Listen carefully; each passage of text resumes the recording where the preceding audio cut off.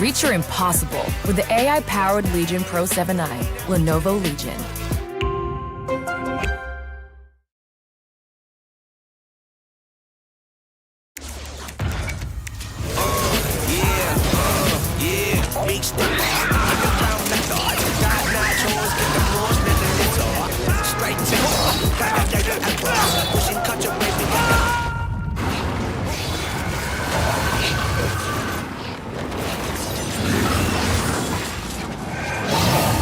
Reach your impossible with the AI-powered Legion Pro 7i, Lenovo Legion.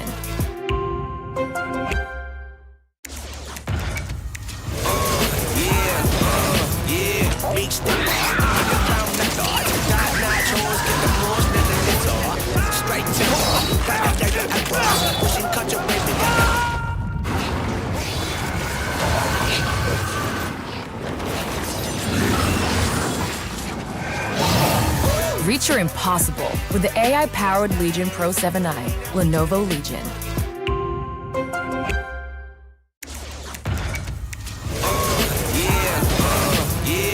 Reach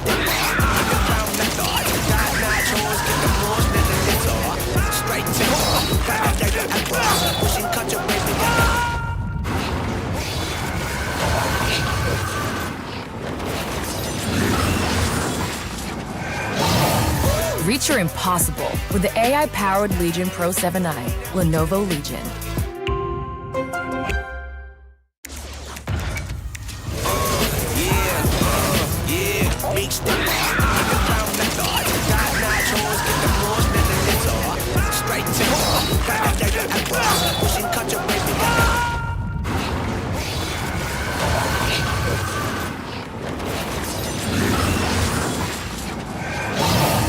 Reach your impossible with the AI-powered Legion Pro 7i, Lenovo Legion.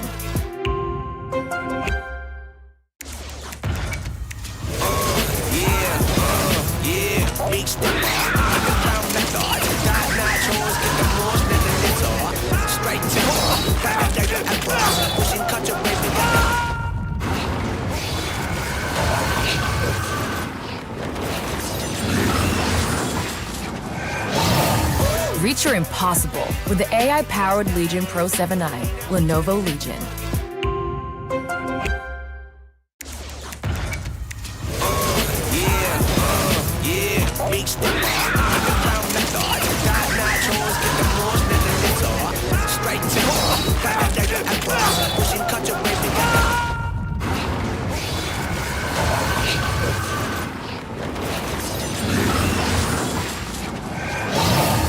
Reach your impossible with the AI-powered Legion Pro 7i, Lenovo Legion.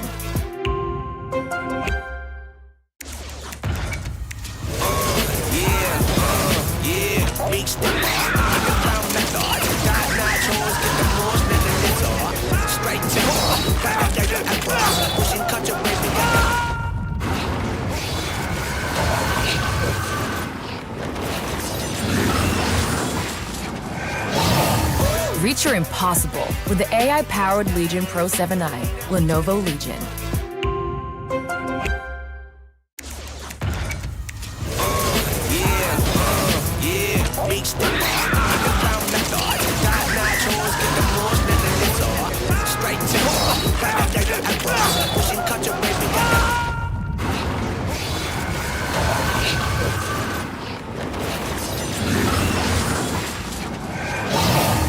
Reach your impossible with the AI-powered Legion Pro 7i, Lenovo Legion.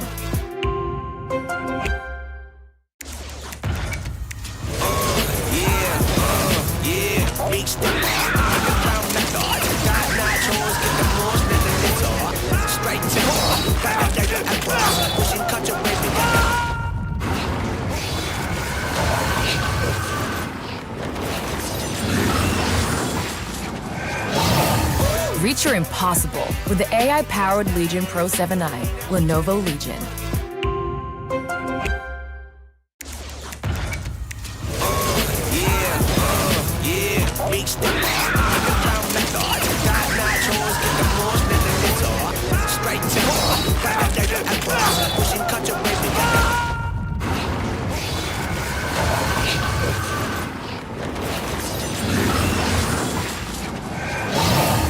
Reach your impossible with the AI-powered Legion Pro 7i, Lenovo Legion.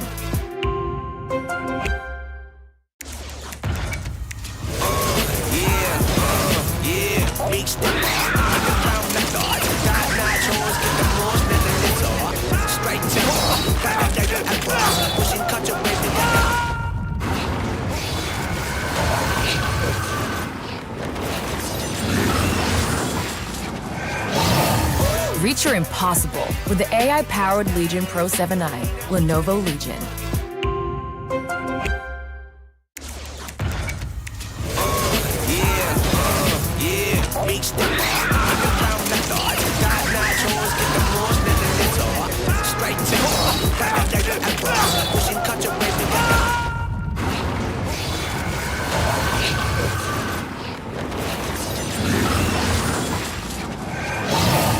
Reach your impossible with the AI-powered Legion Pro 7i, Lenovo Legion.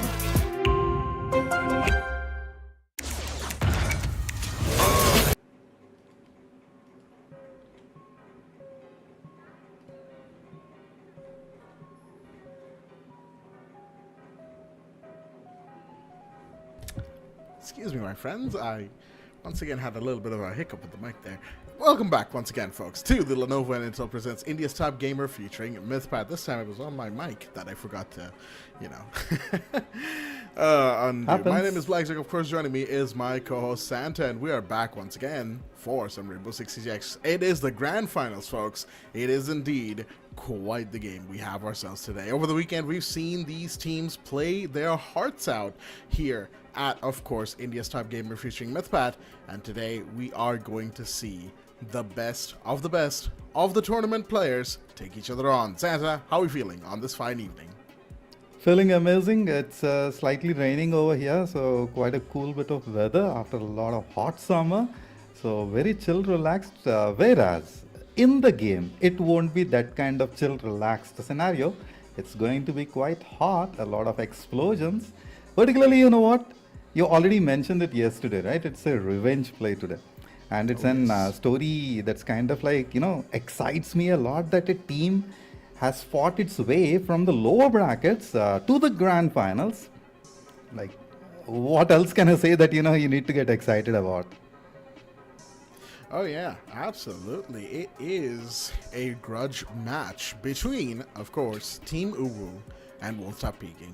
These two teams, of course, played back on Friday when we had the upper bracket finals, and now, looking at the brackets, we'll see the fact that Team UWU, they won 2-1. They knocked tStopPeeking down to the lower brackets, and where tStopPeeking had to win a 2-0 game against Zero Kelvin. Mind you, that one did get a little dicey towards map number 2, but still, tStopPeeking managing a 2-0 win. They pushed up to the grand finals once again for their revenge match now tonight against Team UWU in the grand finals. Of course, this time it's a best of 5, folks. That means 5 maps, 5 entire maps, potentially speaking, in play. Maybe, maybe not. We will have to wait and see. However, that, of course, is just one of the many things that is exciting about this game between these 10 players that will be playing tonight, and, of course, between the prize pool that they will be looking to get the share of, that is to say. And that, of course, 50,000 INR, top place, gets an entire half of it, 25k to first place. Second place gets 15. So, of course, one of those two teams, that they're going to be getting that 25k tonight. Money, of course, is a motivation factor right along with that. Combine the game, the love for the game, the aggression you can show, a lot of things, your skills, your skins, etc. Combine that all and you see a beautiful play happening. So thanks to Lenovo and Intel presenting us the India's top gamer feat Mythpat, and we are about to jump into the game. tStopPeeking going head on with UWU, or say it the other way around. UWU is ready for the team. They know how the strats would be. They know what kind of operators they are gonna face, what kind of playstyles, etc. Nada, a lot of things. And all this action is about to happen. We are going to begin it in Kafe Dostoyevsky. And you know what, why I'm so excited about it? We have been speaking about it. Blackjack, do I have to say more about Kafe Dostoyevsky? And then we are gonna go into Border, joined by Clubhouse, Night Haven's Lab, and concluding it as a decider in Consulate. So let's see if we are about to watch all 5 maps or what exactly is going to happen. Well, I guess we won't be wasting any more time, folks. We're going to be getting right in to map number 1. That is, of course, Kafe Dostoyevsky, starting us right off here and now as tStopPeeking. Well, they're on the attack. Team UWU, they're on the defense. And folks, this is it. The entire weekend and the entire tournament here at the Lenovo and Intel presents India's Top Gamer Fishing Mythpat, it has led up to this. So let's get right into it. The first bands coming in, of course, we have the Azami band on the defense. No surprises there, but the Twitch being banned from the attack side. And we'll talk about that in just a sec as Mira and Blackbeard get banned as well. Blackbeard, of course, to be expected. We have seen that ban countless times before, and we'll see it countless times again. And Mira, of course, a dangerous operator on Kafe. We have seen many a times where those Mira windows have been the difference maker on top floor and on first floor and on second floor, all over this map indeed. The Twitch, on the other hand, might sound like a little bit of a curious ban to some people, right? As to why would you ban that particular operator when you could ban someone like a Breacher, maybe Thatcher, maybe even another shielder like Montaigne or Blitz, who have definitely, in pro play, been much harder to deal with. And in that case, of course, the Twitch is a little bit of an interesting ban. However, when you think about the operators in play from that defense side, right, there's 4 operators in there whose gadgets can be directly destroyed by a Twitch drone. Goyo's canisters, of course. You have Zdux with the Valkyrie, whose black eye cameras can be found and shot, especially if there's an IQ in play. Of course, Jaeger ADSs and Thunderbird's Kona stations. So you want to preserve those gadgets, and that's why the Twitch is banned, because Twitch drones, they are notoriously hard to spot sometimes, and especially with the fact that they can jump now. Still don't know whose idea that was, and that is exactly why that Twitch has got banned. Interesting. A drone that can jump, and meanwhile you'll see one player getting jumped by Thresh once he gone right in the beginning. So seems as if UWU wants to begin it with a banger and definitely got the better player on the mark. So now it's up to Disciple. I see I am Noob walking into a play. He has the diffuser, has to be slightly cautious. Buckinator, on the other hand, has a position advantage, I would say, whereas this can all be turned around. So it's up to Desmond to get this kill done, wherein does not get a peek. At the site, it's all covered, and I see that, Bars is well prepared. All right. With the Hibana down, of course, that leaves them in a little bit of a tizzy. They did lose one of the 2 breachers they brought here for themselves, and the reason that, Won't Stop Peeking have opted for 2 breachers in the first place might be because of the fact that there's a lot of breachable wall and real estate when it comes to top floor. Right now, that's not normally something you see on Kafe top floor. This is definitely a more unique operator composition here, but it's not without its merit. Zero's taking a bit of damage right there. The drop from Disciple is seen, and he's going to take a bit of shots as well. Beautifully done as he finds Baz, and he's in here right now inside of bar. Thresh finds Buccaneer on the other side. 3v4 though. Desmond gets another one, equalizes 3v3. There's somebody inside of Freezer. Disciple is chasing that kill, and he might be able to get it. Yes, he will. Beautifully positioned as he finds Thresh. Now 3v2 situation. Make that a 3v1. Desmond gets one of his own, but they know where Dizzy is. Wait a minute, he's got the down on a couple of them, and he might actually find I Am Noob. The Clash is the last one standing. He shoots on to the Ace, who might actually be able to get the revive off if he plays his cards correctly. Never mind, the blood trail's being watched, and they know exactly that. The Dokkaebi, you can even see the smartness in the way that she's moving around, despite being down, getting the line of sight on that rotate. And that, of course, is going to allow for the 1v2 to continue to be a 1v2. Plant is happening. That is the diffuser on the floor. And at the same time, the Clash is going to be caught. And, of course, the 1v2 will be denied. The first round goes to Won't Stop Peeking. Although it was a little bit messy, I do like the way Disciple decided to throw caution to the wind and just get in the sight. Execution indeed it is. Now moving further, Hibana, Zero, Ace, Dokkaebi sledged together. Face of Bandit, Melusi, Jaeger, Valkyrie and Goyo. Valkyrie cam's gonna make a big time difference, and Kafe Dostoyevsky, you need to cover those angles where you'll get the advantage. So let's see if that's been covered or not. And the prior round is kind of like an indication from Won't Stop Peeking that we are as prepared as UWU is. So yesterday was a different picture altogether. Day before yesterday was entirely different. We have seen these teams play against their opponents, and they got the best out of it. So today is where they have to decide to get the number 1 spot or the number 2. So that's where these two are combating with each other. All right, all that's will be written. Another 11 seconds for the story to begin. I mean to say the round to begin, and the story to be written as well. And what a story it will be indeed. Of course, you gotta be careful about where you decide to peek right now. Daisy, okay, that's interesting.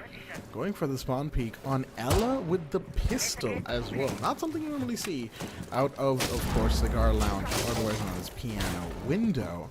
And, like I said, I wasn't expecting the Ella to be the one to go for the spawn peek outside of that one, especially with the RG-15 pistol.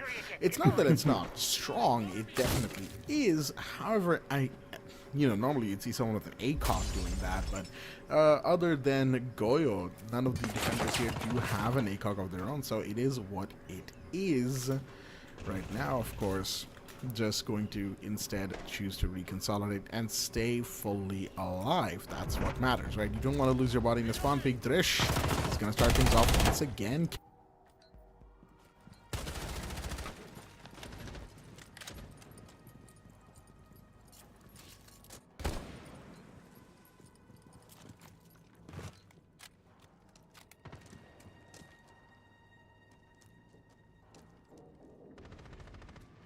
Circumstance no longer available, but still.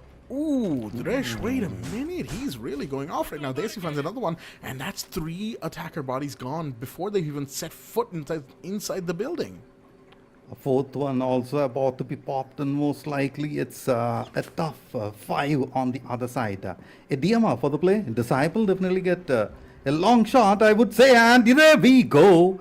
Just as we're speaking, here's the one to make the mark happen. Can you get this here as well? Here comes the troublesome matters. Buckinator on the other side, he has an angle. Gonna wait for the same, I believe so. And the peak here is gonna cost them a big time. He knows the pillar is rappelling.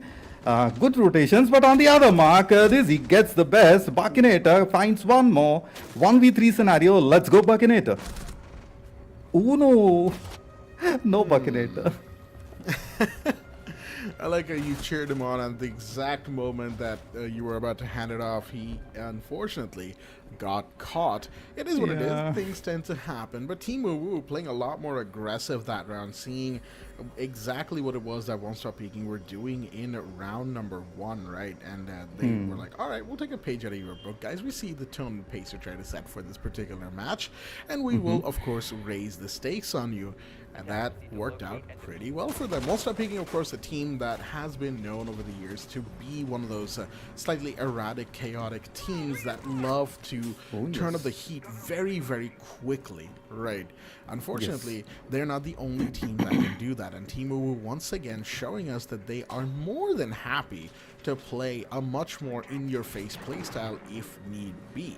Question is, will they be doing it again? I don't necessarily think so. They've got a Legion in play, but of course Baz playing the Dock is what interests me. You don't normally see a Dock when it comes to first floor on Kafe. Now, that's not to say you don't see a Dock at all, but someone like a Wamai or a Jaeger is usually seen on this particular part of the map, or even some sort of breach denial, given that on first floor, of course, you've got White Stairs wall, right, and the hatch on White Stairs, or that looks down from second floor fireplace. And those things, of course, can be covered by Kaid, but no Kaid is in place. So I want to know what Baz is potentially up to here with the Doc, because, of course, Doc himself has a bit of a reputation in this game, right, especially in ranked, of being the roaming heel hogging operator, even though he's supposed to be the pharmacist for the team. He's more of a harmacist sometimes, and we'll just have to see if Baz is doing that role or not.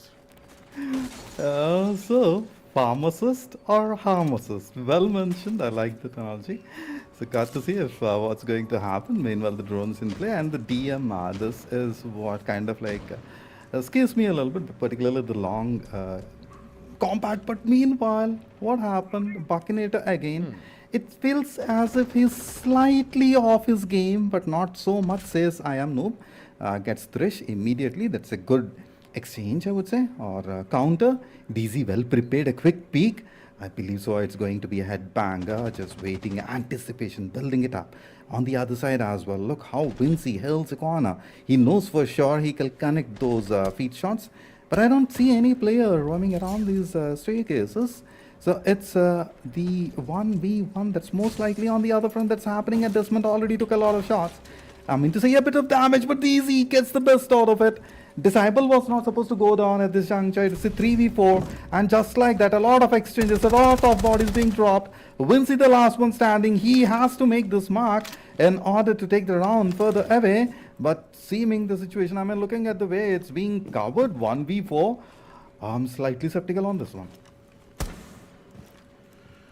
Oh dear me.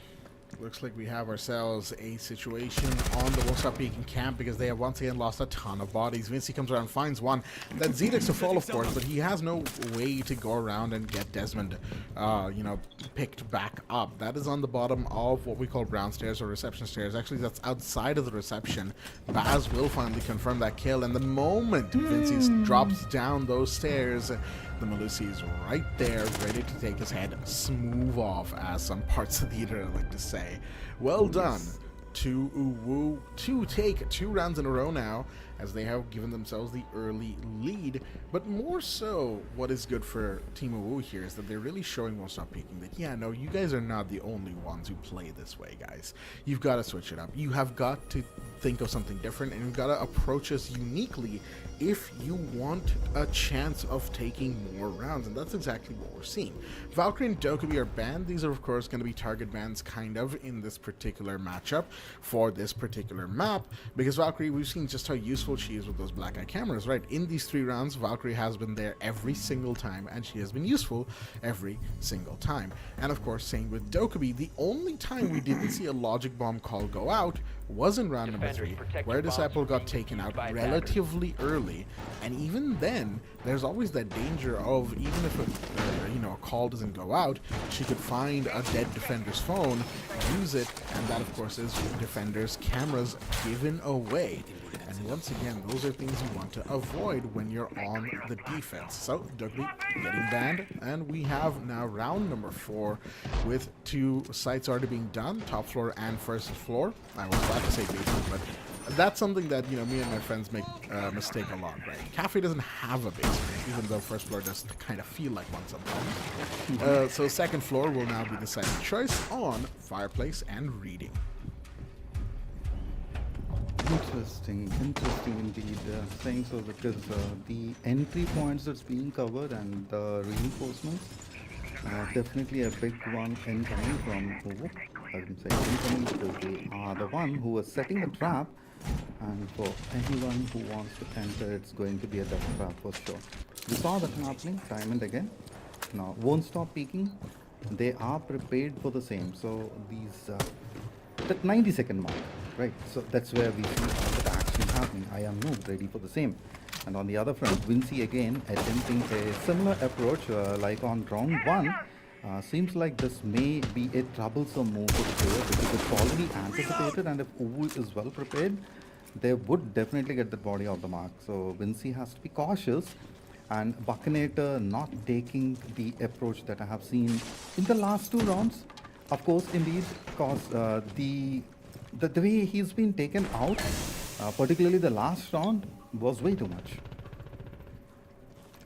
That's something that has happened to Buckinator a lot, this particular match, isn't it? Ooh. But right now, Disciple's got to be the one who's careful. ARX in hand, the Deimos has taken a bit of damage, but Desmond comes around for the cover, gets one. That's the rest of the board.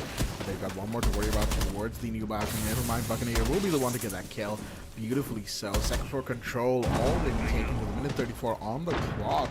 And tStopPeeking, they are definitely being very efficient about this, as they forced, of course, and the Goyo off the board. Not just that, but it's the D&D combo as well. Dizzy and Drish no longer active.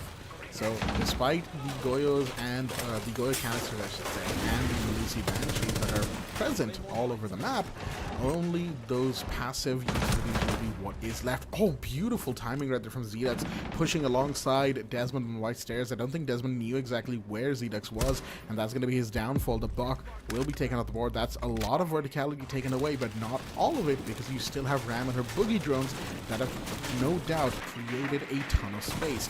A potential drop on a laundry, not a potential, it is actually a drop on laundry coming in, and of course there is a mark, the death mark. That's going to be beautiful shots from Vinci and Disciple to get 2 of their own. It's a 1v4 now, all down to the AC.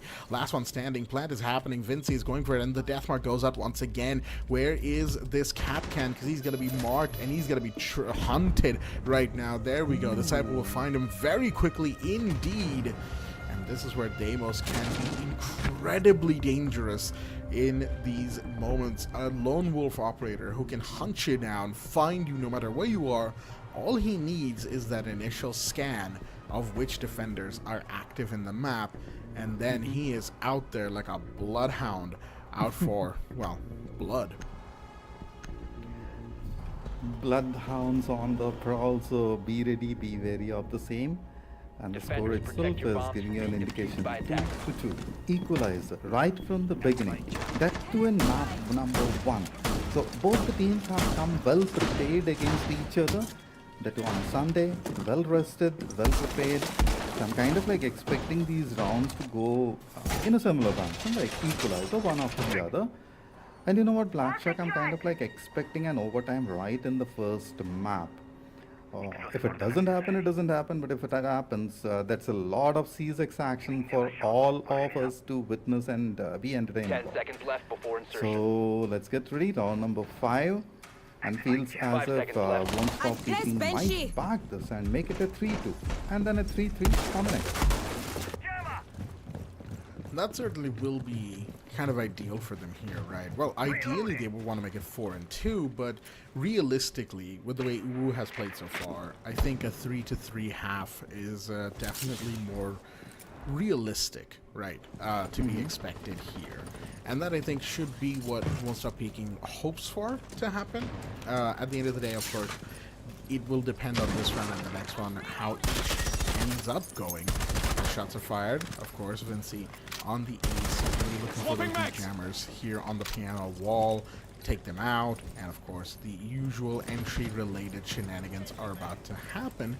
But at the same time, he's also looking for a body or two because he's peeking this piano area. He knows that somebody could be up on the stage. This does provide a lot of cover for prone operators, but not right now. He's just going to hang upside down on this window, not breaking anything, just to give the illusion to the defenders that no one might be on that window just yet. Somebody did break this, mind you, from inside, so somebody definitely tried a spawn peek. Regardless, drops in from the red hatch, and the window's fully open. Shots about to be fired. Desmond, oh dear me, he got slowed, he got goo-mined, he got everything, and Baz will put him out of his misery as the first kill of the round. First kill of the round, it's going to lead to couple more. Baz already slightly getting into the mark. Took couple of shots, a little bit of damage.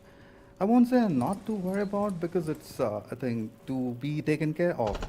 The other is well prepared, but we're not done on play, so need to be cautious about those pellets getting connected. 2 players on the mark, ready for the same. I think the ping is already done. Oh, it's a head connection. Oh, the pixel did not happen. No movement indeed, so a counter rotation, but meanwhile the verticality in the play, and Bakinator this time gets the peg. Disciple counters and gets Drish. Right, one after the other. Couple more kills just about to happen. A quick rotation on the move. Very much needed, of course, it is. So, got to see the last 45 seconds on the play, and here comes the Flames. Not allowing them to move further. Disciple slightly got caught, wherein yet not moving in. Vince is the next one, yet they are moving further. Good defenses, whereas the counters are also beautiful. 30 seconds remain. It is a 3v4, but the time is not on Won't Stop Peeking side. Being here inside a bathroom is actually really good right now. That is to say for Zedex, but there's the Deimos scan. He's got to be so careful where he decides to position himself, and Zedex is going to actually find Disciple instead. Never mind, the Deimos is not able to succeed in his mission. Dizzy finds another one. That's 2 bodies to fall. Is there going to be a third one? Not quite. The Fenrir low on HP, but it doesn't matter. Daisy with the long angle. He's going to be able to find 2 of his own. Did they line up? Yes, they did. They were too preoccupied with the Fenrir playing across Freezer to notice that somebody was approaching them on white corridor. Beautifully coordinated right there from Team UWU. And that too, despite the fact that they had the body count disadvantage, They did not let that get to them. Well played indeed. 3-2 on the scoreline to them as we are now round 6, the last round in the first half. And like I said before, realistically, there is definitely a chance of this becoming a 3-3 scoreline, right? But even though UWU is in the lead, tStopPeeking are going to be definitely feeling the pressure of it just that little bit more, as now round number 6 will be underway. Yes, round number 6, where I'm expecting a 3-3 equalizer. Earlier, I felt it's 3-2, whereas Team UWU had different plan altogether, moved in aggressively, took down the bodies. Pakinator was slightly caught off guard, I would say. Otherwise, he would be the one to get the kill. So, talking about the teams and the players, we have seen their aggressive stances. At the same point of time, they play time whenever it is needed. So, while on the first couple of rounds, it went slightly on and off, these last 2 or 3 rounds, it went completely bombastic, I would say. And you have seen those kills, so I need not point it entirely. And on 6, will we see the equalizer or not still remains as a question. Meanwhile, at the site, it's all covered. Beautiful reinforcements, yes indeed. Mother holes created, but no peaks and no damage. Well, the good thing about the current round so far is that tStopPeeking hasn't quite lost the first body. You know what? Instead, they're going to be the ones taking the first body. Instead, Drish, normally the one starting things off with an entry frag, has been put down this time. And that's a very good kill as well. That Goyo, always so hard to deal with. The Vector, always such a prime thorn in the side of the attackers. Now no more, as that will be the first shots that ring out across the map. Now, of course, we've seen the fact that Team UWU doesn't really care if they're in a man count disadvantage. They will still pull, pretty much a rabbit out of the hat, as their magic tricks of winning rounds might end up happening yet again. Now, of course, this is one of those moments where we see what UWU is actually planning on this white stairs wall here, the one that I highlighted back in round number 2, and in this case, or I should say round number 3, and in this case, it is not going to be, the usual thing you see, which is like the full hole with the double reinforcement. No, instead it is, oh dear me, wait a minute, Daisy's been down, and a lot of action's happening on white stairs right now. The fire and the flames from the Goyo canister being used, and the Legion will be picked back up, so not all bodies are lost. The gas pipe will be completely blown open, and Vince is going to take so much damage getting through all of that. Ooh, the timing of that might not have been the best, but they're going to rotate all the way to Big Bakery, giving themselves time to go and get a front breach potentially. But wait a minute, there's a Maestro here who might have something to say about this. Disciple finds one on the other side. He finds another one, beautifully done on the push into this Big Bakery. And now, with about 35 seconds remaining, they're going to look to fall into side. Zedex gets one. Can he get a couple more here? They just need to hold down the site against all odds. They're really getting into pantry right now, as with the FNAT will pause the Ash a little bit. Not the Ash, excuse me. The Ram a little bit. Again, they know where one of them is, but they just can't quite get the shots off. Not just yet anyway. Fender's position given away. Shots fired again. Zedex will fall finally. It's all about Dizzy, the last one standing in a 1v4 position. Can he make this happen? No, he can't. Noob will get the final kill. And that, folks, like we predicted, is going to equalize it 3-3 on the first half. 3-3 right in the first half. That itself shows you the amount of competition and the amount of preparation the players have kind of walked in with. Why not? It's the last day. It is the finals. This is the showdown. There is nothing after this. I mean to say, you have to again face on the next tournament that's going to be after a bit. Meanwhile, talking about this, Blackbeard and Capcan gone. Now, let's see who's it's going to be. I believe it is Kaid, probably. No, that's not. This is going to be interesting. 2 bans, and that's going to set the momentum for the round. Okay. All right, back to the same. This is kind of like a back and forth between the players, Ace and Mira. So, Blackjack, have they been so much menace that's been, getting banned these many number of times? Well, I mean, Blackbeard Understandably so. Trust me when I say this, Santa. You do not want to see what a Blackbeard can do in capable hands in Pro Siege, especially the current version of. Blackbeard's always kind of been a menace in Siege, just overall, right? Harkening back to the. Oh my God, I'm gonna sound old about this, but harkening back to the old days of Siege, Year 1 season. What was Dustland? I think it was season 2 or 3.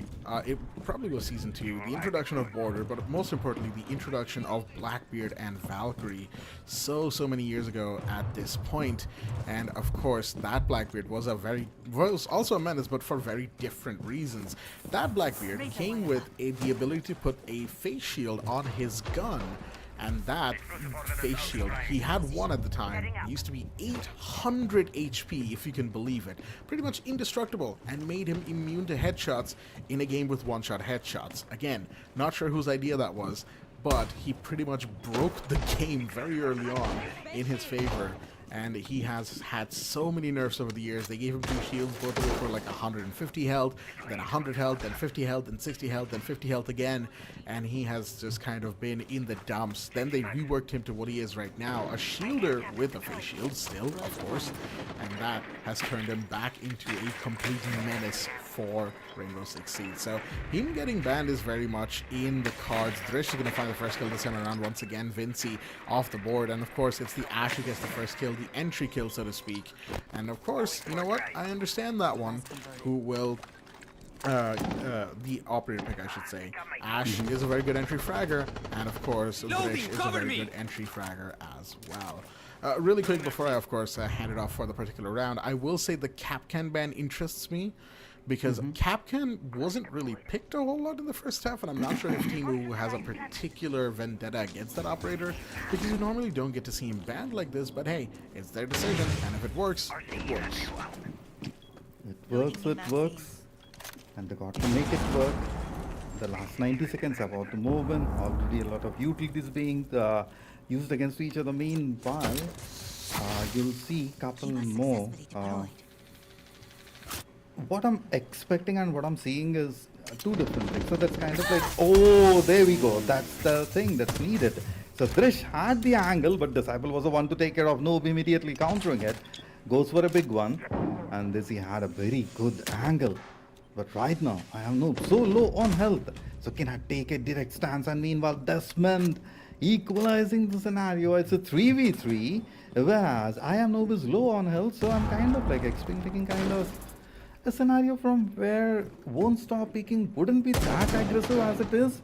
Let's see. Last 40 seconds. I don't think they know where the Goyo is. Noob will fall. Never mind. They do know where the Goyo is, and that, of course, is going to be one more body taken off the floor, taken onto the floor. And now it's a 3v2 situation, but time is running out, and this Goyo canister is going to be proving invaluable. Buccanator with the kill. That's Diffuser dropped as well. Huge moves happening right now from the Maestro. He's still got a couple of his evil eyes to really make something out of this right now. And he's, wait a minute, he's busy. Is he baiting? Yes, he is, and beautifully done too, as he's got cover from Baz, as they both will get the kill right there. I think that was the call that they made to bait with the plant to force those 2 defenders out of their hiding spots, and it worked so very well indeed. Team UWU pulling out another round for themselves, this time in the second half, making it 4-3, still maintaining a 1 to 2 round lead that they've been doing so far. Won't Stop Peeking, they were the ones to take round number 1, but it really hasn't felt that way since, as they have been trailing UWU after that. So right now, Won't Stop Peeking, since they're on the defense, of course, they can't afford to be over-aggressive. They can't afford to be too in your face, because the moment they overextend, they will get taken off the board. UWU showed us that in this previous round. But I will say, UWU had a little bit of a problem in their roam clear, because on Kafe, the unique thing about top floor, and the reason it's played so much, is because there's a little bit of very tiny amount of verticality, especially with the way the site is shaped, right? Around abouts, there are 2 balconies. One, of course, by Red Carpet Stairs and Cigar, and there is one over by Cocktail Lounge. Those 2 balconies overlook what we like to call the Pillars Hallway on 2nd floor, right? And that is a massive, massive open area where you can get a vertical line of sight pretty much for free, 0 resources spent from down to up and up to down. That part of the map is very important to keep control of for both attackers and defenders, because it allows you either a free C4 throw for a kill or two, or, of course, wait a minute, Desmond? Ooh, not sure what happened there, but you gotta be careful not to turn into another entry frag right now for one of these operators. And like I said, UWU didn't do enough of their roam clear last round, and that's why we saw things happen that they wanted to avoid possibly. But right now, they've got the repels going already. They want to make a push potentially from these windows. I like how the angle is being approached. Bars definitely has it in control, I will say. Meanwhile, the drones are going gather a lot of information, and that's going to be crucial. 3 to 4. Let's see if it will be turned to a 4-4 or not. And Desmond already low on health, so I don't think it'll be a direct approach, wherein I can see a lot action beginning. Desmond in trouble. Vinci came for the rescue. He falls. Immediately followed by Bakinator, but meanwhile they get Bars. The second to fall, Zedix has to move in. I didn't see a lot of Zedix in action today. It's all for Drish and Easy to taking it further. Disciple the last one standing. 1v4. Can we see some Disciple mode of action? Yes, indeed, he begins one, but no. Sees Daisy, and just like that, one more round going into the name of UWU. My goodness, the aggressiveness with which they are totally dominating the stance is quite big, and why not? They are the one who have moved straight up from the first till the grand finals. Now on the other side, Won't Stop Peeking, they are on the move. They have moved to the lower brackets and now to the final stage, so it's a big stage for them as well. So let's see if this revenge play or if the equalizer that we have spoken about would continue or not. I have to give credit where credit is due in that last round. We saw the rappel in on Cocktail window, right? And that, of course, was, I believe, the Ash, or the, no, it was either, no, I think it was the Twitch, actually. Yes, having a moment here. But regardless, we saw that rappel in happen. And normally, going for that rappel in that moment is very, very risky. Like, the chances of success are extremely low. However, it worked, and I'll tell you why it worked. I'll tell you why it was such an incredibly well-timed play from UWU, because they not only had themselves that moment to say that, hey, you got players from other parts of the map you need to be worrying about. You can't be worried about the rappel in right now, because you had Disciple, not Disciple, actually, you had Baz holding the window, you had Zedix and Drish pulling in from the other side of the map as well. It was a very well-timed push. So much so that Won't Stop Peeking, they did not know which side to peek first, because if one side they peeked, there'd be somebody else from behind shooting them in the back. But we might have he's getting awfully close right now. He's going to find the Ash as well, putting a Claymore down, catches him on the distraction. And that, of course, is the kind of aggression that Won't Stop Peeking needs. The entry frag this time, and it's Drish as well taken off the board. One of the front gunners gone for Team UWU. Without the front gunner, without Drish in play, it's a difficult one, yet they make it mark. Zedix falls for the rescue, and that's a big one as well. Bakinator, oh, the LMG in the play. Zedix definitely going high, I will say. Disciple right on the play, and got to see if the peak happens. Okay, then check the other corner, and well, indeed, very good sneaky position, and that angle cannot be covered, that angle cannot be anticipated. If they do so, a quick flash and has to clear. One side, one body, I should say, from each side. And the thing is, Buccaneer falling is actually really bad for Won't Stop Peeking, right? That is a Maestro, and Maestro's control over the Evil Eyes, of course, is the big thing about having that operator alive. Evil Eyes will make... They're kind of like Echo drones, except they're stationary, right? The thing is, they can damage attackers and potentially force somebody off the plant. We see it happen, and it could very well happen again. Verticality is being established right now from UWU's side. They're taking their sweet time on this, but they've only got 60 seconds remaining, and they've got to make some sort of push into the site, I should say, as all that verticality will end up being for nothing if you aren't careful. This is where the Brava is so very useful. Look at that. Evil Eye's getting taken over left, right, and center. And that's going to be so much intel inside the site that no longer works for the defenders. As we move now to the final phase of the round, it's going to be a final 20-second push. I feel like that is exactly what they're aiming for. There's somebody playing on the first floor bar side. Someone's going to go out. Vincey's going to be taking damage right now. He's pretty much in a corner, but he's got some support on his way. The diffuser's been picked up by Daisy. They're going to have to go in. 20 seconds remaining. It is now or never. It is do or die time, and there we go. There's a down onto Daisy. They found the hatch. They found the hatch play, and that is huge right now for them. Dizzy will fall as well, and it's all down to these last few seconds. Shots are fired, but it doesn't matter. Vincey, Noob, and the rest get these bodies one after the other. Oh dear me, UWU, you left it way too late on that round. You waited far too much, and that's the thing, right? They'd already gotten the Maestro. All they needed was to find the defenders, maybe a body or two. But credit where credit is due. Won't Stop Peeking. They changed it up. They were not being aggressive. They actually held back, and that made UWU antsy. That made them anxious, and we saw exactly how Won't Stop Peeking used that to their advantage. These Valkyrie camps in play, Goyo on the other side, Sledge, and the others. So, big guns walking in. 4-5. We have been expecting the equalizer scenario right from the beginning, and it's continuing. So it's a round that Won't Stop Peeking has to win to make the equalizer happen, so that the competition is going on. And looking at the way the defenses are being set up, they are well prepared for the game. Oh, that's a sneaky angle.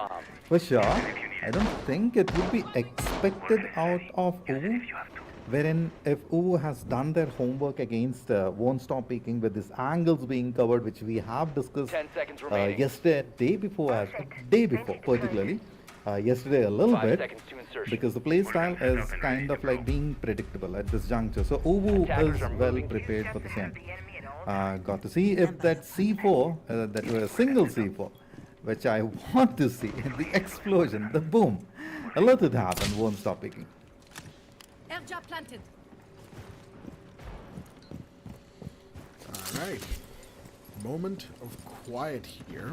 Of course, in the early game. Normally we'd see a kill happen by now in, you know, most rounds that have happened so far, but not this one. It's one of those rare rounds where the early game is pretty quiet. And with these two teams in play. Exactly. And with these two teams in play, that is a rare moment of silence indeed. Now, you know, the final bans, of course, that happened. Anyway, the final bans that happened just now, right before round number 10, Brava and Maestro, and I think there's no, you know, real need to explain it, but I'm going to explain it anyway. Brava, of course, we saw exactly how insanely useful she can be with those clutch drones taking over utilities left, right, and center, especially cameras and Banshee deterrents, and this, like, left and right, there was just nothing that was sacred. All of those utilities defenders kept losing, and they can't afford to lose them anymore. Of course, Maestro, similarly, very good on intel, very good on denial, very good on just being an insanely annoying poker, thanks to those evil eyes, and that's why he got banned as well. Of course, that LMG is just a really good gun as well. And so all things considered, good bans from both sides. As Vincey's taking a bit of damage right now, that Azami forced off her position inside of Cafe, Cigar Lounge, I should say. But still, that hasn't really done much. No defenders have fallen just yet. But once again, Won't Stop Peeking playing very far back, and Desmond's going to find one Disciple with another. That's exactly what's working out for them.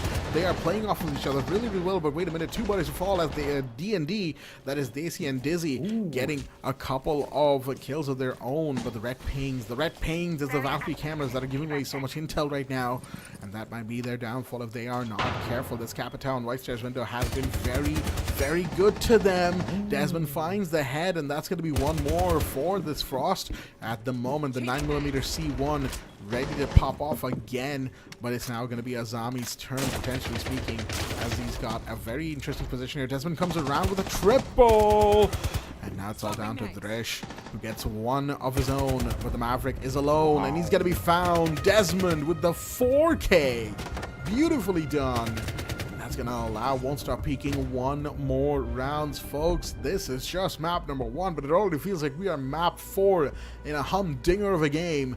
5-5. The scoreline is equalized as we move to round 11.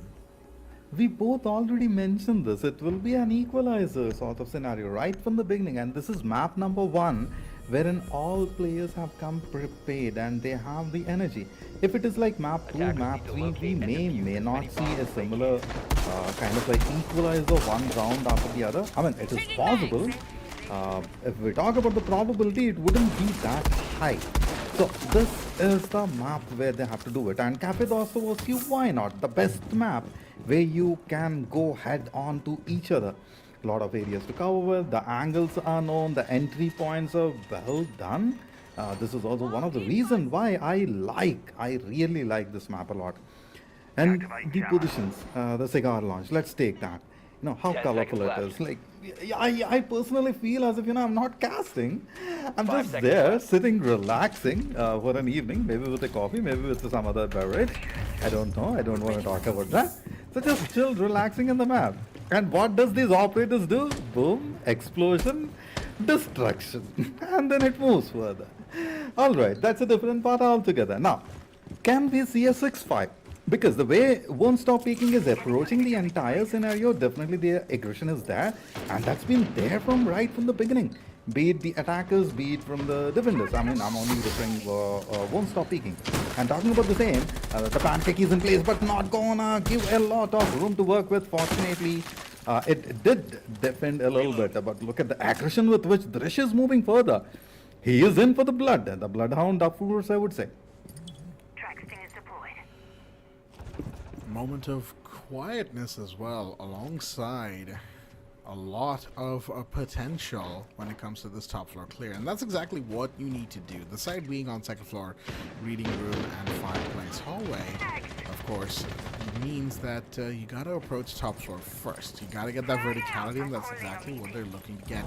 And there we go, the logic bomb goes out, and that's gonna be the calls in. The blitz is probably already dancing with a couple of these defenders right now, but Thrish is gonna be the first one to fall. That's huge.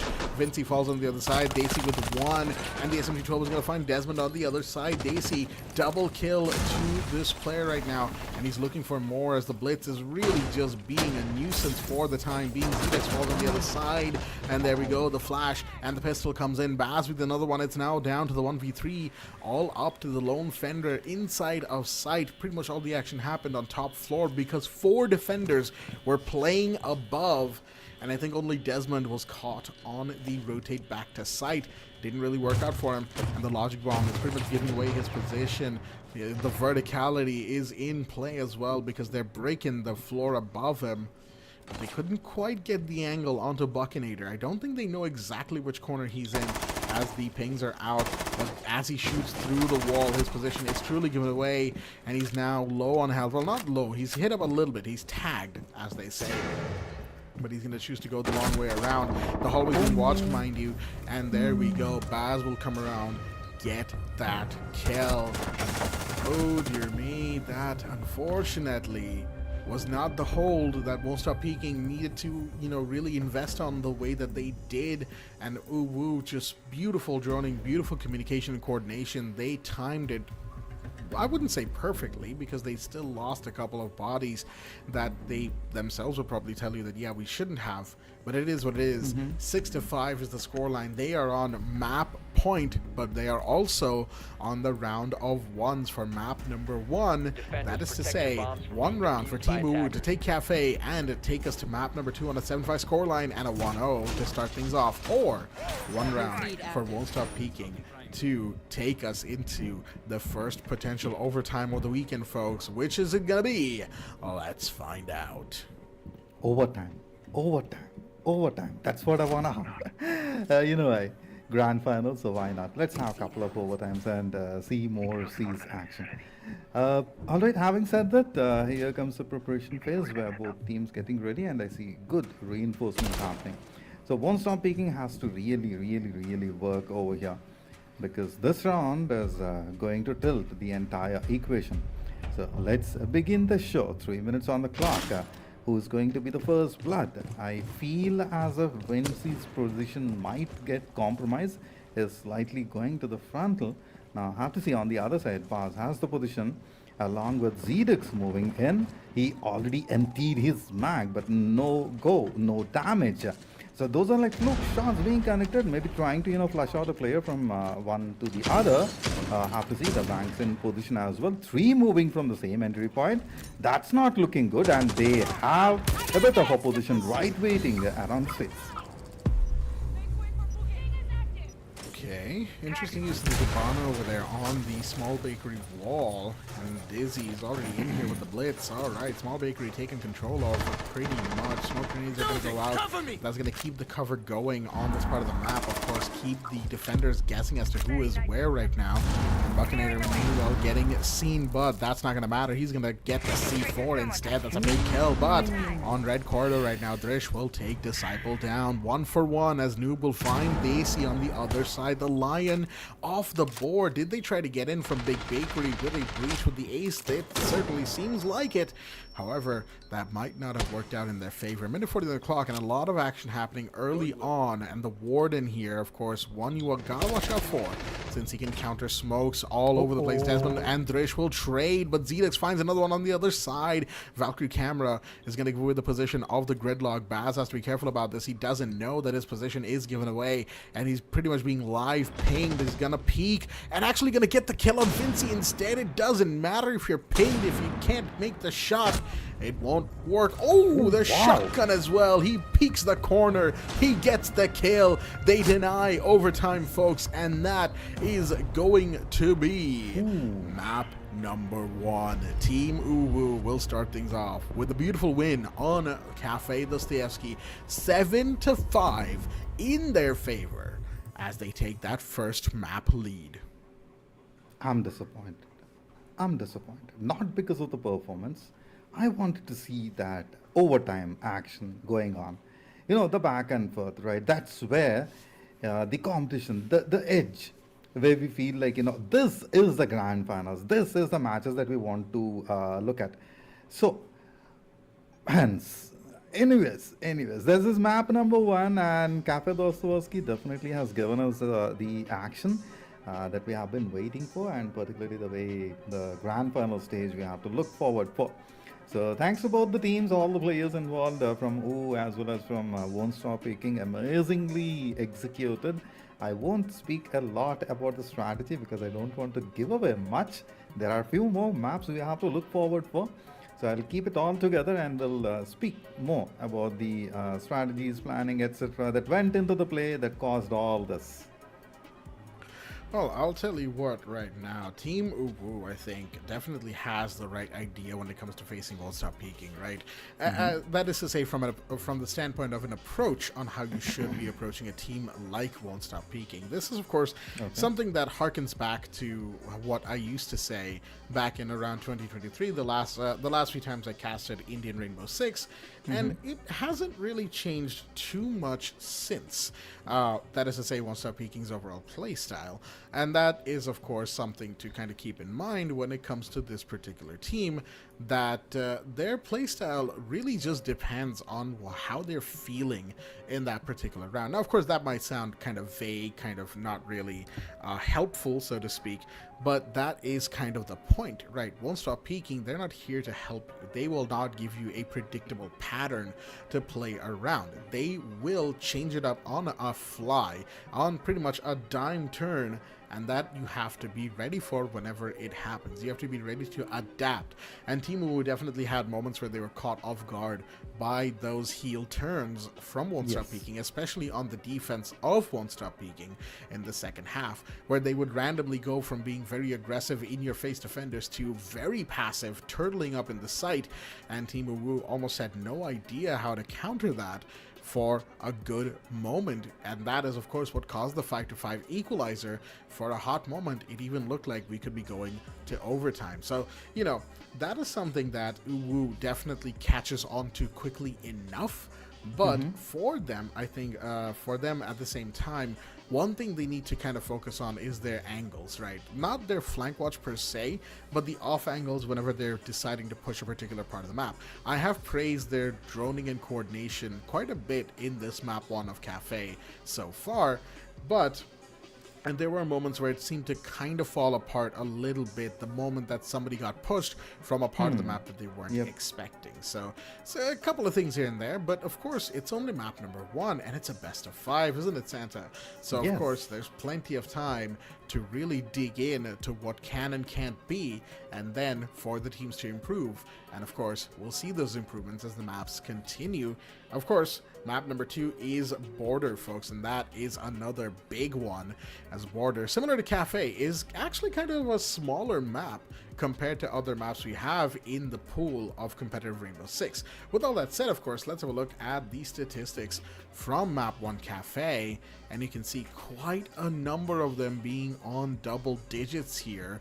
Daisy, Dresh, Baz, Desmond, and of course Disciple, 5 players being on double digits, 11 and above. Disciple having the most kills overall, 13 and 11, and of course one of the highest cost percentages as well, 80%, just being overall very, very useful across the map. But it is Team UWU's map to win at the end of the day, and you can see that the team was very much even Stevens when it comes to their overall usefulness to each other, and that's why there's about a 60 to 65% average cost on that team. And that of course means that they were all doing their part, and they were of course going for gun kills as well whenever possible. On the other side, of course, 3-2 on the first kills to Desmond, the highest, I think, actually it's 3-4 to Drishya as well. So they were pretty much equal for getting entry frags. However, Desmond got more than he got killed more, right? That's of course what the second number means. So overall, I think on entry frags, tStopPeeking had a slightly better time, but the overall performance was simply better from Team UWU. Yes, and Vinci at 0-3, that's where it kind of like, made me go slightly to the part where UWU had the better part. Also, if Vinci, I mean, again, if I say that, if this happens, that happens, if that happens, something else happens, this is like a back and forth. A lot of possibilities is what we are talking about. So I'm expecting much more from Vinci. It can also be probably, again, this is like speculation from my end, since it is like map number 1, he didn't go all in. So map number 2, most likely, possibly, I can expect some bigger, better play from Vinci.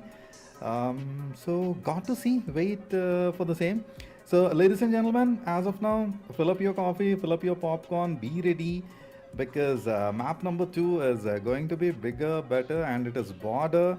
And I really don't know why whenever I hear Border, the 99 Bollywood movie Border is in mind, and the backdrop sound, I mean to say, the background music runs in my head. Sunday se aate hain song is like running in my head in a loop, and I'll be looking forward for that. All that in store. Look forward for map number 2. We will take a short break and be back soon.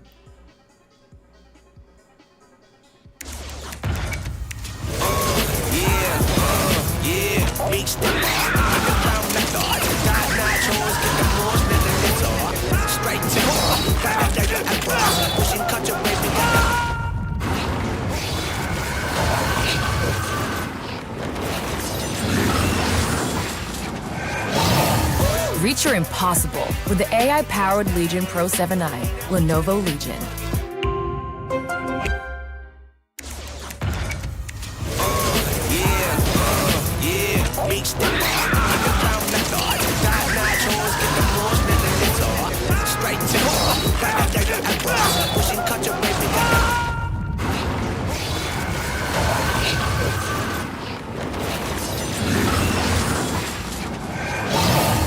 Reach your impossible with the AI-powered Legion Pro 7i, Lenovo Legion.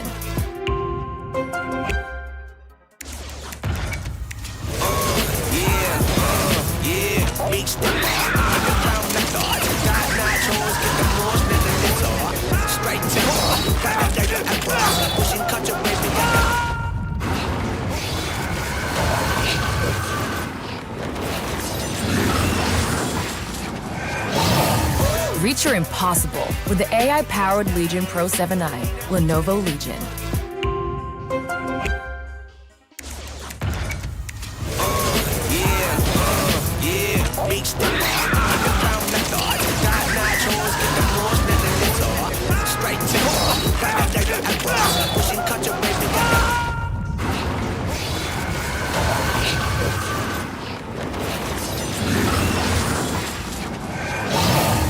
Reach your impossible with the AI-powered Legion Pro 7i, Lenovo Legion.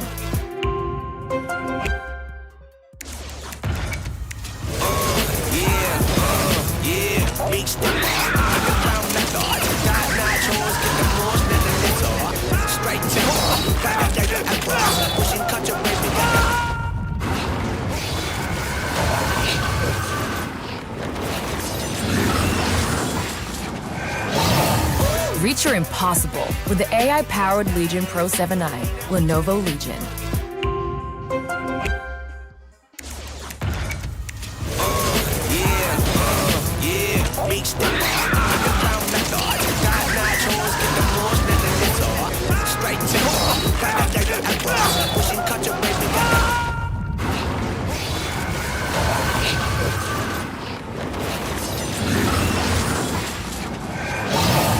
Reach your impossible with the AI-powered Legion Pro 7i, Lenovo Legion.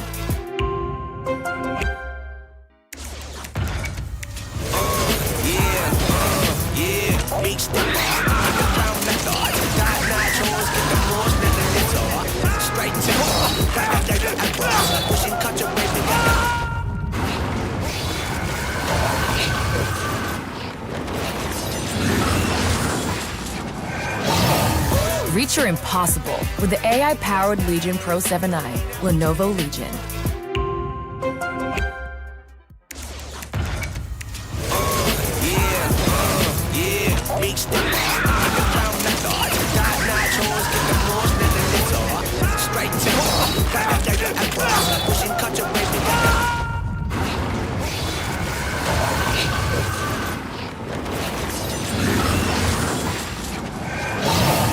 Reach your impossible with the AI-powered Legion Pro 7i, Lenovo Legion.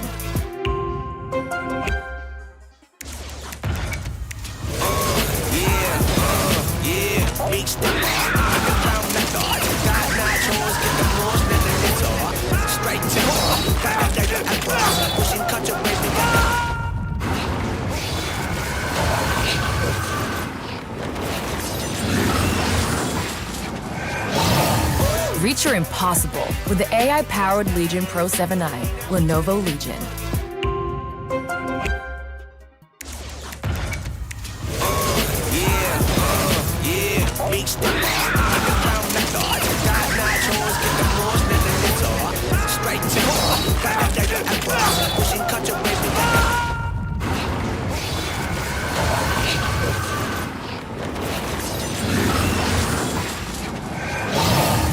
Reach your impossible with the AI-powered Legion Pro 7i, Lenovo Legion.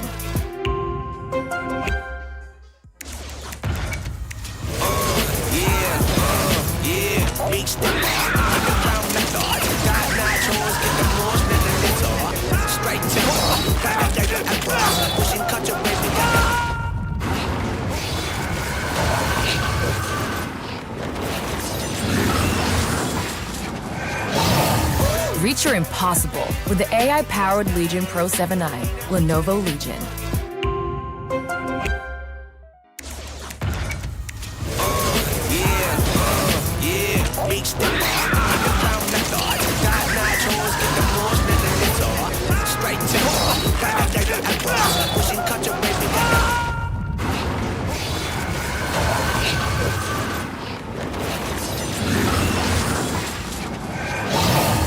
Reach your impossible with the AI-powered Legion Pro 7i, Lenovo Legion.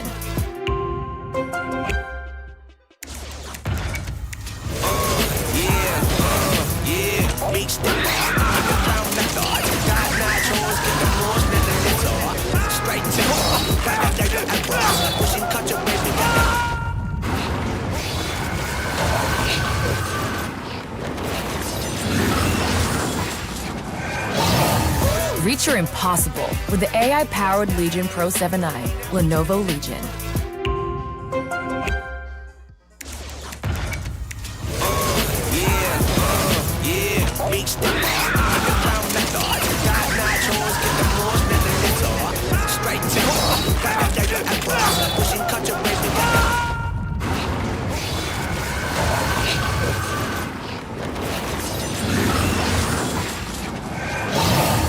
Reach your impossible with the AI-powered Legion Pro 7i, Lenovo Legion.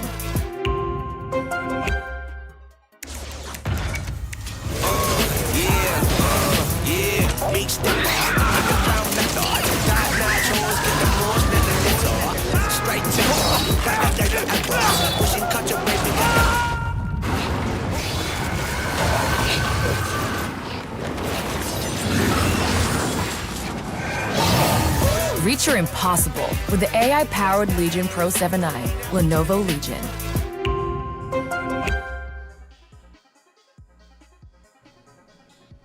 Alrighty then, ladies and gentlemen, welcome back once again to, of course, the Lenovo and Intel presents India's Top Gamer featuring Mythpat. I'm your host, Black Judge. Joining me once again is Santa, and we are back for map number 2 of this grand finals. That's right, it is the final match of the tournament, the big one, of course, the grand finals in play tonight between Team UWU and Won't Stop Peeking, a revenge match that, unfortunately for Won't Stop Peeking, hasn't exactly started off on the best foot. Map number 1 was Kafe Dostoyevsky. For those catching up right now to the stream, we have ended map 1 as well, and that, of course, was a pick by Won't Stop Peeking. Unfortunately, they lost it 5-7. Now we're moving to border, which is a pick by Team UWU, and we're not going to waste any more time. So, Santa, Team UWU, they're 1-0 up. They're on their picked map. Take us in. UWU ready for a lot of action, ready to take the title, ready to back the big numbers and the money, of course, indeed, at the end. So all that's happening with the operator bans, let's begin the show. Don't ban Warden, please. Okay, thank you. Bravo and Valkyrie in the play. Okay, sorry for that. I kind of like screamed a little bit. I want to see Warden in action and border. Come on, you need him. Right, so Demos and Zero in action, along with on the other side, you see Ace Flores combined with Ash, Nomad, no Warden as of now, no problem. Aruni, Mastro, Frost, and the others. So that's the composition in play. And here, border. The map that I like a lot, not just because of the and all, the Mortigood movie and all. There are certain angles that need to be covered. And a sneaky areas from where you will get shot. So you have to be ready, prepared for the same. So the team that knows the map, knows the angles, covers them exactly is where the all happens. I see a DMR for the play. Disciple has to get it done. And the Sterling SMG in the hands of the best player. Or rather say, the deadly player. Let's see what can do. Action phase is in just a second here, and of course that's going to be round number 1 to start things off. So given that it's border, I'm expecting a prevalence of shields on this map. That's also why Blitz got that's also probably why Blitz was banned over Blackbeard, because while Blackbeard is good on this map, don't get me wrong, of course, this map was introduced with Blackbeard way back in Operation Dustline. It is no longer the same operator, nor is it the same map that it was back then. Of course, Blackbeard has since been reworked, and of course, Border has got multiple little changes and tweaks that have put it to its current state. Oh dear me, Disciple taking on the Shielder and actually winning. Ooh, that's not a great way to start, but Kuntal, wait a minute, Kuntal's in the lobby. He just got taken down by Dhrish on the other side. Not the best way to start for that player, the Frost, on the floor, and I gotta say, I wasn't expecting to see Kuntal back. I'm happy to see that name after so long indeed. And of course, unfortunately, you know, round 1, not the best start for him, but he'll have to just take a moment and get on those cameras, and that's exactly what he's doing. He's on those evil eyes, giving his team as much information as possible. Dom panel comes out from the Raora, but there's somebody behind there that, you know, Baz has got to be careful of. That defender might just come up in just a second. Goya's being targeted by Demos on the other side. Shots fired, but he's going to miss. Oh, dear me. But the Raora is not actually going to be finding that defender just yet. That I'm surprised Desmond is still alive in there, as the Mute will pretty much get away with it. Baz only took a little bit of damage. Zedux took some as well. However, given that it's a 4v4 on the minute 20 mark, it is still going to get really chaotic as Disciple falls. Rich bags a second. Baz with another. There goes Desmond. And now it's a 2v3 because Buccaneer has just fired back on one of his own. Quite a bit of action happening. 2v3 situation converting down to 1. No, I am Noble, the one to take care of this. Diffuser in place. Baz ready for the defense. I am Noob has to really work it around. Look at the way they covered all angles. I am Noob has to make the move right now. 30 seconds on the clock. Let's go. TikTok says that, and we got to be prepared for the same. He has the angle, but doesn't know the setup is done. It's a total chaotic situation, and the crossfire walking, and Boss gets the best out of it. Oh wow, I thought so that the SMG is going to make a mark, and on the other front, look, the angle with which they covered it. Beautifully executed from Ubu, bagging the first round and winning. A fantastic way to start for Team Uwu, getting the getting the diffuser on the floor, getting site control on bathroom tellers, which is actually kind of hard to attack on this map. So understandably so, you want to get that site out of the way to pretty much start things off. And you can see the site has been switched up immediately to Armory and Archives, on the second floor. Now, Armory and Archives, of course, is a fundamentally different site to, first floor bathroom tellers, because, of course, not only is it now on the second floor, so verticality is now a lot less, a lot less appealing to do for the defenders. All the roam that's going to be is pretty much on the first floor is mostly just a roam for the sake of denying attackers space. But also the other thing about Armory is that there's a lot more horizontal space to kind of work around when it comes to this part of the map. Of course, taking control of CCTV is the big thing. You see the Frost is setting things up here. Desmond with the shotgun getting those footholds ready. There's the 90 hallway as well. And that is pretty much the linchpin of holding down CC, right? The longer you have control of 90 hallway, the longer you can hold CC down, and the longer you hold CC down, the less space the attackers have. Now, when it comes to Kafe, a little interesting tidbit that I had kind of discussed a couple of years ago that still holds true is that you can essentially divide this map into half, right? Pretty much clean down the middle following 90 hallway. Of course, on one end you have Armory, Archives, and Fountain, and then the hallway, and then the CCTV room, waiting room, and east balcony. That used to be a bit more of a diagonal split earlier on, but oh, wait a minute. Oh, never mind. Drish really was trying to be sneaky on first floor, but he got caught out by Desmond. I was going to say that could have been a big play, but regardless, he's going to be denied. The Logic Bomb's going to go out from the Dokbi on the other side. That's going to, be a little bit of a nuisance for the defenders, but not a whole lot, given that the playmaker, Drish, who could have potentially been the one to instigate a conflict here, has been taken off the board. Drish off the board, that's trouble indeed for the team. We're still expecting a big one from the AC. Meanwhile, a little bit of damage. Not much to worry about, I would say. But on the other side, that being said, a good flash that kind of like give away the position has to counter immediately. Zedux taking shots. Slight amount of damage. 2 claymores to work with.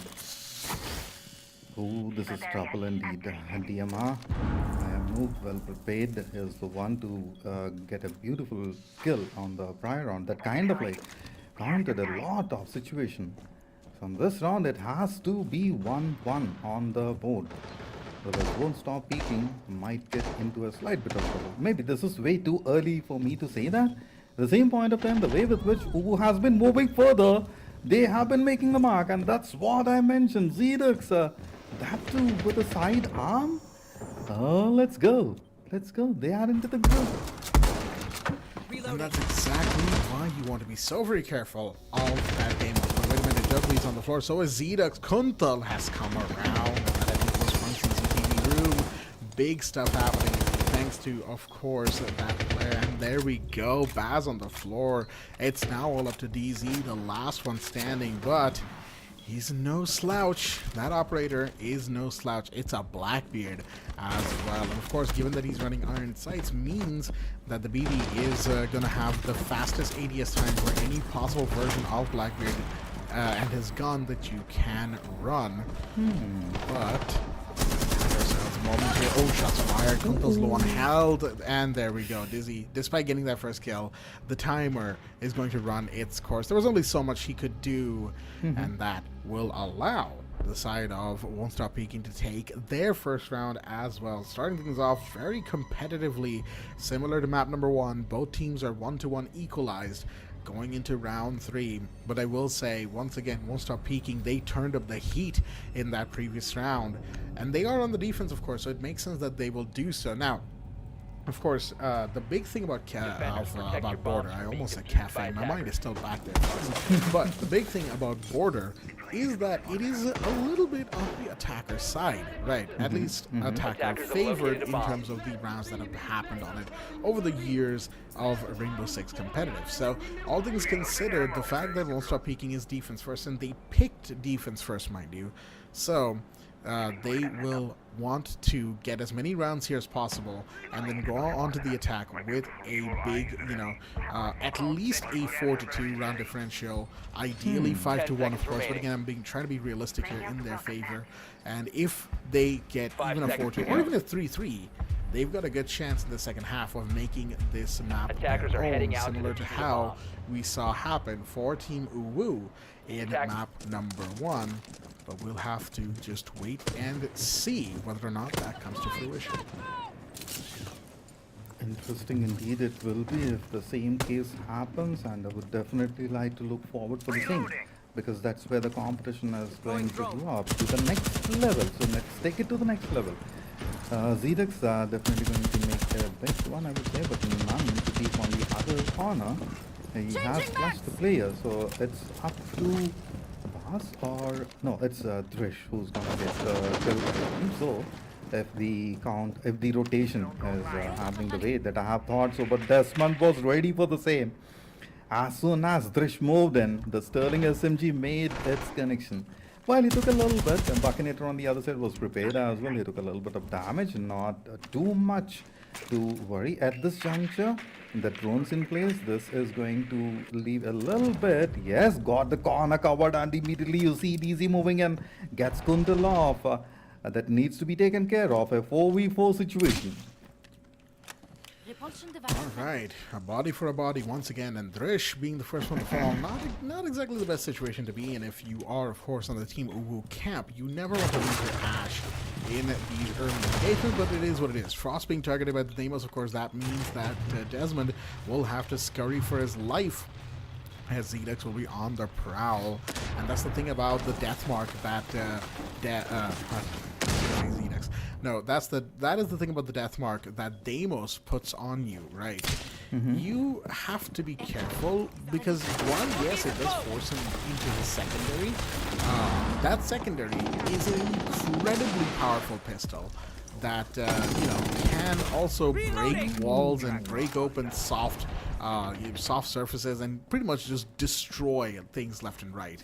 So that's something that you gotta be careful about. But wait a minute, that death mark will be denied because of the mute jammer, and ZDX instead goes onto his gun. Doesn't matter, he was way too out in the open in waiting room. He's gonna get taken out for his trouble, and once again the body count is equalized.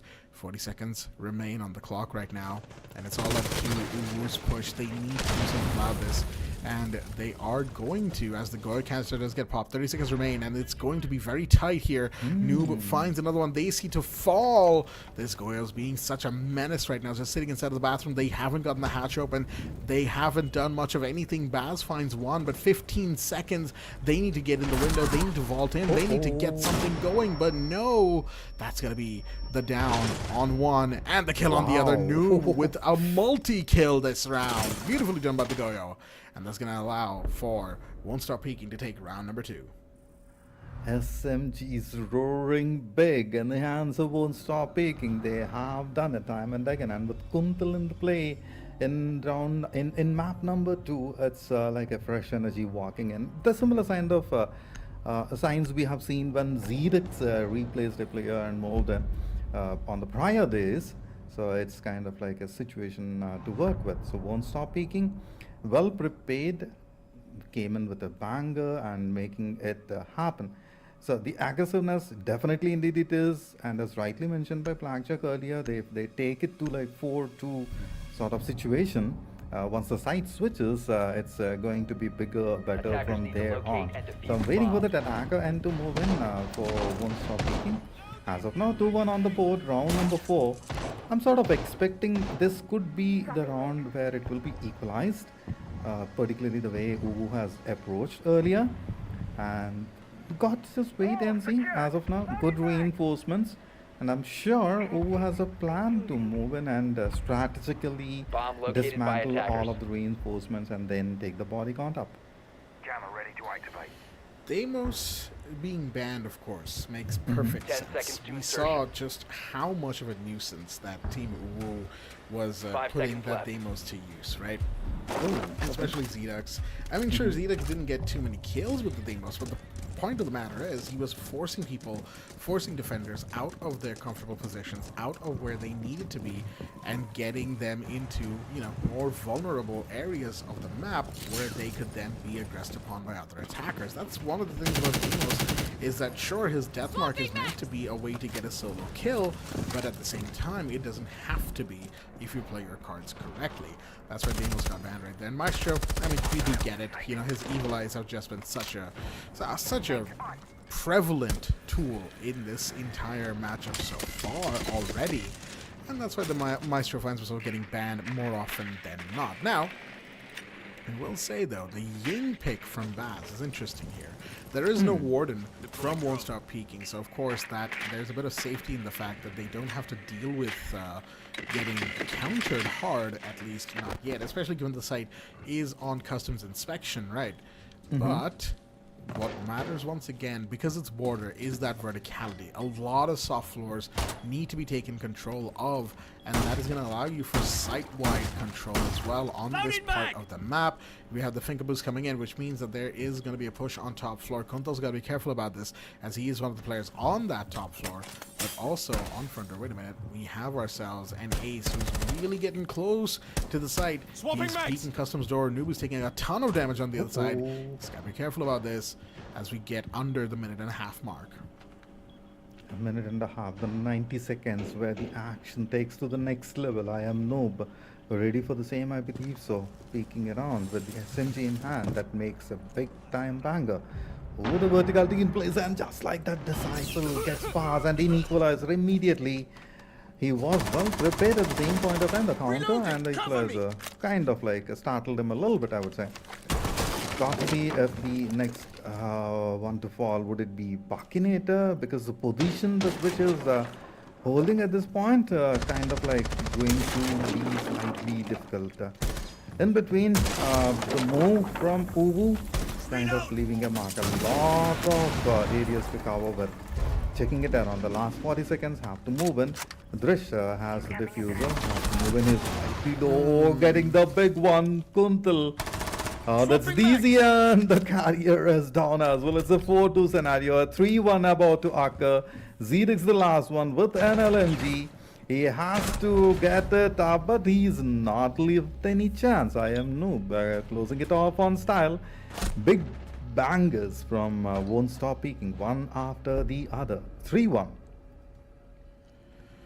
And that right there is why you need to be quick and decisive when you are droning your teammates in. Kuntal on the top floor, sitting inside of Armory.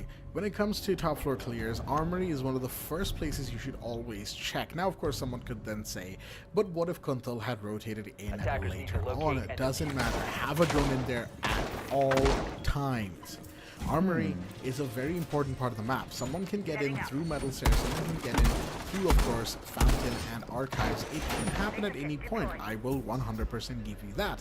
However, Armory is also almost entirely, one of the most important rooms in this entire map. Not only is it by its own a bomb site, of course, on second floor, but also it has the hatch going into Workshop. From there you can get a very, very powerful position on customs inspection, which 10 was the seconds to bomb site insertion. of the previous round. So, all things considered, the fact that they chose not to take Armory properly. Instead, they pretty much got into Archives and then immediately started going on vertical without clearing Armory at all. And I understand you only have, what, I think 60 seconds remaining by the time they got into Archives to begin with. But then I raise you the question, why would you take so much time to get into Archives in the first place? Why leave it to chance? Why not try to get there faster? Clear quicker. That's what UWU needs to do on this attack right now. They've gotten, I don't know, weirdly sluggish here, and that has kind of cost them multiple rounds so far. 3-1 on tStopPeeking side. And don't get me wrong, tStopPeeking has certainly played a fantastic game, as Desmond's going to take some damage from the gas pipe getting interrupted there. However, there's a defender right up by that door, and that's gonna be the Frost, of course, taken off the board. Desmond trying to get aggressive with the entry from Dizzy right now, but he's gonna get taken off the board for his trouble. That's a huge one to start things off under the 2-minute mark. Dizzy low on health, so has to be cautious. I don't expect big one from Baz as well. Not the angle to move in with. 4-5 situation. I am no the one with the DMR trying to flush them on the other side where a crossfire sort of situation is waiting for them. Now got to see, but Disciple took a little bit of damage. Drish was also tagged a little bit, not too much.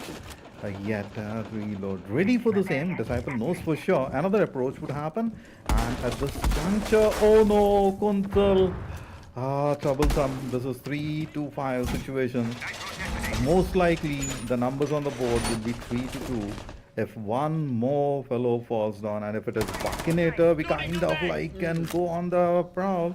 And Disciple was not prepared for the same verticality in play, and Zedix is moving in. Troublesome it could have been, and indeed it's going to be Buckinator, the last one standing, just with the SMG, but that can make a big one. He's been denied heavy amount of denial, and the score being 3-2. UWU was prepared for the same, and I think the blackjack this round kind of like answers your question, like why the time's been taken to breach and then move further. So could be an approach kind of thing that they have planned and executed slowly. I mean, don't get me wrong, Armory is certainly, the way they played Armory in this previous round was by far better than how they played on that inspection here, right? I agree. On in 4, I should say. However, the thing is, Armory and pushing Armory is fundamentally different from pushing custom inspection. The reason for that is, in this case, right? Look, think about it this way, right? Customs inspection doesn't get played a whole lot, even on a lot of border matches where, say, a defending team will win on bathroom tellers and second floor armory. They will tend to go to workshop instead of customs inspection. Customs is kind of the wild card fourth site, right? That a lot of siege maps have. And that kind of makes it one of those maps that you don't expect to see as an attacker. So of course, to that end, I'm willing to give Team UWU the benefit of the doubt in that, okay, you're not maybe used to attacking that part of the map, and that might also factor, that definitely also factors into how they played and why they took so much time. I get it, don't get me wrong. My point wasn't to say that they're taking so long because they should have been well versed in attacking that part of the map. They absolutely should have been.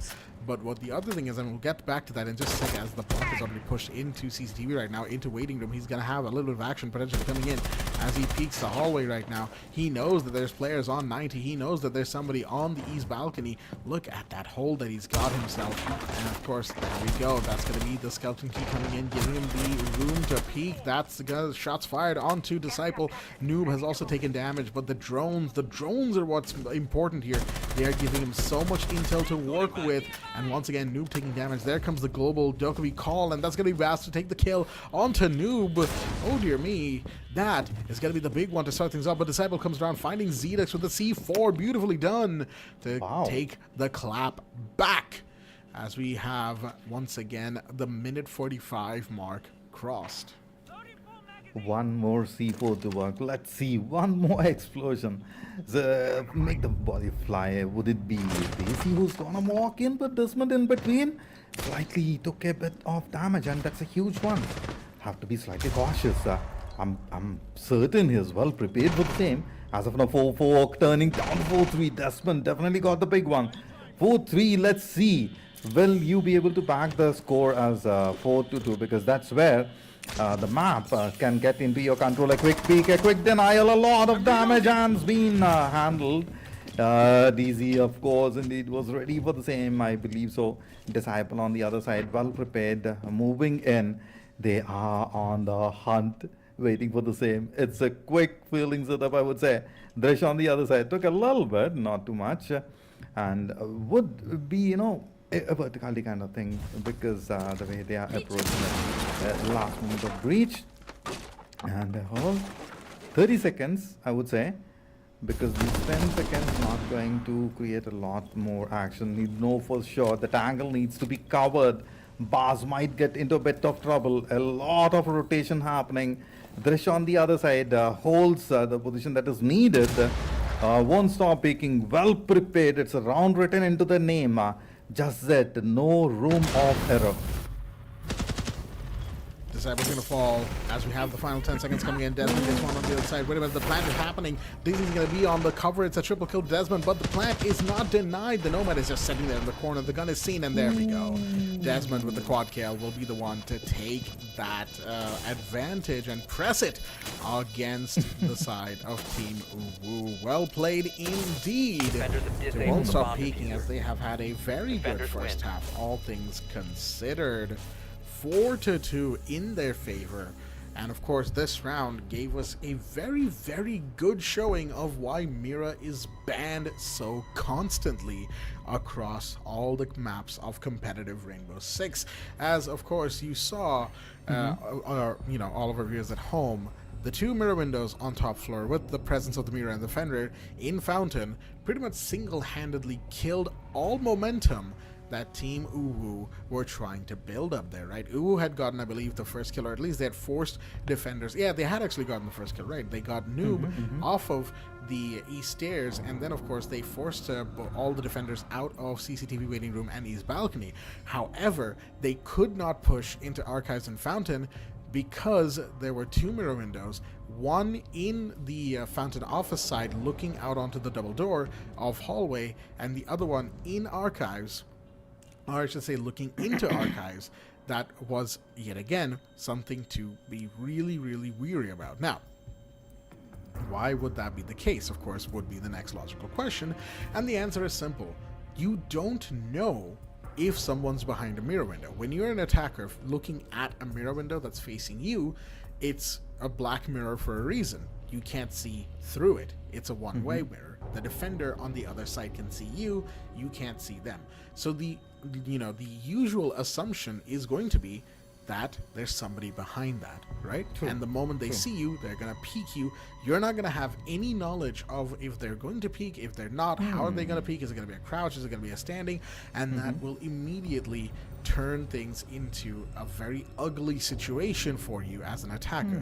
That is why, they took so long to try and take Fountain, and that is also why the final push got delayed so much, just by having two mirror windows on top floor. That is why Mira gets banned so very, very often, folks. And that is why like I said, whenever Mira slips through, things like that, shenanigans like that tend to happen. With all that said, of course, you're going to be noting the fact that there is a little bit of a technical pause happening here. And that is because of, I believe it was Won't Stop Peeking who called it. Might have been something to do with Kuntal, and maybe his game had a bit of a crashing moment, or maybe something to do with internet. It is what it is. It's South Asian Rainbow Six. At the end of the day, as they say, some things change, some things stay the same. Speaking of which, Disciple has returned on the other side, and there we go. Kuntal has returned as well, as we have ourselves a little bit of a moment here for, of course, the ban phase to resume. Now, it is the second half, but of course we have some statistics here from the first half to share with all of our viewers at home. So far, Desmond is actually leading the overall kill charts at 8-4 on the KD ratio with an 87% cost. Really, really good stuff overall. Actually, quite a few players are on 87% KOST. Noob and Disciple alongside Dizzy, excuse me, and Baz, who have all been pretty much leading the charts for the team. But entry kills is what I want to kind of highlight here. Desmond and Disciple, both of them from the side of Won't Stop Peeking, are the ones who have more entry kills here, 2-1 and 2-0 respectively, which of course is pretty big. The team that gets more entry kills, they have early advantage in these rounds, and the more early advantage you have, the better your overall chances of winning the round are going to be. With that said, the bans have been taken care of. It is going to be Blackbeard Twitch on the attacking side and Azami, and guess what? Mira against the defense. That Mira, like I said, whenever she slips through, really, really hard rounds tend to ensue for the attack, and that's exactly why she's going to be banned outright on this map. I'll be looking for Mira and the entire round and see how this is going to work. Is it going to make things, break things? And it will be interesting because so far, I mean, till date, I know Mira is a force to reckon with and not to meddle with. But after what you have mentioned so in detail, it's getting me interested to look for Mira in play. Because so far, all that I know and have understood, it's like Dokebi, Solace, and so on, maybe Warden, etc., so on and so forth. Not to forget the shield carriers, Monty, and so on and so forth. 5 seconds right, left but before now insertion. this is taking the game to the next level is what I would like to, present. So 4-2-2, ladies and gentlemen. Now, if this turns as 4-2-3, there will definitely be a fighting chance. I'm not saying Uwu is not trying, not attempting. Wherein every map, there would be like every round, as a matter of fact. Rainbow Six is so volatile, so happening every second, right? So things can happen, and that's what's been happening in the past couple of rounds. So I'm definitely expecting a 4-3 for the play, and this can be a sneaky one, of course, taking care of the camps and in a stealthy fashion, checking out the honor. They have the target, intel's been relayed. Now have to see if it's been picked or not, and instantaneously you'll see a little bit of damage being dished out, and that's going to be big as well. Desmond has definitely flushed the player around the corner, and Buckinator is ready for the same. I am Nova on the other front. Gets the one. They have been planning it out. So as soon as the intel's relayed, but look at the way it's been counted immediately. Desmond was not supposed to fall. Unfortunately, Desi on the other side walks in, but Buckinator has a different story to write for him. Says no, Tata, bye-bye, decides, and complete denial, one after the other. Oh my goodness, this is looking quite frantic at this juncture. It's all up to Kuntal and Disciple to take care of the situation. Baz and Drisha so low on health, I cannot ask them to go directly. Just a graze of bullet is all that's needed to take them down. But look at the way Baz has been handling all the situation. He's the top fragger on the other side. We have Drish for the support, but DMR, a lot of damage to be dealt with, to be taken care of, and you still have those flashbangs. So it's the time for the essence. Let's move it. Both of these defenders, they are so very low on health. Pretty much you sneeze on them and they're gonna get taken out, right? And that, of course, you can see on the highlight on the left side of the screen. Dokkaebi is taking over those defender cams, which is exactly what you don't want right now as a defender. The Dokkaebi, that's the big thing about her passive. The moment she takes over your cams, you can pretty much say goodbye to any safe space in the map, because defender cams, of course, they are positioned in such a way where they reveal a lot, of course, to the defenders. That's their entire purpose. Yes. Meanwhile, Kuntal opening up the doorways here. The jump in is active, but wait a minute, Disciple will fall into the side. Baz has taken that kill. That's a diffuser drop as well. 20 seconds remain, and all he's got to do, Kuntal, is find this Capcan, this one player who is still somehow alive against the odds. He's actually going to swing the door, and he's going to get the kill as well. Kuntal will fall on the main 90 hallway. Oh dear me, what a hold from those two defenders of Team UWU. I think that was actually a 2v4 as that at that as well. Beautifully played from the two last remaining defenders. I believe it was Baz and it had to be Drish, right, playing the Goyo. Yes. And my goodness, what a way to start off the second half, as they are going to make that round differential shrink by 1 round. It is 3-4, still in favor of tStopPeeking, but I'll tell you what, losing a 2v4 like that when you're 4-2 up, that is going to hurt their mental game quite a bit. Not to forget the health factor. We were under the impression, and pretty much, you know what, with such low health, it is not possible. It leaves a lot of mark on your strategy planning, because of course with low health, just a graze of bullet, and as you said, I mean, you caught me when you said that just a sneeze is all that's needed for them to take an FA, and their proven is wrong. 5 seconds The left proven before is wrong. insertion. They completely dismantled the analogy that, you know, health is a factor, of course, whereas the way they approach the fight, it totally changed the equation. And good job, UWU, also to both the players, Baz and Drish together. Man, a deadly duo and a force to work with. So this gives an indication, I will say, to tStopPeeking to not get way too aggressive. I know an aggression is needed, particularly being the attackers, and they have been working, they have been moving further with that. Now, a little bit of strategical aggression is what I ask for. And talking about the same, Desmond has taken a lot of damage, so knows for sure that the angle needs to be covered. Got to see if the best utility mark can take it further or not. They know the positions, that's been relayed. Let's get into action. Shots fired on Desmond to start things off. Of course, you want to keep that buck alive, given that it is, of course, first floor bathroom and Taylor's the site of choice. There goes the Dokumi calls coming in, and oh dear me, Drish will fall. There's Disciple to take the AC. That's 2 down, and tStopPeeking's attackers are being very, very good right now, as they've taken 2 big bodies, one of them being Drish as well. So of course, one of the playmakers from the previous round is no longer in the running here. Of course, given that the site is first floor, time is going to be of the essence. Bathroom and Taylor's, of course, is a site that has been attacked multiple times, and of course tStopPeeking's team will have experience in this front as well. But the question is, when it comes down to the execute, how much time will they give themselves? Beautiful C4 from Disney. That's going to be 1 kill, and 1 kill too many for tStopPeeking. They have lost their ace. Of course, ace, I do believe, got the hard breach done on the hatch, so at least that piece of utility has been taken care of. Disciple getting another one. Oh dear me, that is a down, that is a kill onto Baz. It's all up to Dizzy, the last one standing, and his position might actually be given away. We did see a yellow ping in his general direction. The call has gone out, and Dizzy is in a really bad spot right about now. The Valkyrie, the last one standing, trying to do something about the situation that she finds herself in. Coming around the hallway.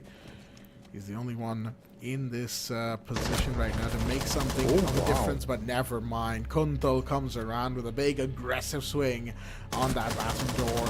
He will pretty much nip that in the bud, and tStopPeeking are now 5-3 up. Oh boy, this is so different and yet so similar at the same time to what happened in the previous map. We find ourselves in round 9 yet again with a 5-3 score differential this time instead of a 4-5 that we had previously. Actually, it is 5. The same score differential as UWU had over tStopPeeking in the previous map. So this map has been a mirror to map number 1. I say that, of course, because map 1 on Kafe, which was picked by tStopPeeking, UWU were the ones pretty much leading the round count for most of the map, all the way till the very end when they won map 1 entirely. This time, it's UWU's map pick of Border that Won't Stop Peeking is playing their hearts out on, and they are currently 5-3 up on round number 9. So, it's going to be a case of if UWU wins 2 more rounds and we go to 5-5, I'll tell you what, both teams definitely are giving it their all for seeing so very tight score lines right at the beginning of this best of 5. But that's exactly what a grand finals is for, isn't it? Best of 5, so we're here to see a fight, and oh boy, we are getting one. We are getting one, for sure. 2 C4s to work with. I want to see those explosions, those bodies flying. Team UWU, let's get this done. 5-2-3, my man. So if this score goes, and if this round goes into the name of Won't Stop Peeking, then we might see a scoreline somewhere around okay, I will not say it because I don't want to lay a casticker sort of situation, and that happens quite a bit of time. Wherein I'm definitely expecting a big time breach as well as a lot of kills on this round. Won't Stop Peeking in the groove. They're already going for the plant, but unfortunately loses a big one. While doing so, Baz on the move. He will get a kill right around the corner. Is well prepared at the same. A quick peek is all that is needed, but unfortunately Kuntal gets the total equation out of the place. 4-2-4. Quick board is dropping. I am no contributing big one. Buckinator goes for the second as well. Has to see if he'll get that kill or not. The angles being approached. Rappel. Meanwhile, the gas kind of like stopping them a little moment. Not for long. The time is of essence. They are buying for the time. Oh, look at the way they have planned and executed. Properly done. Won't Stop Peeking. Quite a bit of aggression. The last 2 standing goes down. Zedix, the last man standing, goes down just like that in the hands of Kuntal. Kuntal, the man of the hour, getting the round for the team. The 6th on the board. And you know what happens whenever Won't Stop Peeking gets the 6th. Okay. Now is where UWU has to make a big move. And I'm expecting a very huge move.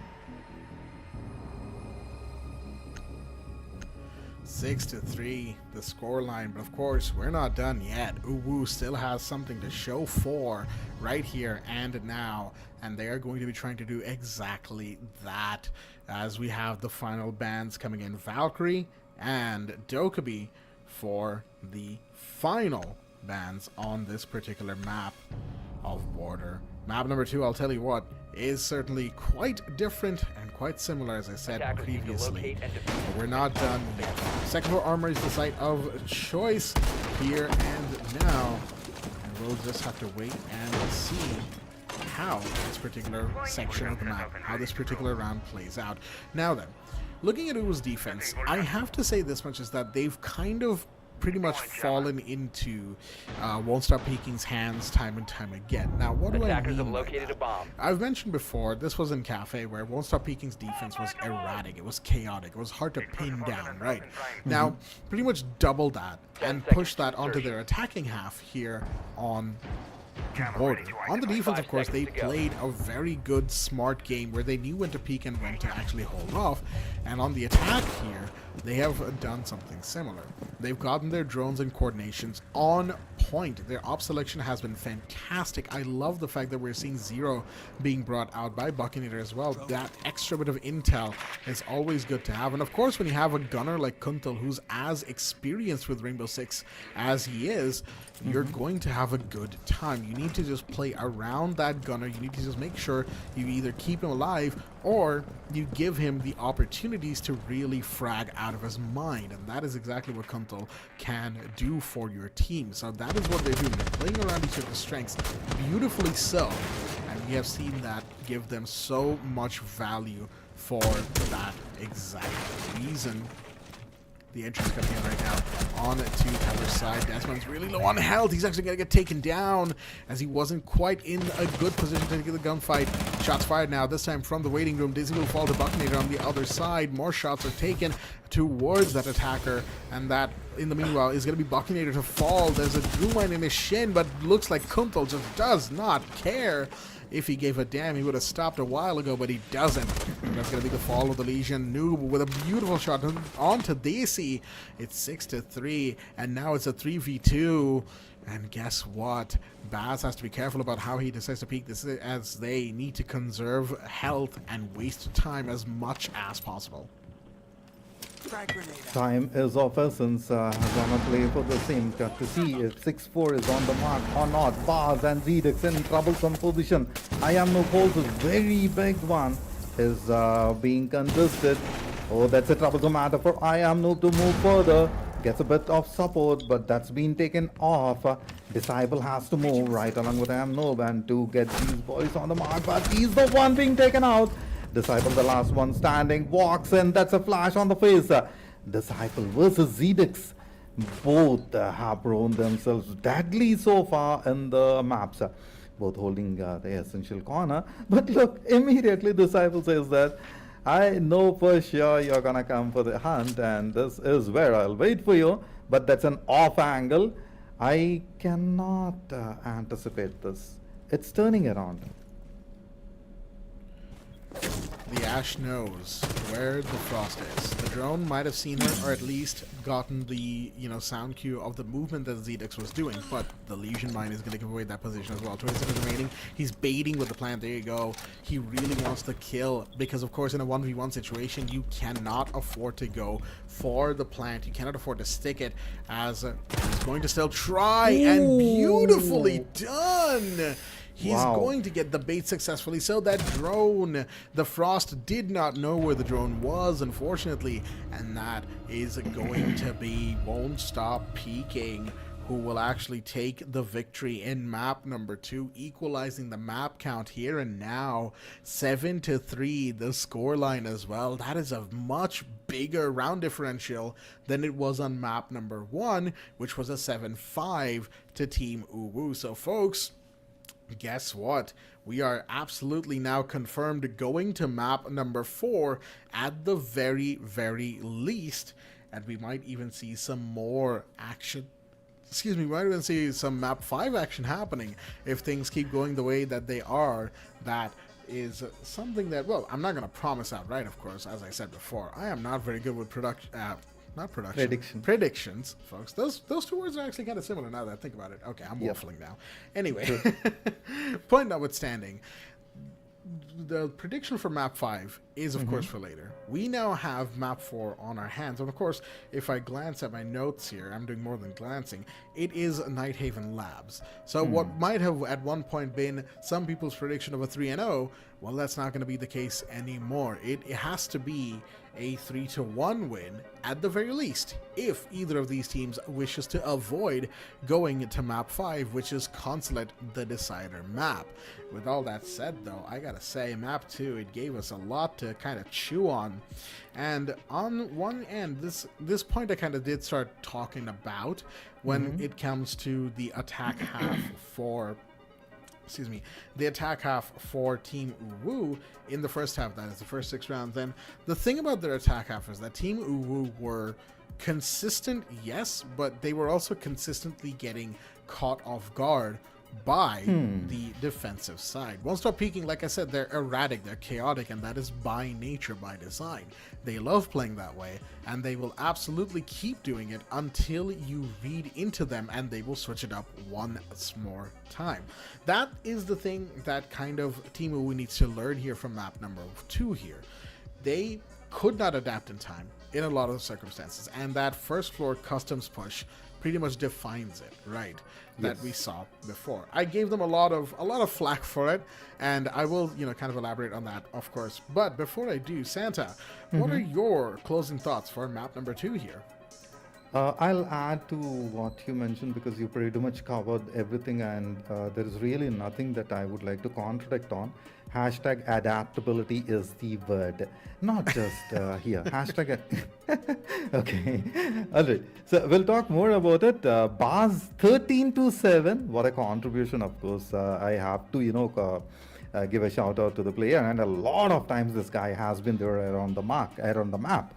On the other side, Kuntal, he's been a pleasant surprise, walking right in 11-8. And then I am noob. Oh, no more noob. That's 10-9, ladies and gentlemen. And with an 87% of cost. 80% both for Disciple and Kuntal. Amazingly done. Buckinator with 80% as well. Now Buckinator is saying that Santa, you need to shut up because here's the number. I kind of like said that he's like going off and the numbers are not in. Wherein Buckinator has proven me wrong in this particular map. And not to forget what Desmond has done. 9-7. Wow, indeed. So a total contribution, a total package that we have been waiting for in the finals. And you pretty much covered everything, Blackjack. So I really do not have a lot to talk about. What I was caught up with those C4s in action, I was like, in between somewhere I saw the skins and I was like, I need that, I need this. Okay, cover that corner, another flash, another C4. So yes, a lot more to watch. So look forward for the next match, ladies and gentlemen. Absolutely. To that end, of course, I do have to kind of say that the side of Team UWU that we saw in map number 2 border.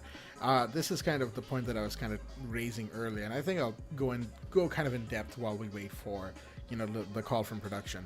But the thing about Team UWU is that they were not quite all there on their attack, and I think no round better exemplifies that than First Floor Customs on round number 4, right?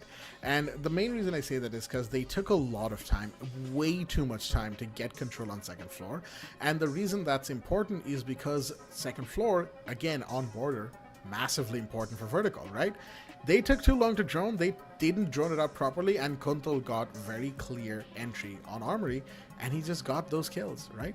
But of course, whether or not that happens more, we'll have to wait and see, folks. Map number 3, I should say, I almost said 4. Map number 3 Clubhouse will be on your screens very shortly, but until then, we're going to be taking a quick break. Stay tuned.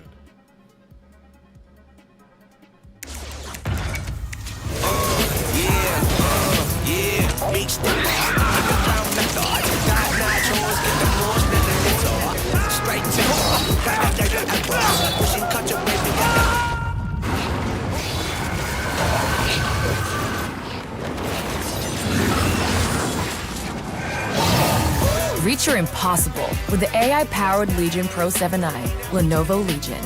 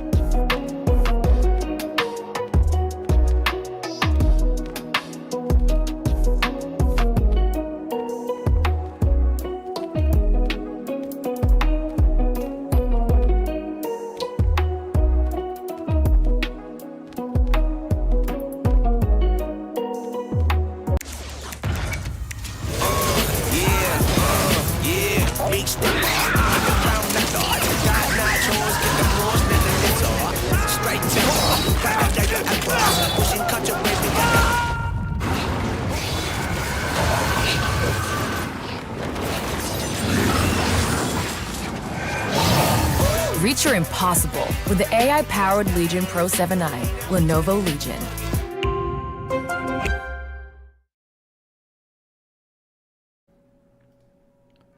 Alrighty then, ladies and gentlemen, welcome back once again to the Lenovo and Intel Presents India's Top Gamer featuring Mythpat. I'm your host, Blackjack. Joining me once again is my co-host, Santa, as we are back for now what is map 3 in this grand finals. Folks, this is quite the game that we have on our hands as we are now in the third map. And just to catch everybody up who's coming back after that break or who might be joining us just now, it is 1-1 the scoreline between both teams. Map 1 was 7-5 to Team UWU, that was on Kafe Dostoyevsky. Map 2 on Border was 7-3 to Won't Stop Peeking. A beautiful scoreline indeed for them, especially after they lost map 1. Now, map 3 and onwards, it's essentially a glorified best of 3 from here on out. The team to win 2 maps, they are going to finish off on the winning spot and get that 25,000 INR. And what is map number 3, you might be thinking? It is going to be the old favorite, the old classic, Clubhouse. So, let's not waste any more time. Let's get right into it.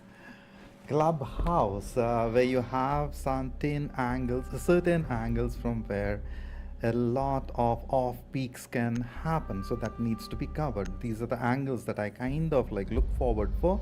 Don't tell me you're gonna ban Dokepi over here. Azami and Thermite, of course, needed, and I can understand the reason behind it, because it is Clubhouse. Now what I don't want to see is a Warden ban or a Dokepi ban, because I want them in the maps. Okay, so it's Ace and Mira, so kind of like, can I safely say Ace and Mira kind of became like a textbook bans these days, considering these maps and so on. We will ponder upon that. Buck, Maverick, Twitch, Deimos and Hibana, Scopos, Valkyrie, Kaid, the Dog and Pulse in action. So a lot of pulsating moments, of course, in the play. Let's get ready. This map is kind of a decider of fate for a team to move further. I'm saying decider of the fate because, as rightly mentioned by Blackjack, the team that takes 2 victories one after the other will be the winner. Absolutely, and to that end, actually, you know, since you asked the question, I can answer it here and now. Yes, please. The map, not map actually, Ace and Mira, yes, they are industry standard, as I like to call them, right? Industry standard. When it comes to bans across maps, 10 seconds they left. are very much operators who get banned very often and for very good reason. 5 right? seconds to insert. Ace is pretty much the quintessential breacher when you really think about it. He's got one of the best assault rifles in the game, the AK-12, which has an insanely high fire rate to damage ratio. And that's also why Fuse gets a lot. Oh, wait a minute. Okay, Disciple. He's going to get the spawn peek right off the bat. I should say Drish was trying to go for a spawn peek. I don't know if Team UWU can exactly afford to lose bodies that quickly. But then again, it's round number 1. It's the time for experimentation, and the time is still now. So that's the first kill going in, and Drish will be the one to fall. But, you know, going back to that question at hand, Ace is pretty much what I said, the quintessential breacher. He's got the best AR in the game, along with a breach that he can throw from afar, which means he's mostly safe when he's actually going for the breaches, right? He can get at least one hatch, depending on the circumstance, and the holes that he opens up are vaultable or runnable if he makes a big enough hole. He has the option to be versatile in many different ways. That makes him pretty much the quintessential breacher. Zedux is C4. Oh, that's a big one as well. He's going to find one, but Daisy, on the other hand, caught on the flank, is going to be found by Disciple. He's going to get taken out for his trouble. Zedux right now. Oh, dear me. All the way by Club. He's going to be found by Kuntal, taken off the board. The Valkyrie falls, and it's all now down to the Pulse and the Kaid, inside aside, Dizzy and Baz. They were the clutch masters, or at least the clutch makers, for the early part of Border. Unfortunately, they find themselves once again in that same position. Oh dear me, a little bit of tangle happening there as Disciple vaulted out at the same time as the Hibana fired her Exkyros, of course, which made the Exkyros pellets miss, but it is what it is. They've got plenty of time to set up their final push here as we move to the final 60 seconds of the round. The buck on Mace here is going to find Dizzy. That is huge right now. You cannot afford to miss your shots right there. It's all now down to Baz. The logic bomb's going out. The phone is vibrating. There's a Grim inside of dirt. He's going to hear that. He's going to start shooting. The plant is happening inside a church on the other end. Beautiful shot onto one. Desmond will fall, but there it is. Kuntal on the other side to get the final kill. The final kill, the final punch, and with this confirmed the map number 3, round number 1 into the name. Won't stop peeking, quite an aggressive stance, and why not? Being the attackers, we have seen them doing this crazy stuff. Time and again, they have proven on their mark. Now, moving in with Buck, Grim, Twitch, Dokebi, and Hibana. I wanted Dokebi in action, and there we go. The Legend, Rook, and the others on the play as well. So to counter, got to see if this can work for UWU or not. Right in the beginning, getting a body down is that didn't work for them in the prior. So have to be slightly cautious, and seems as if they are getting well prepared for the same. So now spawn peaks, because the DMR is kind of like making a beautiful connections. So time and again, Kuntal has been on the brawl and is itching for the same. So can we see another initial kill right on the spawn? Have to just wait and watch in the last 10 seconds for the preparation phase and for the reinforcement. 10 seconds left before quite insertion. beautifully done by UWU. And on the other side, won't stop picking. They are well prepared. They want to take control on the entire map. Well, it's a good first round to start things off at the very least for Won't Stop Peeking, right? And like you said, those spawn peaks that we saw, or attempted spawn peaks that we saw earlier, will have to kind of be pretty much stopped right now. Oh, this is a good position for Disciple to be in, as that main stairs is such a high traffic zone. And all he has to do is just be careful and cautious. The moment he gets a drone call, or even a ping, ideally, oh, you know, whichever defender is going to get caught there is not going to have a good time at all. It might be the Rook, it might be the Legion, it might even be the LR Valkyrie. Just right now, we're just waiting on that piece of action to happen. Shots have been fired, actually, and of course, Disciples reloaded. So, main stairs, they know not to peek there now. Ooh. A little bit more trigger discipline from Zetas would have been nice, but it doesn't seem like the attacker down below actually heard the shot fire. Which means, of course, the hatch angle has not been seen and not going to be aggressed upon just yet. I like the Maverick's inclusion here, as he is pretty much serving the role of holding down these off angles thanks to the blowtorch. He's given himself a very good thoroughfare to watch over. That is, of course, the construction side of the map. Hibana in play as well, alongside the Grim bringing in the secondary heartbeat charges, which means tons of breach potential is present from this team of Won't Stop Peeking. They want to get in fast, and there you go. Buckinator's going to get things started. He's going to find Zedux. Drish is taking so much damage, but he's actually the one to find Desmond instead. Big kill right there. So we have the Logic Bomb coming out. There's somebody on first floor, but Buckinator will fall as well. That is Daisy on the first floor, being a nuisance right now. The Ella has turned things around. The Dogobi's in the site. Never mind, no longer. Baz with the kill on to Disciple. Not sure what Disciple was doing right there. Got maybe a little bit too excited to get in and get a clear going. And now it's all down to Kuntal and Noob. Kuntal for the move. It's a 2v4. Not going to be easy, particularly against the Sterling SMG. That's going to make a big one. Boss gets the best. Kuntal, the last one standing. He's known, but unfortunately has been countered heavily. Got one before he went down. Oh, an equalizer right in the beginning. Feisty play for sure. So if this is the case, then it's kind of sort of would go again back and forth. Again, it would be way too early for me to say that. Now let's wait and see. Whereas I'm for sure expecting a back and forth play. Defenders, protect your bombs from being defused by attackers. Absolutely. A back and forth is going to happen. Clubhouse is a very even Stevens map, maybe slightly leaning onto the defender side. And when I say slightly, I mean slightly. Maybe it's like 1 or 2%. Like it's probably 52 to 48 at the end of the day, right? Defense to offense split between. So, all things considered, right? We have ourselves a map that's very even, and two teams that are also pretty evenly matched right now, right? And of course, you know, people might harken back to what happened on Friday night, where these two teams fought each other, and the round differentials were insane, right? It was what, 7-2, 7-1, 7-3, right? And it was a best of 3. So all 3 maps were played, but all 3 maps, were also all the way, you know, very big round differentials and very massive score differences between the two teams, and UWU were the ones to win. So looking at that as kind of the history going into this particular match for this tournament specifically, you know, might have given some people the impression that this game would not have been close at all, but I digress. That's kind of the magic of Won't Stop Peeking over the years. They make people think that they might not actually be able to do a whole lot, that the games might be quick or whatever have you. I've heard people say that, you know, a lot before. Hell, even I used to think that at one point. So to see them here and now, once again, giving it their all and showing us that, no, actually, they are very much here to play, and they are not here, when I say play, seriously play, I mean, and not here to goof off. That is, of course, heartwarming to see. But, you know, praise aside, there are moments where this playstyle certainly does lead to some genuinely questionable moments, but that's not going to be one of them. Zedux with the first kill, and he's going to find Noob. That's big, because that's Hibana, who's just been taken out.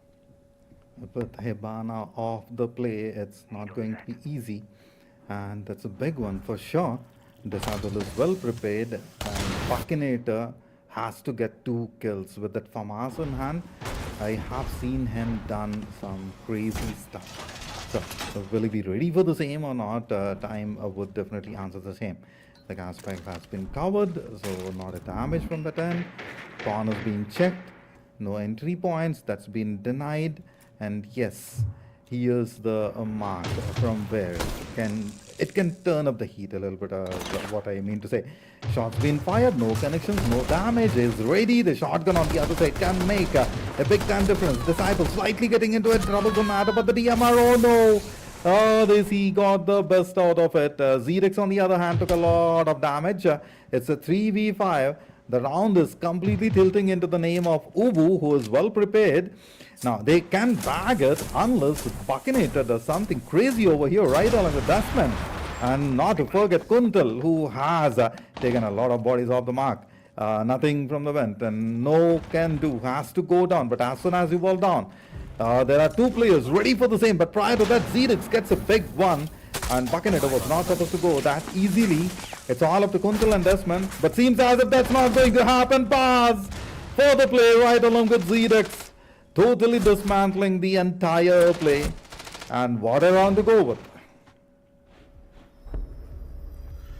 a flawless round for the side of Team Uwu's defense. That is very, very good for them right now, as that, of course, once again, it's one of those rounds where it does kind of break team morale if you're not careful, right? It's one thing to lose a round when it's like a 2v4 or 1v4, whatever have you, and you lose the round like that last remaining player loses the round. It is what it is. You kind of expect it.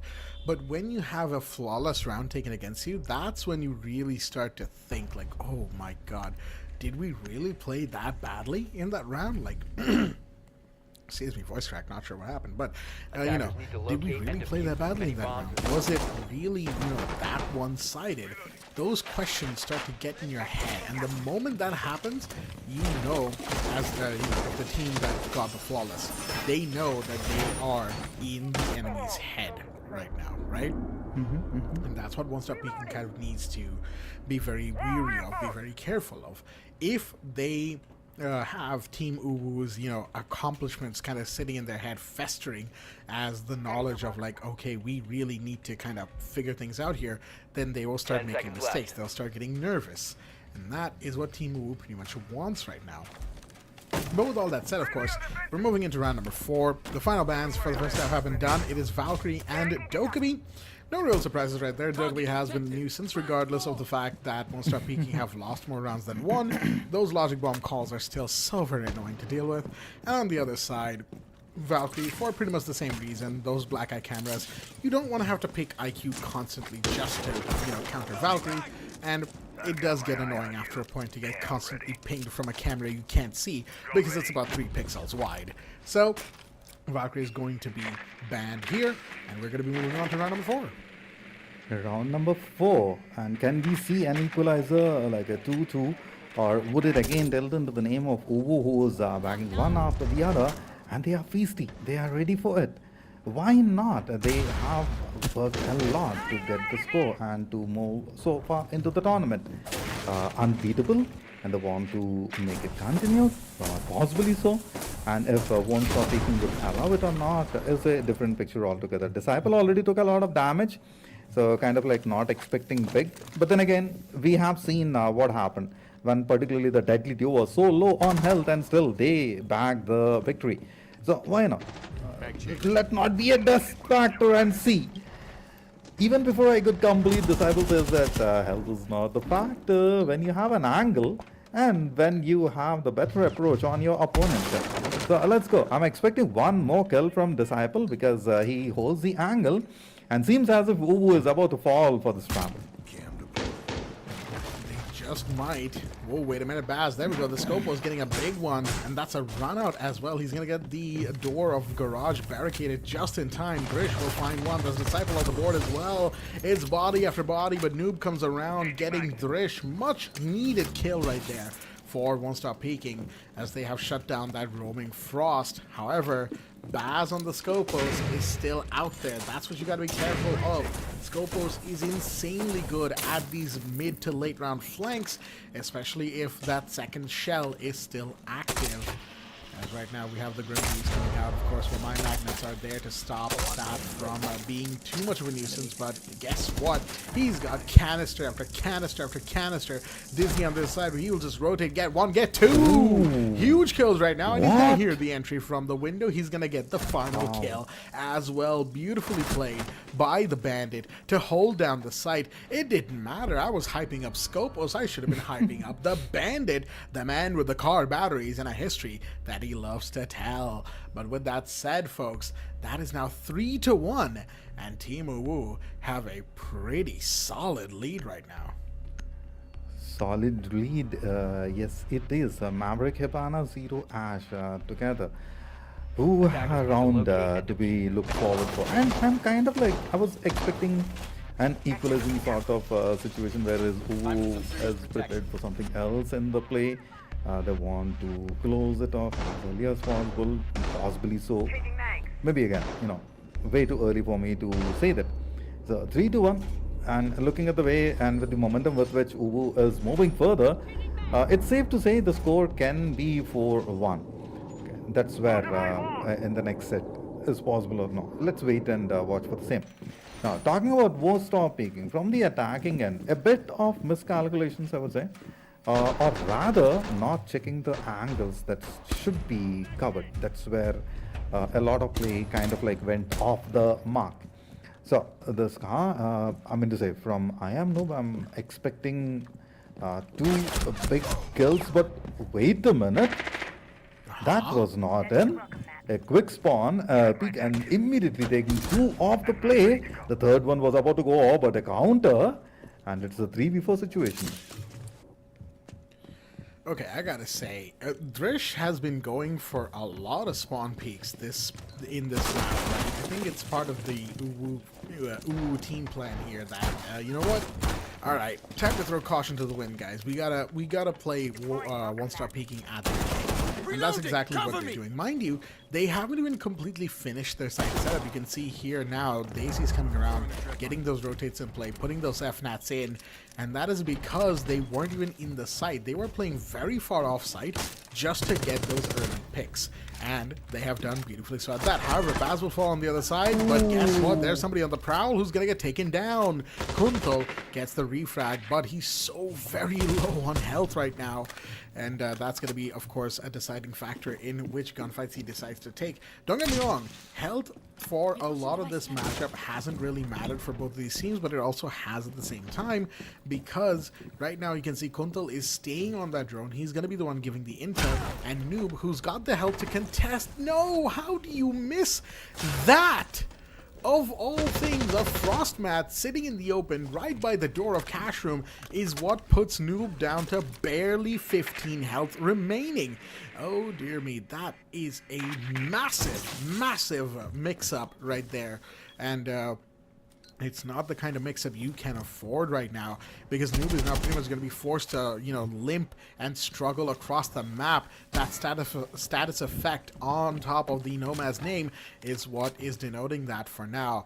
She's going to be bleeding, she's going to be making noise because she's hurt, and she can't sprint for the time being, which makes her slow and very predictable depending on who is going to get the peak. And there we go, Noob's going to fall. Kuntal, the last one standing now for his team in a 1v2 situation. He might find Daisy, he might even find the Scopos. He is definitely skilled enough to do so, but the time is not on his side. 30 seconds remain. He's got to get a body or two. He's also the one with the diffuser, so if he gets the clearance, he might even go for a fake plant if and only if he can find one of these two. However, as he approaches, there we go.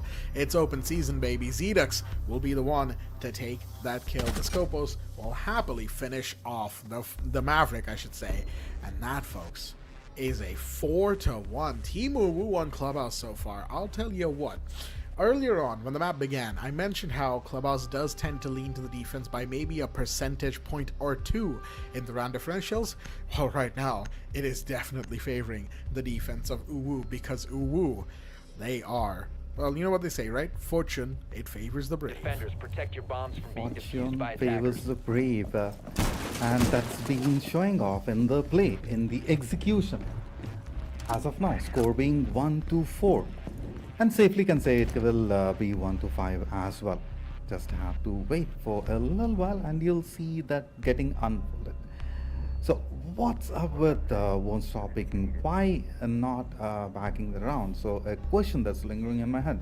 Is it because of the misses that's been happening, or is it because of a bit of miscommunication? Whatever it be, 10 seconds to they insertion. have to get it sorted as early as possible. Because one 5 more seconds round left loss, before insertion. and that's kind of like totally going into the favor of UWU. Alright, so here, let's begin the action. You got to be ready for the same. You have setup in place, well prepared, map control, everything. And you have showcased us in the earlier rounds. Maybe I can even safely say on day 1 and day 2, but that's not being showcased as of today, particularly on the grand final stage. So again, same question, what's up with tStopPeeking and how exactly you're going to counter it. So you got to make those moves happening, coordination, timing, everything, etc, etc. We've got fights happening on Dirt Tunnel right now. Baz took one, but Buccaneer came around with the refrag. But mind you, that's Desmond who fell. That's your vertical. Pretty much shut down entirely. Only for the cost of getting the Goyo. Now, Baz, of course, is one of the front gunners for this map so far, so that's not a bad kill by any stretch of the imagination. However, and that is, of course, the big thing here, is that, you know, those Goyo canisters, they're still active. The Bug Skeleton Key, not so much. Ella tried to push out in the dirt tunnel, of course. We saw her take out the air jab just a second ago. Another one has been placed in by Buckinator, of course, but Zedex will fall on the other side. The Blackbeard is now in play, and that means the side of defense, is going to be feeling the fear of having to face that particular operator. Blackbeard, the menace. He's going to come down blue stairs. There's one in dirt. There's a cross angle that's holding this particular part of the map. And the Ella, you can see she really wants this right now. She's going to go for the peak. Not going to find anything. Fall back. Disciple taking damage on the other side. There's players in Oil Pit. There's the Grim. There is so much happening right now. Drish is so low on health. Just about barely alive. Kuntal as well going down so low. But guess what? The Blackbeard is off the board. And Dizzy falls on the other side. Kuntal gets one. The Grimbees are giving away so much intel right now. He has live ping on the Legion. He's going to get the kill for it too. It's all down to Drish. The last one standing. The plant is happening. Where is the Ella? She's deep inside of Arsenal. She might be able to get one. No, she gets spotted instead. And Kuntal will take that kill happily. So, folks, they managed to avoid the 1-5, but even then, they are 2 and 4 down. Won't stop peaking. They are looking like a team that needs a few more rounds to start feeling confident. But that last round, it was a good start. They were confident. They were, they knew what they were doing. They knew where to go, and their coordination was on point. With that said, moving on, we are now in the second half, round number 7, which means new bans for that second half. Ace and Capcan, interestingly enough, and Thermite and Maestro, interestingly enough as well. Azami, Mira, they are still in play. Fenrir still in play. So many defenders you normally get to see banned still in play. As Maestro, I do still understand. He's actually been a fairly consistent ban fixture for this matchup. However, it's that Capcan that I really can't wrap my head around. Like, what did Capcan do to you? I get it. He can be annoying in a pinch, but I certainly feel like Mira, Kaid, Fenrir, Azami, all of these are far more worse to deal with than someone like, Capcan. Possibly so that they read a player and to avoid a bit of domination by a single operator or by a single player, because a couple of esports players that I have seen are very comfortable with certain operators and they are like super confident. So again, it's a speculation that I'm speaking about, so don't quote me over that. Possibly to avoid that Capcan ban. I don't really know, so let's not go over that. Now, talking about the score, it's a 2-4. I have been expecting an equalizer situation, and I have been speaking about it right from the beginning. And why not? We are at the grand final stage, so seeing those equalizing scenarios and then moving further, we were almost there nearby to an overtime sort of situation, and that did not happen on map 1. So possibly if map 3 is the thing where we can see that or not, let's wait and watch. Meanwhile, won't stop peaking. Very good execution in the last round, and as rightly mentioned by Blackjack, that this is the play that we have been looking forward for from quite some time. And on round number 7, I'm expecting quick 2 kills right in the beginning. Zedex checking around the corners, moves in, whereas Disciple is ready on the other front. He has shown his presence, and Dasman meanwhile getting Zedex. That's the kind of thing we have been waiting for. And a big one has been taken off the mark. Desi could be the one to go. Desi could be the one to go down right after this. Now, the DND, as we have spoken about, if BZ and Desi falls down, that could be a fall for Ubu.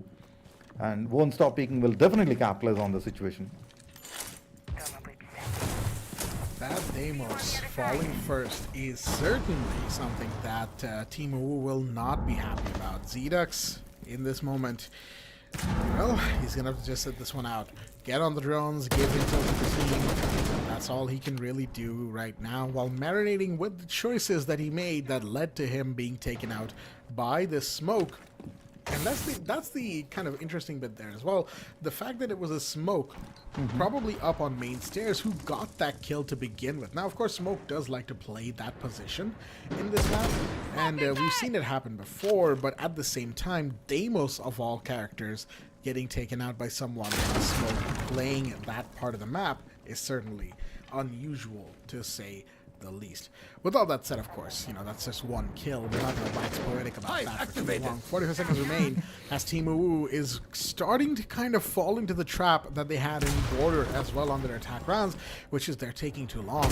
Sure, you lost one player pretty early, and that is heartbreaking. That is certainly going to put some stopper to your plans, but at the same time, should it stop it entirely to the point where you've got 25 seconds left and you have to get in there? Drish does find the flank coming in from Disciple. That's good. Flashbangs are out, but there you go. You can't just drop like that with a couple of flashes and a dream, as Baz and Daisy will fall, and 10 seconds remain. The diffuser's just dropped in the site. No matter how many Grim Bees you throw out, it's not going to do much of anything. Daisy falls on the other side, and Drish can only really do much of nothing as he drops and gets dropped by Consulate, and won't stop peeking once again.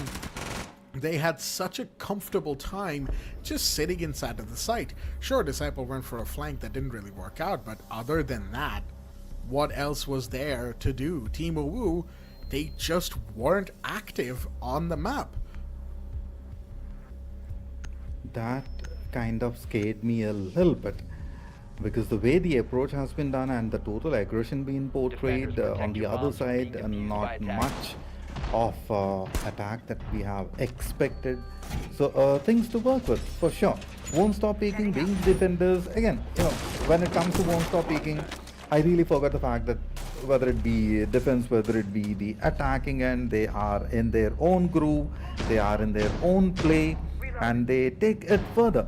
So I want to see that aggression to continue further and see the 4-4 on the score line.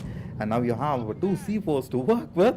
So let's bring in those big explosions to get those kills. And with each C4, if I see like two going off, 5 seconds left that of course is a clippable moment. Again, you know what, I'm speaking in terms of the entertainment aspect, right? So also you'll definitely get a lot of advantage if that kind of play can be done. Meanwhile, DZ with the shield and moves further, and a lot of opposition is waiting for him. Have to see if the angle is approach covered. Oh yes, indeed. And that's been a big time denial. The pancake is here. That's going to give a bit of defense. Now DZ has to be really, really cautious, because there is a flank as well happening. And I'm sure he's well aware of the same. If not, it's going to be big time trouble. This is where, of course, Montaigne tends to shine. This particular part of the map. Konto's going to go down on the other side. That's because Red Stairs was being aggressed upon by Thresh. Beautifully done so, as they're coordinating around the Montaigne. They're pretty much basing their entire play around the existence of this one shielder who is giving them quite the value so far. They've pushed into CCTV and Cash very quickly. They've pushed the defenders out of there all the way into construction at that as well. And now Montaigne, all he has to do is just stand here on this door until someone can come in and blind that mirror window inside of logistics. This is, of course, one of the reasons Mira gets banned so often on the map of Clubhouse. She is once again the reason that the push is stopping in this place, but they see beautiful shot right there to find Desmond, who I'm not sure why he got that aggressive on bedroom window. That is never an angle that favors the defenders, and that is again another reason why mirror window needs to be blinded. They know that, and the Hibana will come in, and she's actually going to breach it instead.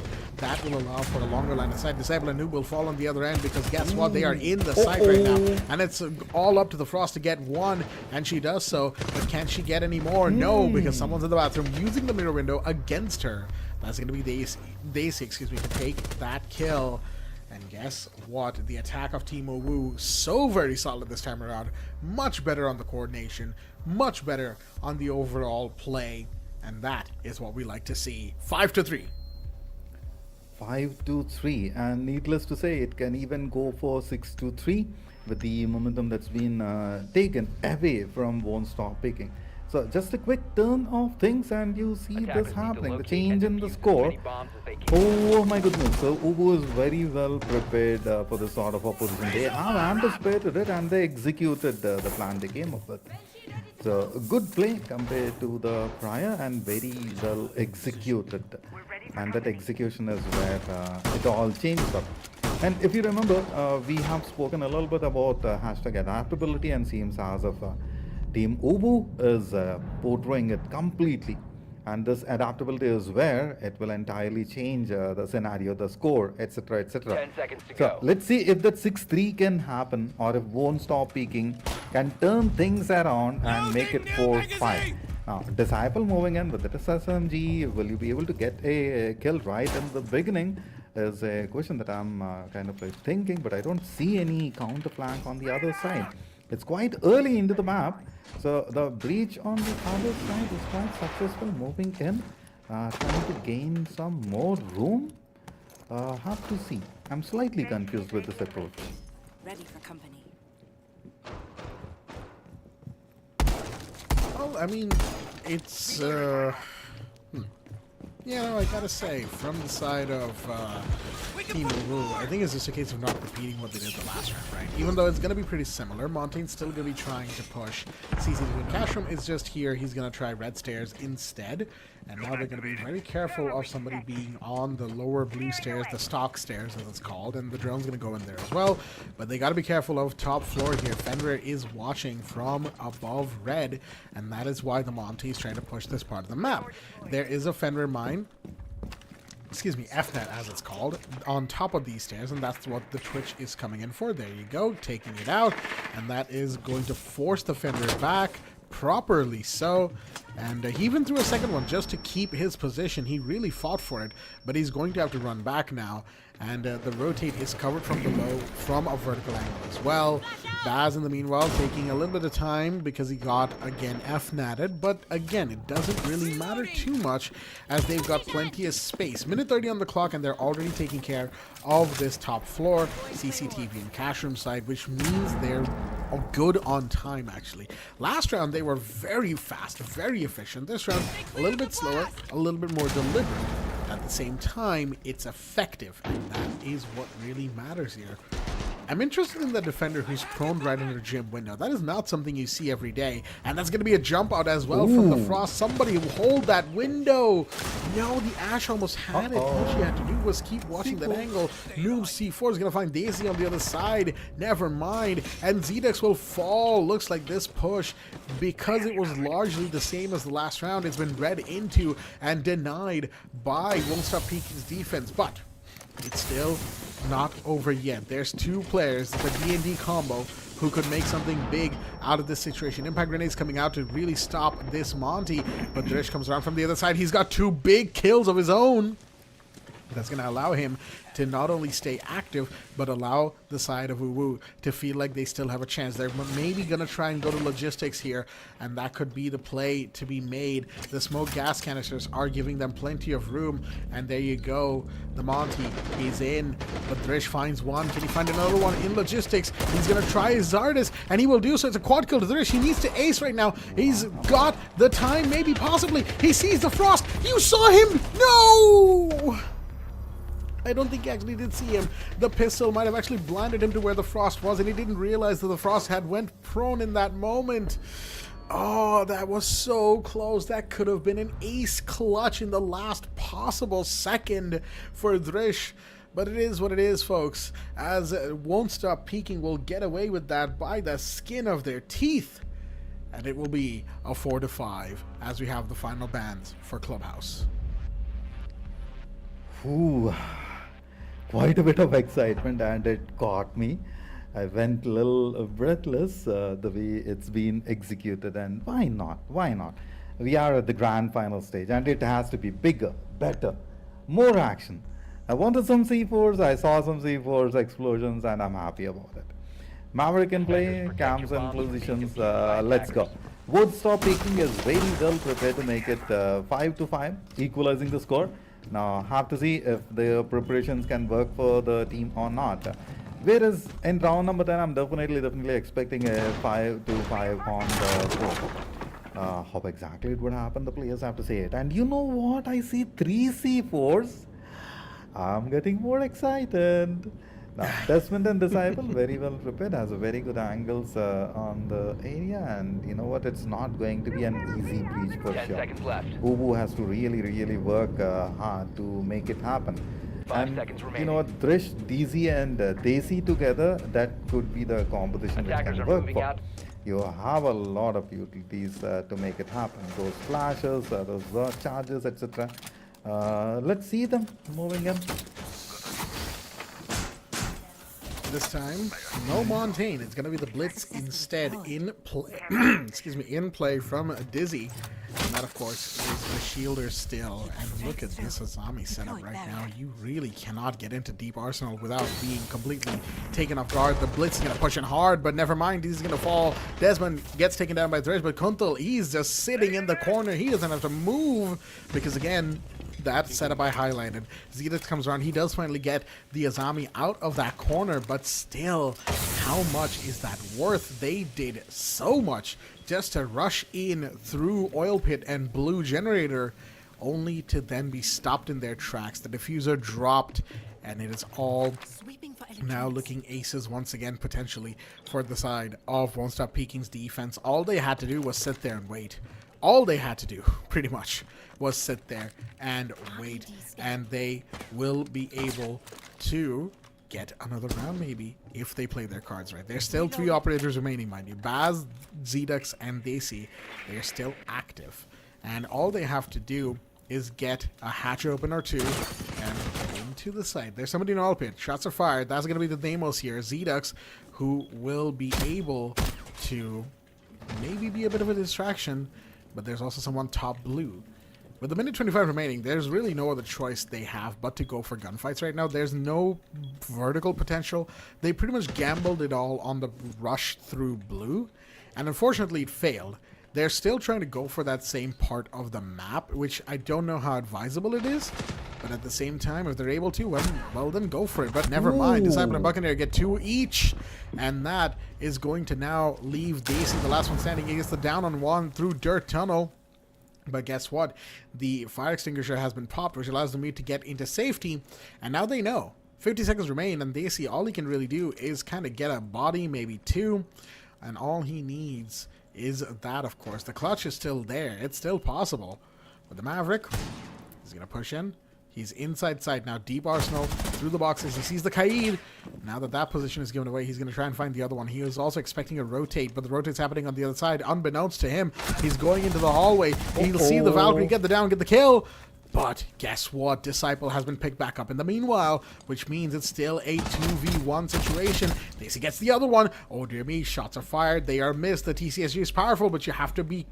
It's a DMR. You have to be careful with it. And Noob will get the shot at just the right time. Beautifully done. He shuts down the clutch potential. He keeps Won't Stop Peeking not only alive, but gaining momentum, as it is an equalizer. 5-5. 5-5 indeed. It is. And this is where the excitement goes to the next level. And I'm getting very much excited when I see Ash, Twitch, and IQ together. On the other side, you have Frost, Valkyrie, Fenrir. Fenrir in action along with Vamai.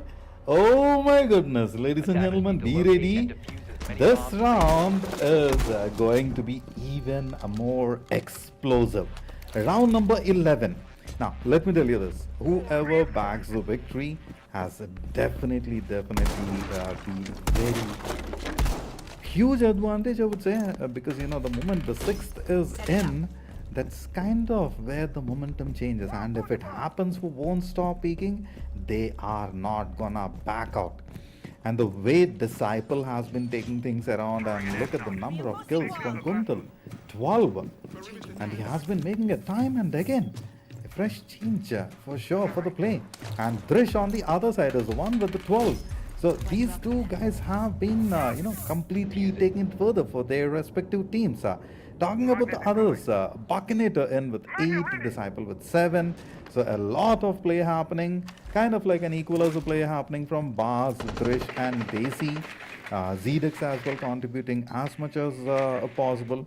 And DZ is the one who has been walking in with a lot of surprises. And if DC is the one walking in with surprises, I see I am Noob doing a lot of stuff, countering to the name, not exactly how it is. And Desmond, I'm slightly surprised at the numbers. Maybe this is a round where he can rise to the occasion with that Sterling SMG, the World War II weapon. Normally I call it the stun gun, but in the game it's a different name. As it stands right now, of course, the Valkyrie with her MPX is going to just be very careful about the utilities. That C4 is a pre-placed one and a very good one at that. Because, of course, those pre-placed C4s, they are, once again, paired up with those black eye cameras to give intel, to get a very sneaky kill. Whether or not that happens, of course, we'll have to wait and see. Okay, run out from the main breach. That's ballsy right there from the Frost. Desmond getting very up in arms about getting a kill right now, but you've got to be careful about this because, of course, that breach was done by the Maverick. It's a big breach, pretty much a thermite-sized hole. And that, of course, means it's a two-way street. Buccinator still on the first floor. I don't know if they know that this Valkyrie is down here. And if they don't, oh, they are going to regret it right now. As the shots will be fired onto the camera. Here comes the Capital Fireballs to try and flush out Kunto from top garage. He's still going to find Desi on the other side. He's still alive somehow. And that second Firebolt, it missed. And, oh, never mind. The shots won't miss. The Dizzy comes around, does get the retrade for his friend. But at the same time, it's 1-for-1. Never mind. It's 4v3 as Baz gets 1. Baz gets 2. Outside the breach, Maverick is performing his life out right now.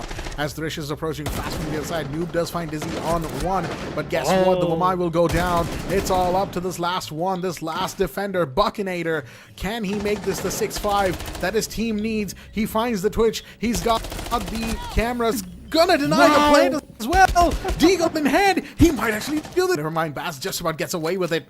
But guess what? Now the health advantage is on Buccinator's side. He's 10-8. He wants to make this 11. Does the black eye camera know where this Maverick is? Yes, it does. He's getting red pinged, and he's going to go down. Oh my goodness, the Valkyrie from Red Stairs came from out of nowhere with the metal chair. And that is going to be the map point to Won't Stop Peeking. Did we see this coming when it was 4-1 in the first half? No, we did not. But I'll tell you what, this game has gotten all the better for it. Beautifully played by Buccinator, using the cameras, using the intel, and unfortunately for UWU, they messed up big time. And now they have lost the lead at arguably the worst possible time. It is the round of ones, folks. Second floor gym bedroom is decided to show his hand. One round is all it will need for Won't Stop Peeking to take us to map 4 I should say, with their advantage on a 2-1. But one round is what Team UWU needs to keep the dream alive and to go for overtime. Oh, I am excited for that, and I'll solely talk in terms of the pattern and in terms of the numbers that's been going around. And whenever I have seen Won't Stop Peeking at the number 6, they go to a different level altogether. And when I say a different level, it's where a complete package of aggression combined with strategy and a lot of things will be portrayed. The only difference is being though, in this particular map, they are the defenders.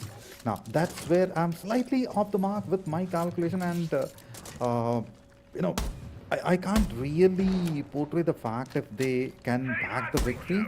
But most of the times, and I can safely say that 80% of the times when I have seen Won't Stop Peeking at number 6, they take it further, and they are the map victors. So, let's wait and watch. Meanwhile, Zedex definitely has an angle. The breach occurring to right in front. As soon as you see the mother hole, the head will pop in, but on the other front they moved. Oh, no more feet shots. And I also see one more play but happened on the other front. Oh my goodness, Disciple getting the best out of it, but quite unfortunately, Buccinator also took a lot of shots. That's a lot of damage. He was the one who bagged the victory in the prior round. Buccinator for the play one more time, I would say.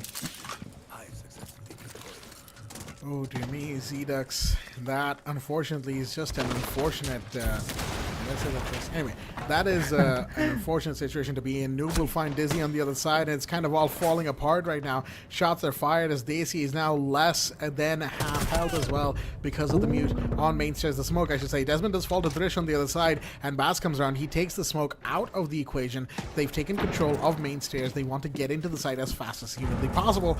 And guess what? The other defenders, they are off site. It's going to be a retake situation because they might get the plant off even. Kuntal, he's gone for a run out, and a big one at that. Where is that man going? We will have to wait and find out as the Grim takes so much damage. Thrish unable to shut down Noob, and Kuntal's playing outside in. Baz does get him eventually, and there we go. The Grim playing position. Hot Pocket is back out down to Buckinator, the last one standing, but he's going to be shut down by Thrish, who had the play of the round, and that, folks, means this game is far from over. The round 12 has been won by Team UWU, which means it is 6-6, and everybody say it with me now. Ladies and gentlemen, are you ready to rumble? Overtime is in play. Hashtag Rumble Overtime in the chat, please. Mute Azami, Valkyrie, Smoke, and Kaid for the play. Ash, Dukebi, Buck, Grim, and Blackbeard to counter the same. So, yes, as very well mentioned by Blackjack here. Why did I say Blackbeard? I'm so sorry, Blackjack. Really sorry, kind of like that. In the flow of Blackbeard, because we have seen some deadly stuff being done. Alright, ladies and gentlemen, time to be excited, because this is something that we both casters have been talking about from day one. Overtime situation. And why not? We are at the grand final stage, and why not an overtime in this particular juncture, right? The match 3 brings us that sort of action. Now, what's the question over here is that, won't StopPeeking be able to drag these two victories one after the other? And if UWU would be able to counter it. You know what? You must be surprised that why did Santa say it in this way, particularly when won't StopPeeking is the defenders? You know what? I don't feel like they are the defenders. The playstyle makes me feel they are the attackers. And that's the beauty of the Won't Stop Peeking playstyle. True. Right? They will be in your face. They will absolutely not give you the room you need to breathe as attackers, because they will behave like attackers more than half the time. A lot of the times when playing up against Won't Stop Peeking, I think a common sentiment is probably that the attackers feel like they're doing a site retake instead of actually attacking the site. Now, whether or not that actually still holds true is anybody's guess, but at the same time, I think we can agree on the fact that it certainly felt that way for Team UWU more than enough. We have ourselves the breaches, not the breaches, but the verticality coming in, thanks to, of course, the boogie drones from Zedux that will, of course, give away so much verticality. You've got the Ash as well with her breaching rounds to give even more, just in case. You've got so many secondary heartbeat charges. I am not sure where Disciple was going. He almost got Zedux for his trouble, mind you, but there were two people peeking that door. He was going down regardless of what happened. And guess what? He didn't even get a body for all that, all that bravado that he got to show. So that's not the best situation to be in. You've lost your smoke. Verticality has been taken against you. But the thing is, they do have a Kaid, and that means the hatches won't be breached because nobody has a secondary heartbeat charge. There are grenades with Baz, but he's going down dirt at the moment, which means hatches won't be broken for the foreseeable future, and that means all verticality is pretty much what I like to call kind of soft verticality, in the sense that there is no way to actually get down the hatches and be more aggressive, so it's all going to come down to whether or not they can control the site through dirt, through blue stairs, and through maybe even the main stairs here. A lot of play, main stairs, and the action that's about to happen, it kind of like took my breath away for a moment. Past making a big time rotation along with the sheep. He knows for sure the angle needs to be covered, and this rotation is going to be big. There's a player right around the corner waiting for the same. Whenever I see this approach, I see two people falling off the mark. Right around the move, a big one about to happen, and it's been anticipated. An explosion, yes indeed, that's been survived, Not a lot of damage, but the flash kind of like taking them off the mark. Kuntal gets a big one. Here comes the followed of shots. Bakinator has to go for it. The diffuser in the place. Bakinator, the last one standing. It's a 3-man play and been stopped. ZDX, time and again, has been doing it for the team. And in the overtime situation, oh my goodness, this lead is going to propel UWU to the next level. But now that tStopPeeking is on the attacking end, can I safely say it will be 7-7? Honestly, it just might. Between these two teams, I would not be surprised. Of course, you know, if this were an infinite overtime affair, then we would be here for a long time, should that have been the case, folks. But that is not the case. Infinite overtime is not in play here today. And that, of course, means that round 15 will be the final round, regardless of the outcome. Well, I say regardless. We will only go to round 15 if tStopPeeking wins this round of their attack. Team UWU on the defense, they have chosen second floor gym bedroom right here and now. Although what I'm more interested in is the fact that they have decided to bring in the Clash in place of maybe an Azami. Well, Azami is actually banned, so is Valkyrie and Mira. Never mind. A Clash in that regard does feel like a good choice. For my Jaeger, Kaid, any electrification or even mute? No, we're not doing any of that today. We are bringing in the big guns, as they say. The only shield defender in this, in the entire roster. And when I say shield, I don't mean deployable shield. I mean a proper shielder, similar to Montaigne, similar to Blitz and Blackbeard. That is what the Clash is, except she has a unique gimmick, much like all of the rest. Her gimmick being that she can zap the enemies in front of her. Now, of course, that zap used to be a very deadly zap as well, because it would do, I think, 5 points per tick of damage. However, that is no longer the case. That damage has been taken away as of year 10 season 2, which is of course the patch with Siege X's launch. So that means Clash is more of a stopping force than, an outright lethal force. However, we'll have to just wait and see if that will make a difference right now. As we see, DZ, I think, is already using up some of the Clash's charge, I should say, to get something going, maybe to stop somebody from pushing. Because the Maverick is trying his hardest to breach that wall on Jacuzzi. That, of course, means that the moment that the wall is soft, the Ash will breach it. That is going to be a massive hole, done and dusted. However, they are not out of the woods just because they got the breach done. Right, we've been here on the Clubhouse many times before. A breach is just one small part of the map. Once the breach is done, that's when the real game starts. The real game. And we have to see, and it's big, and I believe so. Desmond getting the big one. Trishcon. Will it be DZ who would fall the next? And ZDX is in position to counter this. I believe so, or I would think so. Disciple on the other front, gonna go for the big one. Meanwhile, checking every corner. Look how strategically they are placing each around. But Desmond on the other side, he has a different plan altogether. Shots being fired, do not peek the same angle. This would be a big time misstep. And that's where the entire lineup kind of falls one after the other. But this time it turned around. I am Nova had a different plan altogether. It's a DZ who's for the play, but Disciple on the other side taking a lot of damage.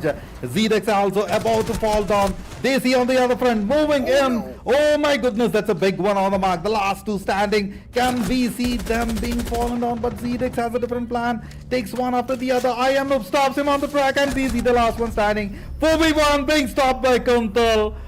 Big number, big move. Oh my goodness, we have spoken it will be 7-7. And see, the way they approached, they covered both the angles. They did not leave the room of error for the opponent to cash in. They covered the angles, and it's a crossfire situation created by tStopPeeking. And why not? They are known for that aggressive moves, and they got it executed. All right. Basement, church, and arsenal room is going to be, excuse me, the site of choice here for what is essentially 7-7 maximum overtime here, folks. That is where we are. There is no more overtime rounds after this. Round 15, that is it. whoever wins now is going to decide which team gets the 2-1 map lead going into map number 4. And Won't Stop Peeking, I'll tell you what, in that previous round, they got a little bit messy on their execute, but it didn't matter because they had the advantage, and such a big one at that even losing a couple of bodies was not about to stop them, especially with who else was left alive. On UWU's side, I will say though, they lost a few too many defenders to just bad face checks, right? We saw someone, I believe it was the Legion, who peeked on the gym door facing the hallway and got taken down by the Hibana for his trouble, right? And then the Ash kind of just went in. Somebody on main stairs was completely unaware that the push through breach was even happening. The Fenrir only really got saved because he had a teammate on the main door of bedroom holding down that hallway. Had that not been the case, Fenrir would have gone down and Disciple would have just walked in, you know, easy as can be, waltzed into the site even, some might even say. So with that said, Team UWU on their defense, a little bit of a lapse in judgment in how they decided to go about things. Now on their attack, we've once again got the Blackbeard. We've got the Grim in play as well. Of course, the Sentry bringing in even more secondary heartbeat charges. You've got Zedex for verticality as well because the site is, I do believe, Basement Church. So we're back here once again. It all comes down to this round. The way you said it, excitement, and taking it to the next step, of course. All right, the last couple of minutes and the 90-second mark is where the action should begin, or maybe at the 60-second mark, and I know for sure it's going to be a big one. Match point, and that to overtime match point. I'm expecting Won't Stop Peeking to make a big mark on this. At the same point of time, UWU is well prepared.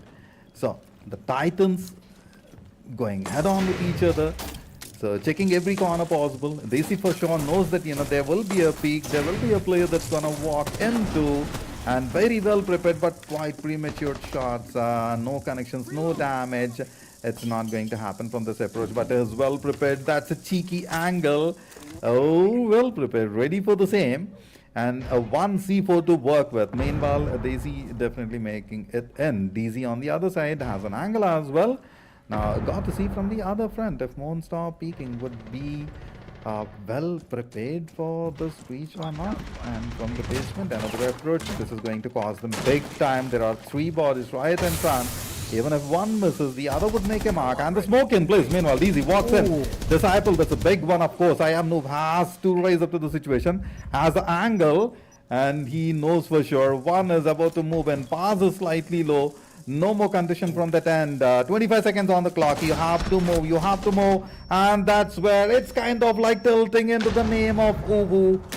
Troublesome.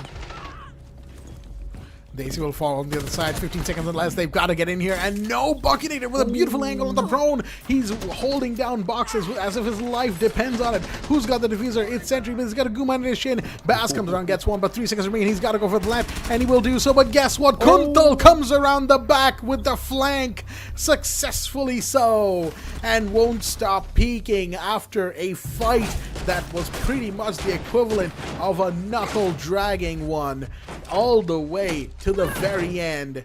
They will be the ones to take this map. Clubhouse was such a long, drawn-out game, a knuckle-dragging fight, as I like to call it, because, well, I'll tell you what, those knuckles of the hands holding the mice and the keyboards, they will be white from all the, you know, just from the way that they have been holding on to hope for this entire time.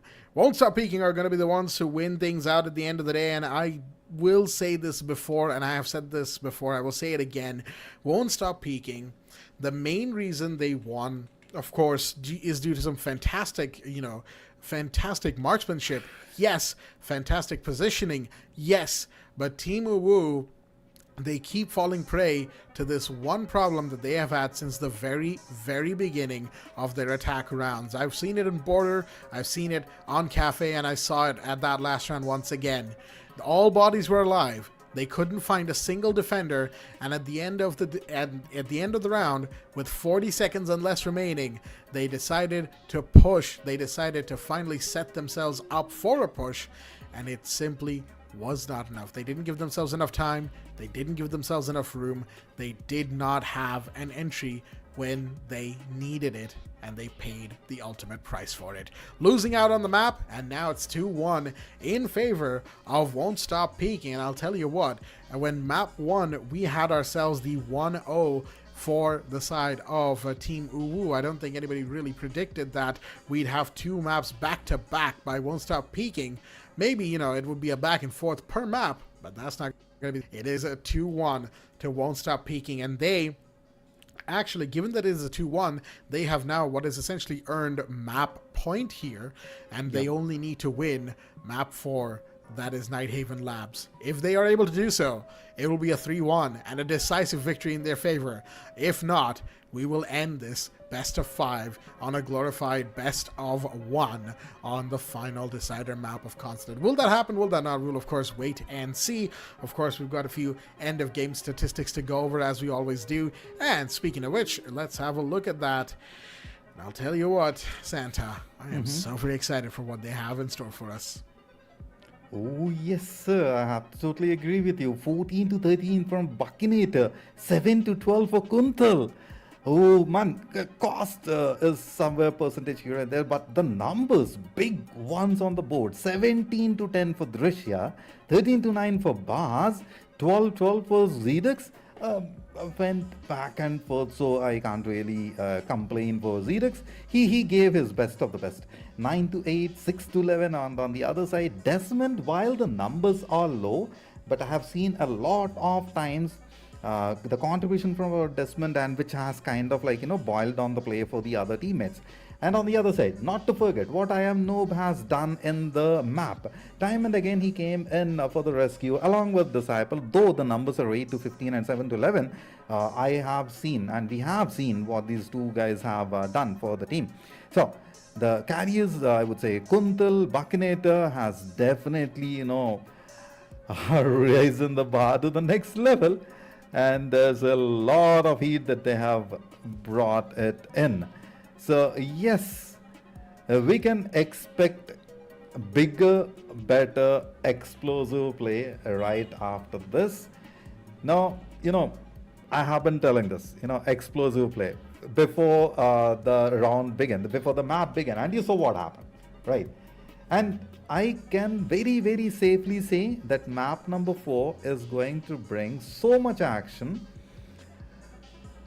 If I'm wrong, okay, let it be that way. But I'm definitely expecting a very, very, very explosive play, particularly after seeing what happened in map number 3. Absolutely. But of course, map number 4, we'll have to wait and see, folks, because it is going to be Nighthaven Labs, one of the newer maps of Rainbow Six Siege, and we'll see what happens when we get there. Until then, we're going to be taking a quick break to get everything set and get everybody recharged. Stay tuned.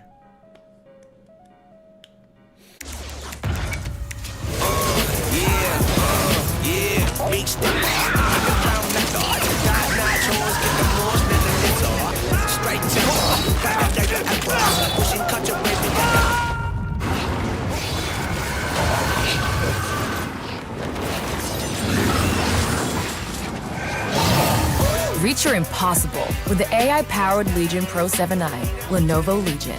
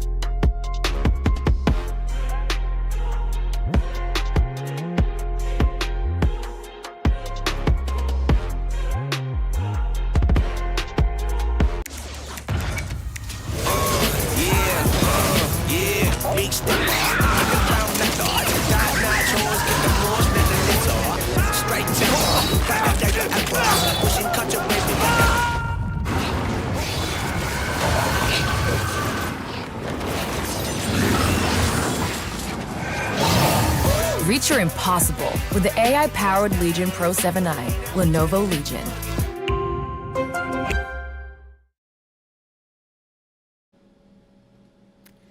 Alrighty then, ladies and gentlemen, welcome back once again to the Lenovo and Intel presents India's Top Gamer featuring Mythpat. I'm your host back again, Blackjack, alongside my co-host Santa, as we are here one more time for what could be either the last time or the second time, depending on, of course, which is to say we are map 4 in this best of 5 grand finals. For those who are joining us right now, a quick recap of the score. It is now 2-1 currently in the favor of Won't Stop Peeking versus Team UWU. Even though UWU won map 1, Won't Stop Peeking have taken 2 maps after that, and we are not wasting any time here. We're getting right into map number 4. It is Nighthaven Labs, the newest out of the maps that are being played here tonight. And I know Consulate rework, which is Decider, is technically newer, but I don't count that because Consulate has existed for longer as a map, even though the rework is newer. Regardless, semantics aside, we're going right in as the first bans are coming in. We have ourselves Ace and Azami, pretty much industry standard bans across all maps. And now we have the second bans for this particular matchup, for this particular half of this particular map. I know I said particular a lot right there, but it is what it is. I'm particular about my... Thermite and Mira are going to be banned, and that is once again a very breach-heavy ban, because Nighthaven Labs, folks, is a very breach-heavy map. And Azami and Mira, well, like I said, industry standard stuff as we get into round 1. Round 1 it is. Frostbender, Bandit, Melusi, Capcan, Anticonto, Ash, Flores, Twitch, along with the others. Let's jump into the action. Nighthaven Labs. Now, this is a map which I kind of like look forward for a lot of times. And this is a map where it can either make it happen for Won't Stop Peeking, and if UWU can make the breach happen, can get the action in place, on time, on point, they can take it one step further. When I say one step further, will we move towards the decider or not, will be decided in this particular map. So be excited to be looking forward for the same. And I have already mentioned it's going to be quite an explosive matchup for sure. I see only one C4 to be used. So I wanted 2. Why not? More explosions. But then again, let's look at the tactical advantage they are moving in for. So Disciple is the one who could potentially get the first kill, looking at the way the approach is happening, and Zedix is quite feisty. Why not?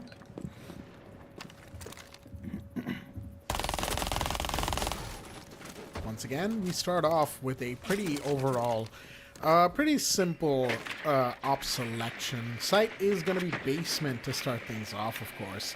And that's interesting when you really think about it, because basement tank is not usually the first site most teams will go for. It's usually second floor on the office side, office and servers, but not this time around, as we have the call coming in. That's the logic bomb, because they droned it out and they know that there's going to be players on the first floor that they have to be careful of. Coming down Aquarium Stairs, or CC Stairs as it's called on the map, but I call it Aquarium because it looks like one. It really does look like an aquarium in here. Regardless, they are just going to be careful about this, of course. Dokkaebi and Finka, which is interesting here. Finka is not a very common pick when it comes to current meta of Siege, but you know what? Go for it if it feels comfortable. That's what I would say every single time. They have found their way onto the back stairs here and trying to get something going as we have the boogie drums coming in on storage, giving away a lot of verticality, and that's the beauty of this side. Beautifully done by Zedux as he takes advantage of that, and that's going to be Disciple to fall. With the barbed wire taken care of on these back stairs right now, we have ourselves the Twitch drone going in.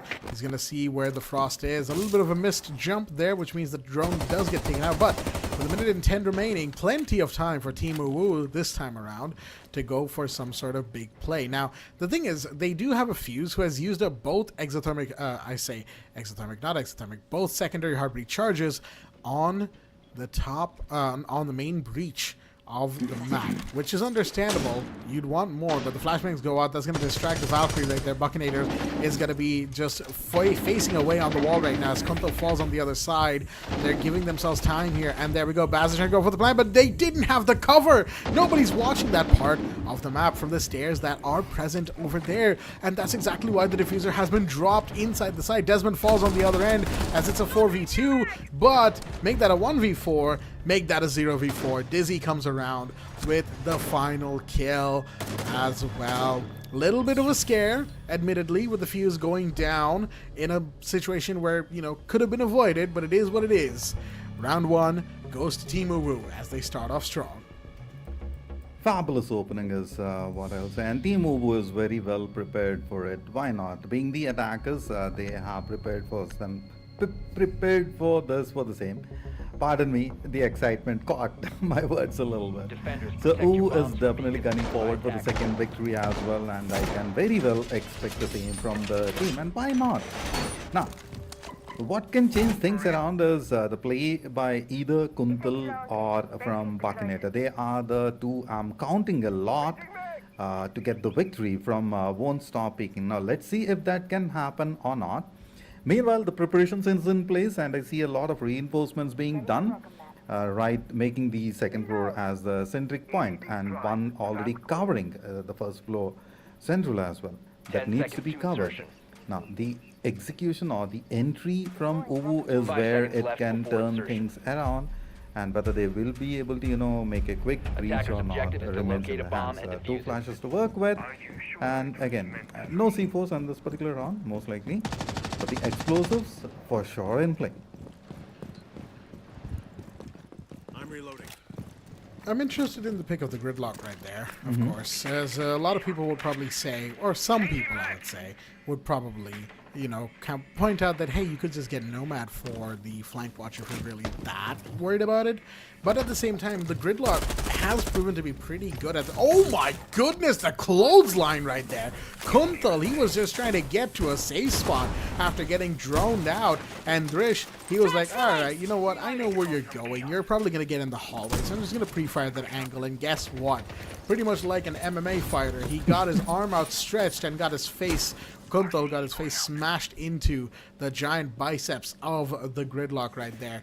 Durish with a beautiful kill to start things off, and that is once again the top gunner off the board. Ooh. Desmond comes around, finds Dizzy on the other side. That's the Twitch taken care of, and a good kill to return fire, because guess what? You've lost your Twitch. So now utility clearance is going to be much, much harder because those Twitch drones are no longer in play. Capcan forced away from his position because of the drone, and Thrish comes around, getting that kill onto Buccinator.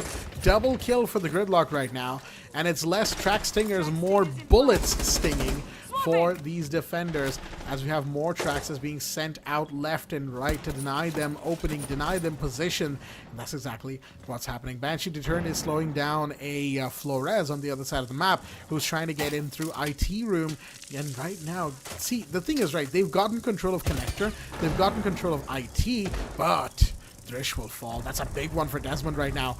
Beautiful kill right there. Baz gets taken care of by Noob, and suddenly the situation has been flipped. This Frost sitting inside of this small room has been such a menace, but guess what? He's not. He's going to be taken off the board, but Noob is going to find Zedux on the other side. It's all done to Daisy in the 1v2 right now. The last one standing, the Grim, and he's got one common hive to maybe make something of this. He's going to see the fact that Malusi's playing close, but never mind. The Capcan trap comes in clutch at the last second, and that is going to be the round for Won't Stop Peeking, as they are able to secure the second round. It got dicey at the beginning, but they stabilized the ship 1-1. Ooh, and that was definitely a lot of action to watch, of course, and 1-1. We expected it, and it's been delivered. Dokebi in action right along the ramp. That's a force to reckon with for sure, and kind of a confident, well prepared for the opposite. Now, Got to see if it would go for 2-1 or not. The reinforcements in place and so far defensive strength working for the same. Won't Stop Peeking is definitely looking forward for a big number over here. Now, Disciple along with Consulate has to make it happen for the team because they are the one at 0. The others have already contributed hugely with those 2s on place. And talking about UWU, Drish is the one with big numbers on the board, and he's the player who's been taking the team a step further. So got to see if it works in the favor of UWU or not. And in this particular round, I'm expecting kind of like a 1-2 situation, particularly the way the momentum is being carried further from the attackers' end. A big time action about to get unleashed. Again, no C4s on display.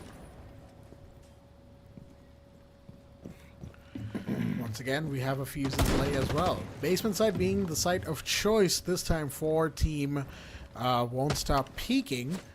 Of course, that allows them quite the room to just kind of play around. But wait a minute. Oh, not going to be able to catch him. Kuntal gets away with it just about as he got this close to getting his head taken clean off. The drones will follow him, giving the red pings.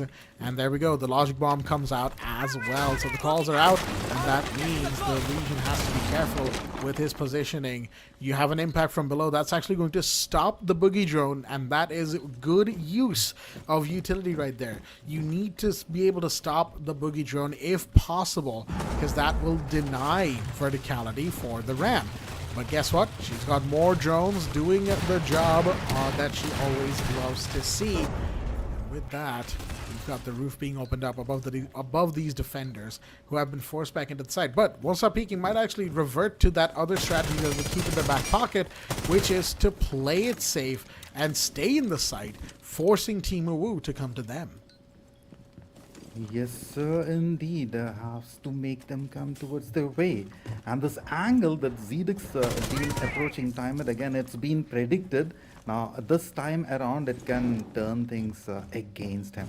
So he has to counter, has to move, take a bit of repositioning. But on the other side, they have a different play altogether. Buccaneer goes down. They see a big one. Oh, that can turn to the second as well. Zedek's in position, ready to counter. I am Nova as well, ready for the same. 50 seconds on the clock, almost going down in the favor. Desmond is the one to get a big one off the board. Now, got to see who's gonna fall. The body's about to make a big time mark, and it can be like a pack of cards that they would fall. Whether it be UWU or be Won't Stop Peeking remains as a question. Whoever makes the step further can go on the other side. They see may not be able to take a frontal assault, particularly looking at the health factor, but we have seen them doing some crazy stuff. But the prone attack, oh my goodness, this is a sneaky play. Disciple has no clue, and it worked in the favor, just as anticipated. And UWU, oh my goodness, what a plan in place. Beautifully done, but they gotta go for the plant. It's now or never. But guess what? 2 bodies dropped, 3 bodies, 4 bodies dropped because they didn't set up the site properly. Whatever vertical they had completely abandoned, and they could not clear out where this Melusi was standing by the pillars from the stairs. Massive oversight, massive oversight from the side of Team UWU, as they simply did not create enough space, and they wasted too long getting themselves set up for what was ultimately a half-baked push, and they could not get the right amount of space created, as mentioned before. That is going to make a 2-1 to Won't Stop Peeking, as Dokkaebi and Kapkan are going to be banned from these defenders and attackers. As I gotta say, though, this happens again and again. Team UWU has this consistent problem, and given that we are now 4 maps and 4 rounds into this grand final, you'd think that they would have had time to think about this, to work on this, because guess what? Round number 1, they had a very similar near problem happen as well. They didn't create enough space, and in that pillar room, or I think armor room, I'm forgetting exactly what it's called, but it's the one by the stairs where the Melusi was in the last round. In round 1, that was where the Valkyrie was, and that was also where the plant was denied because the fuse went in and the flashes happened, sure, but the flashbangs were not enough. They needed somebody to get down there and actually force the Valkyrie out of that part of the map, and they didn't. And because they didn't, the plant was denied. And had they not been able to get those kills in time, they barely had like 25 seconds remaining. They would have lost the round. So even though, Team UWU are great gunners, yes, you gotta also really create that space, and you can't just do the same thing twice and expect it to work. And this has happened before, it's going to happen again. The longer that we see Team UWU keep making these mistakes, the worse it's going to get for them. Beautiful shot by Desmond, this time anticipating the fact that there was going to be an entry from that exterior terrace. He's going to get one, and now the Valkyrie's here. He's got the intel that there's 2 players coming in from that part of the map as well, which means that they know where the push is, they know what to expect. Meanwhile, the site, I forgot to mention, is in first floor kitchen. The kitchen it is, and the sides being covered. Disciple ready for a lot of action. Buckinator moving in. That's a big time flank, and he knows for sure that a counter is in place. The shots being connected. That's Zedux. Oh, he's off. I forgot the fact that he's no more in that angle, but it's Desi on the other side as well. Has to be prepared for the same. Now DZ holds a big one too. Now got to see if the verticality would work in the favor or not, but looking at the way the floor is being dismantled entirely, a lot of mother holes being created, and on the other side I see a counter flank happening as well. Now got to see if this will work for the team or not. The last 90 seconds about to happen on the clock. TikTok, it's being watch, it's being counted. Everyone in position, headshot connections, big bangers happening, 4v4 situation. Pass for the play. No one is leaving the corner. No one's taking a big step. Now it's all up to the flank. And it's all up to the execution to happen. Now got to see if it is Drish that's gonna fall down. He knows for sure. Player is right around the corner, but that's a setup. That's a fielding. You have to be cautious. And a beautiful move. I love this. Nomad coming out with the air jabs, of course, allowing for a little bit of flank watch. Of course, the sound cue for that is going to allow them to really know if somebody's going for a big play around that part of the map. Maybe, maybe not. At least cover the teammates. But the problem is here that because they've lost Zedux, they can't go for any roam clears. And despite the fact that they have a lot of vertical control, that's about what they have. The defenders of tStopPeeking are doing something very smart here. They are playing off-site. They are what we like to call lurking, as Buckinator is going to get taken down. In the meanwhile, wait a minute, Disciple goes as well, finding Dizzy, and that is 2 big kills right now. As we have the plant coming in, Baz is going for it. He's got to be careful about this though. Plant might be denied. No, Drish comes around, finds Disciple, and the plant will be successful this time around. Desi finds Noob, and it's all down to the last one standing, Desmond, the last player, the Frost, who needs to find multiple bodies. He's not going to be able to do so. Desi will get the final kill. Bearing 9 in hand, and that will allow for the equalization. Team UWU with their second round. And I have to say, once again, UWU were on the verge of having that same problem of not really seeing what tStopPeeking were doing, but they actually did. They got their drones in time, they got their intel in time, and they were able to deny them what could have otherwise been a big site retake play. But with that said, we're moving into round number 5 here with the 2-2 scoreline. 2-2 score line, and it's taking one step further. The excitement is building up, and we know for sure it's there on the board. Now, what I'm expecting is 3-2 tStopPeeking will make it happen, most likely. That's how confident I am, and I can safely say it's going to occur. Now, got to see if the defensive play will work. And again, we are talking about tStopPeeking, man. Be it defending, be it attacking, they have their play style. And UWU has 10 seconds to somehow, go. can I safely say that they are adapting to the play? And 5 that's seconds where the left. difference is happening, because the way the rounds have been equalized, that's what we are observing, right? Now, Disciple on the other side, he knows for sure, he checked the corners, the cam in action, DZ as well, very well prepared and is positioning themselves. Drish is the one who could get the first kill, that's what I'm expecting, because two right around the bend. Now, the peak is where it can make the difference. Disciple on the other front, moving in, very well prepared and is in ready for the action. Track stickers active. Ready for the action. Exactly what they need to be. Camera shot, gridlock, track stingers all over the place. And of course, you've got the Grim Bees ready to go. Kawan Highs, 5 of them for that matter. Alongside the Blackbeard pushing up CC Stairs. Or I should say the CC Stairs door, or as I like to call it, aquarium door anyway, but it doesn't matter what I call it. What matters is that Desmond has started things off with finding Zedux yet again. That's, I think, the second time in a row now that Zedux is going down first, and it's not going to be a very happy time for that player, I'll tell you that much, as the Zofia has fallen. Daisy also taking a ton of damage.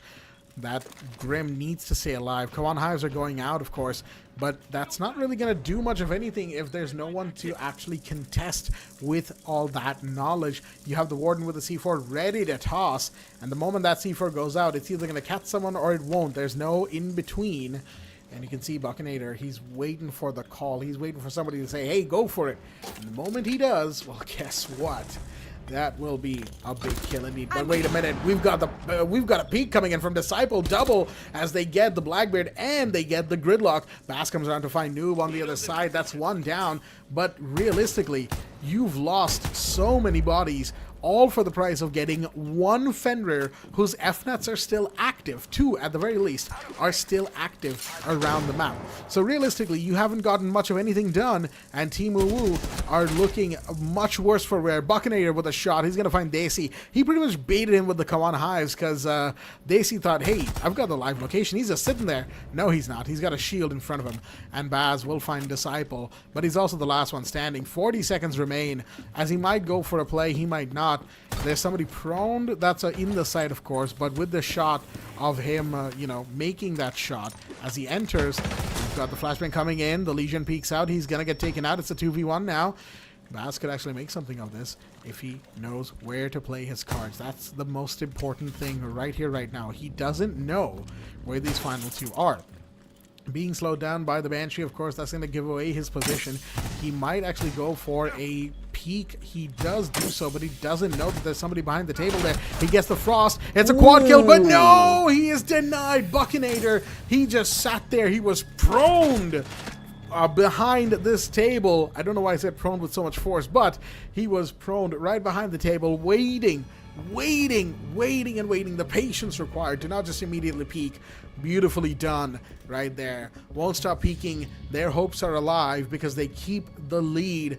They are now 3-2 up going into round number 6. Round number 6. This can turn things around, and I'm expecting kind of like an equalizer again. 3-3. Be on the board for sure.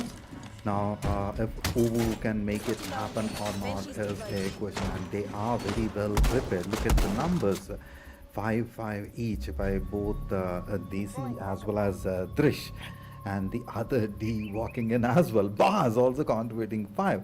And on the other front, you see what's happening from Buckinator and I Am Noob. At the same point of time, Desmond is the one who has been contributing big numbers. Very well worked out, I would say, from Won't Stop Peeking, and they are prepared for the same. Again, I mean, I don't want to repeat myself when I say that, being defenders, they are still on the attacking front. That itself is already evident in the play and the way they are taking one round after the other. So, what happens in round 6? Definitely an explosive play, I would say, particularly with that C4 in action, and that too in the hands of Buckinator. We have seen him doing some crazy stuff from the attacking angle. Now, what DZ does with the shield in hand is a question at this point, and as soon as the breach happens, they have a heavy opposition on the other side. Maverick with the lines. He's going to get the wall softened up, and that's going to be a breach potentially as Drish finds Kuntal on the other side. That's the fender of the board, and that's a good kill as well because, of course, we know Kuntal how dangerous he can be. However, speaking of him, Kuntal has definitely had a bit of a quiet map this time around, playing a little bit more on the back foot and getting taken out when he tries to be aggressive. So maybe just not having the best time, maybe a little bit of out of steam here as Desmond falls on the other end. Zedux will get that kill. Finally, Zedux actually gets a bit of revenge as well. Desmond has been one of the few players who's been taking him out early, but the Valkyrie runs back in. They're going for the plant. Wait a minute, Zedux is taking a ton of damage right now because of the Evil Eye. Disciple finds Drish on the other end. Buccinator falls because Zedux is holding down angle. As we have the Evil Eye, which will not be able to stop the plant here. Zedux will get that done, and the impact goes up, but it's not going to find anybody. There's somebody on the breach. It's a Maverick with a hole in the wall, watching this down. Noob gets one, but as the flashbangs ring out, it's a Maestro with barely any HP remaining. All he can do is try to find maybe one body for himself, but he won't be able to do even that. Baz comes around, gets that kill. Beautiful push onto the basement tanks to get the plant going, to get the site in control. They breached, they entered, they took the bodies on first floor, and that's what they needed to do. They created the necessary space and planted behind the Monty, which was ultimately the right decision. As we have ourselves the 3-3 equalizer. Round number 7 means we're in the second half, folks, and we are getting into it with the bans as Maverick and Azami are going to be banned first. Interestingly enough, Maverick is not someone you usually see get banned, but given the fact that he can very easily turn hard walls soft and, you know, get them blown open by anybody with a soft breach, I kind of understand it. You have the Ace and the Mira to get banned on the other side, and of course that takes us straight into round 7. Round 7. And you know what, Blackjack, I'm kind of like expecting that we will see a repeat performance of map number 3 where we saw the back and forth happening and then we moved on to overtime. Not a lot of overtimes for sure because that's not in the play. Whereas overtime is in store. Now that is possible if and only if tStopPeeking can take it further. And if UWU can easily counter it. So we are talking about that situation where it is like 4-3 and then 4-4, or probably 5-4 and then 5-5 and things like that. A lot is in store. But right now what I'm excited about is those 2 C4s. One in the hands of Zedux, one in the hands of Baz. And they have made some beautiful connections with those C4s time and again. And we have seen Zedux this time around. If I remember correctly, that was map number 3, either round 5 or round 6. I might be wrong, but for sure, in the hands of Zedux, it's a deadly move to make. Now, talking about this particular round, look at the way the counter is being happening, and a lot of rotation. Run and gun is not a thing that is there in R6, but the time and the position is demanding for the same. I can expect a quick kill. Just a peek is all that's needed, but being very cautious, checking around the drones. Buccinator was almost there and safely moved around. Otherwise, it's a quick frag, quick kill. Daisy on the other side moving in. Now, got to see who falls for who, but the vertically in place and not on the same floor, but very well prepared. Baz knows for sure, has to wait for the timing. He's waiting for the call, I believe so. Disciple on the other side trying to flush, playing around the corner. I am Noob on the other side is prepared with the diffuser. Now got to see who works, and here comes the big one. But I did not expect Drish to fall. I thought so it could be DZ. Getting Drish taken out this early is actually really strong. And I've said this before, I'll say it again. Drish is really a good gunner, but more so it's because of the way he plays around his teammates. And oh dear me, he actually did go for a jump out. That was, well, you know what they say, some of the bravest in the world do tend to border on foolishness even sometimes. As Daisy comes around, he's still on the prowl. He's actually above in garage. I don't think they know, on top of warehouse I should say, but as the call goes out, the position should be given away. Zedux gets taken off the, gets one actually taken off the board. That's Noob to fall, and tStopPeeking are losing bodies here right now. There's still a player on first floor, and he's gonna find Disciple. That's Daisy coming in. The Capcan trap's gonna do a bit of damage as well. You have to be careful about these things. You've got more than 60 seconds remaining. You've got time to check things as you move in. But he's going to be low on health. The Deimos, I should say. Kuntal, he's going to go for the scan, and that's going to give him the position of the Valkyrie. Zedux on the other side. Desmond finds Dizzy, so it looks like a little bit of stabilization might be happening for the time being, but not enough. Because, yeah, sure, you know where the Valkyrie is, but is that really helping you? No, it's not. Shots fired, and Desi will find Desmond, who just falls into his line of sight. Desi with another to find Kuntal. And that, folks, is once again going to be Team UWU, this time taking the lead back as they make it 4-3 in their favor. Taking the lead. Now, this is where, you know, my entire equation kind of like went into the trash can.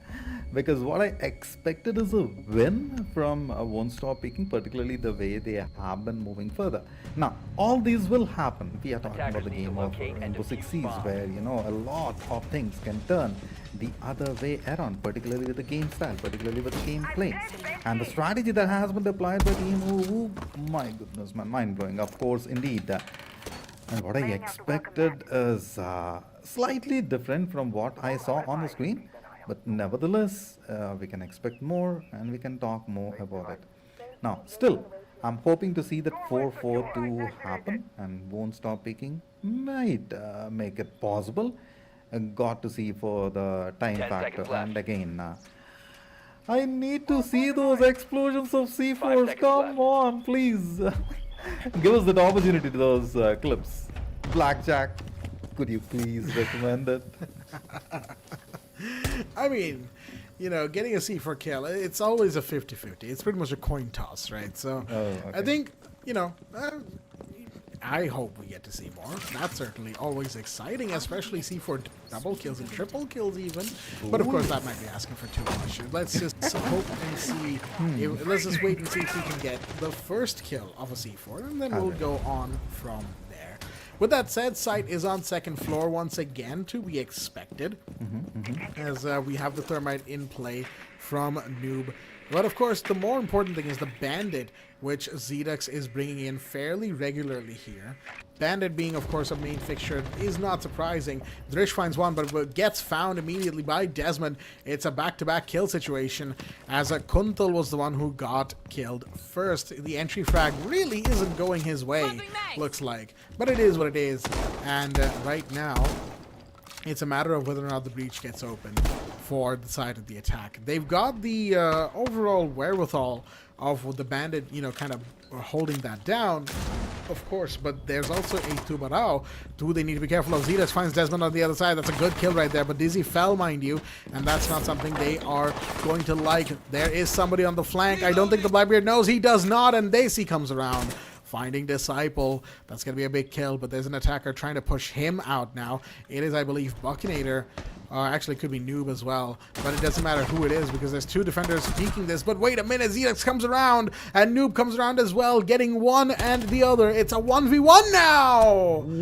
But he peeked it, and he gets taken down. The defenders, they are still winning rounds just by the skin of their teeth this time, but it doesn't matter because the round is theirs, and that is all they care about. Team UWU, 5-3 up. They are so very close to equalizing this. That is to say, the map count, not the round count. If they win this, which is to say, if they win Nighthaven Labs, it's 2-2, and we're going to be going into map 5 for the final game of the tournament. Will it happen? Will it not? Let's find out. Definitely looking forward for the same. Will it happen? Will it not? That's the question of the hour, and it can be decided right over here. It's all in the hands of Won't Stop Peeking. Being the attackers, they have to get it done. But now, UWU is in the groove. Now, breaking their momentum is something of a different story altogether, and I have observed Won't Stop Peeking is slightly, not entirely, but why are you destroying the entire table? I mean, aggression. Like, Blackjack is the kind of like in a strategical importance of breaking everything, or is there something else? Like kind of like just venting out the frustration. I don't know. I really don't see the point. Okay, that's a different thing altogether now of discussion while we are on the topic, or maybe so. But as of now, I have to see that 4-5 on the port. That is where things can turn around. So Won't Stop Peeking has to make it happen.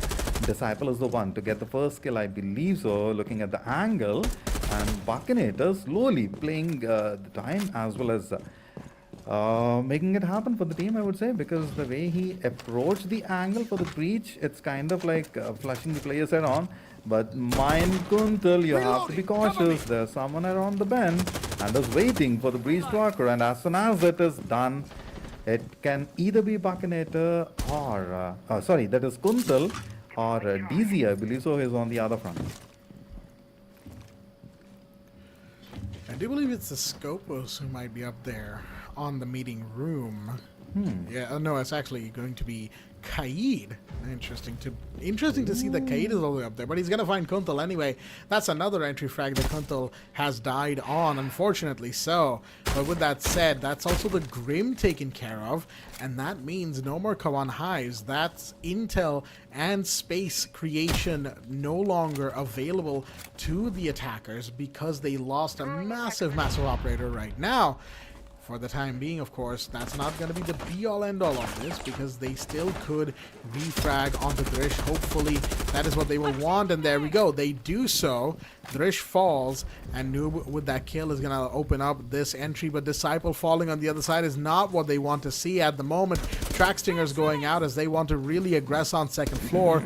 They're trying to get in there. They're trying to make sure that things go their way, but it's just quite working. C4 from below. That's going to be Xedox to get Buckinator off the board. Beautiful shot. Beautiful explosion right there. There you go, Santa. You've been asking for one. You finally have one. And that is going to leave Won't Stop Peeking pretty much grasping for anything, but they won't find anything at all. Xedox with 2 back-to-back. And that, folks, is going to take us to map point 6-3 to Team UWU. They picked Nighthaven Labs for a reason, and we are seeing just how much they have practiced on this map.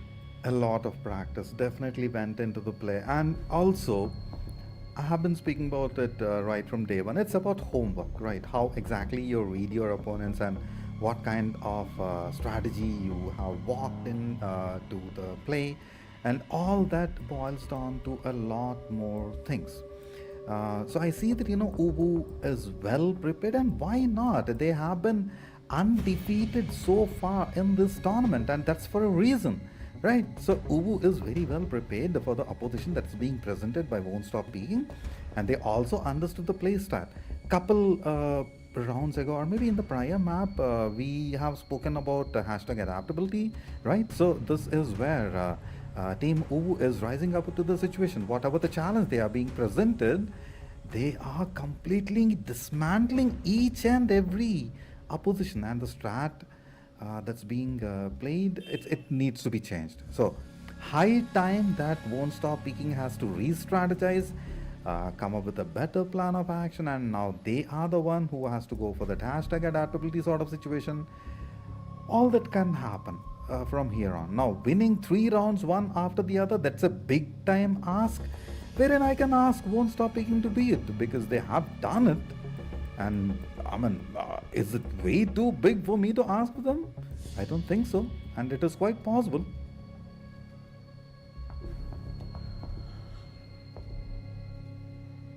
Given the current situation that Won't Stop Peeking finds themselves in, this technical pause that they have opted to take here is certainly very, very useful for them. Even if it is because of, technical difficulties or disconnections or whatever, it gives the team time to really talk, get themselves back into the mindset of winning this particular matchup if possible. And it is always possible. Even if it is 3-6 down, even if it is 1-6 down even, we've seen teams of similar and even higher and lower qualities, of varying qualities, varying qualities, I nearly swallowed a bug there, make comebacks from very different positions and very different times. It is definitely possible. The question is, will Won't Stop Peeking be able to achieve that sequence of events. And that is what really is kind of playing in my head right now as to whether or not it could happen. Yes, it could. No, it couldn't. Whether or not it will is a 50-50 contest. We've got the ready coming in, and that means, folks, the timer resumes. The bans are in. It's Valkyrie Blitz, understandably so. We've seen a lot of blitz from Won't Stop Peeking, and there you go. They've now taken the tactical timeout that you can take for yourself right after the ban, and understandably so. As you can see on the piece of UI in the middle there, 4 rounds, the last 4 rounds, have gone to Team UWU. They have given themselves a massive lead, a ton of momentum right now. And realistically, even if they lose 1 round, it's fine. But if you lose 2, suddenly things are so much dicier because it will be 6-5 and we'd be in round 12. So UWU, your best bet right now is to close this game here and now. If not, well, we'll just have to see if they can handle another overtime. Another overtime. That's an interesting thing. And of course, you know, I have been asking for it. I want more Seize X action to happen, particularly because, you know, we are at the grand final stage. The audience are also somewhere waiting for more. Now, all that is possible if Desmond and I Am Noob, who are the top fraggers from the team, to take it further to one step more. Now, Buckinator and Disciple on the other side, and I'm really not certain what happened to Kuntal because his numbers have been really good. He was the one to get those initial kills, the first bloods, etc., etc. Now, that's not happening on this particular map. Maybe it's the effect of the map, maybe it is like the heat of the situation, or probably so that, you know, kind of like a stress factor added on. And on the other side, you saw Zedix and Daisy, who are with 11 each, and they are the top fraggers from their team. And Thrish Bars also contributed heavily. Daisy on the other side with 2, slightly off, just like how Kuntal on the other side. So, if Won't Stop Peeking has to win it, Buckinator, Disciple, and Kuntal has to definitely take the game to the next level, and that's where things can happen. Also, they have to quickly eliminate Xedex and Daisy, because they are the one who have been time and again dismantling the entire play of, or the strategy of Won't Stop Peeking, I would say. And talking about the same, even before I could complete, Xedex walks in and says, Santa, shut up, because I'm going to take Disciple off, and I'm also going to go for one more, but that's Daisy, and Desmond is gone. Looking at the situation, I don't expect a big time, but I again, Buckinator and I Am Noob have to make it happen. But Kuntal wakes up. Let's go. Now, of course, given the site is Basement Tank, I'm interested to see what could potentially be the play here from the side of Won't Stop Peeking. They have lost their verticality entirely, as both Buck and the Ram have been taken off the board. So opening hatches, that's really the only thing they've got left, and going for a hard breach. After that, it is all, you know, up to the gunners to make this round their own. The cam goes out, and the Zero will hear the fact that the cam gets shot. We do hope that they are able to peek that in time, and they're going to try it. Daisy, in the meanwhile, taking a bit of damage right now, as we have grenades going out from Kuntal. He's going to try and force them back a little bit, but he's going to get taken down. Zetas with a big push out. Noob falls as well. As down to Buckinator, the last one standing. The Zero caught in a 1v4 position given away, and the C4 from below just to rub it in.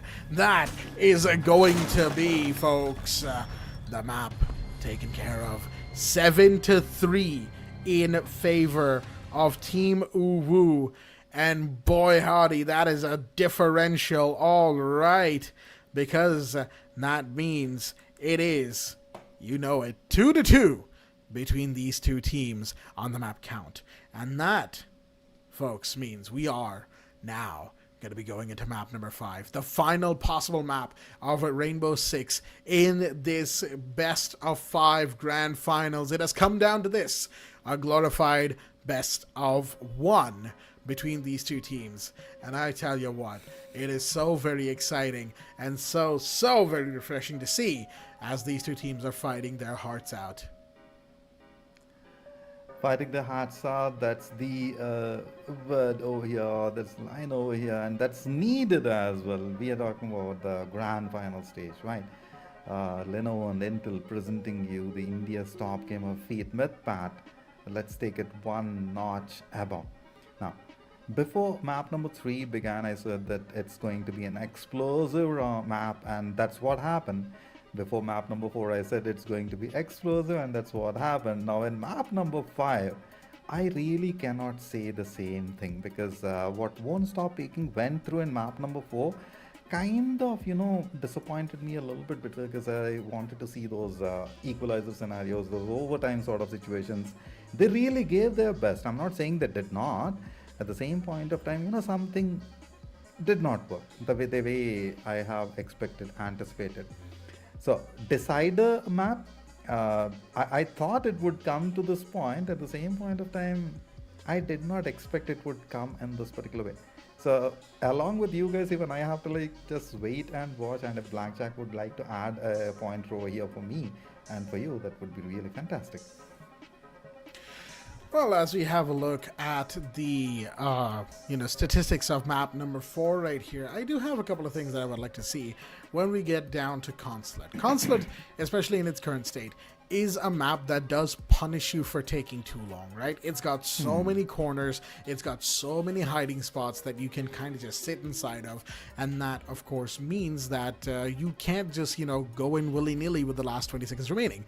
Consulate is not a map that was designed with, the 20-second push meta in mind, I would say, but it's certainly a map that has alleviated that particular grievance of, I say grievance. It's not a grievance, it's just that it tends to drag out sometimes if not properly handled. So, with all that said, you can see all the statistics here. A couple of double digits here from the side of, I do believe, Zedux and Zoomies over there, 12-4 and 13-6 respectively, and of course a 93% cost for Zoomies as well. Well done on that front.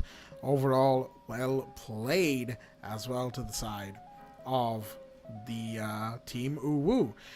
All things considered, they gave it their absolute best, and that is what we like to see here, folks, because that is what we are potentially going to be getting when we get to map number 5, the final map of all of this entire tournament here at the Lenovo and Intel Presents India's Top Gamer featuring Mythpat. It has all come down to this.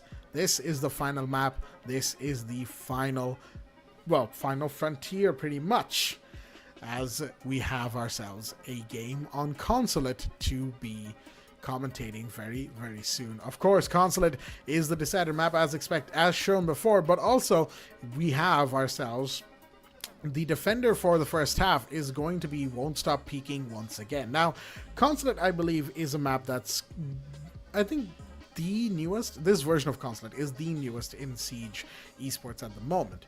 So, whether or not it's attacker or defender sided is pretty much up to interpretation, although I would say it does tend to feel a little bit defender sided sometimes, just purely because of every single room has like 15 different corners you have to peek when you go in there, 15 different corners you have to drone when you get in there. It is certainly quite the quite the map for all that. So defenders tend to get a lot of places to hide and chill and wait for the attackers to come to them.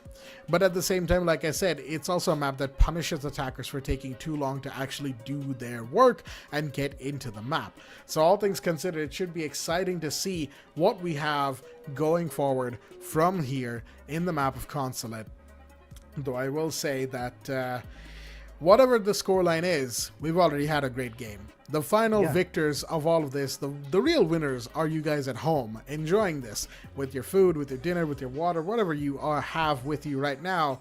Folks, we hope you've had as good of a time watching this as we've had here on the desk casting this. That is for sure. So, with all that said, Santa, any final words about map number 4 lair?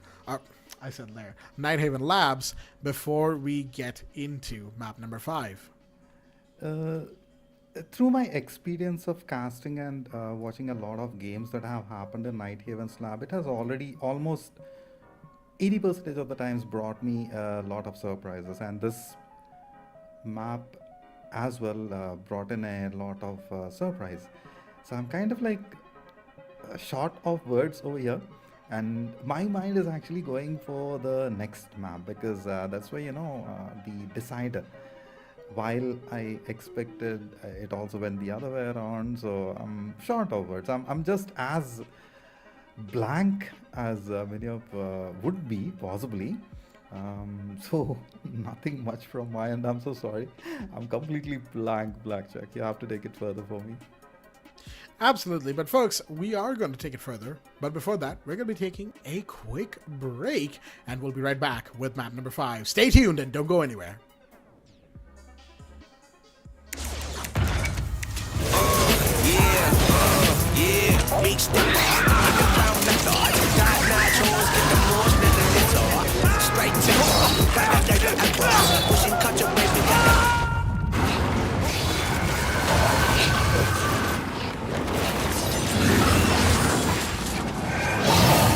Reach your impossible with the AI-powered Legion Pro 7i, Lenovo Legion.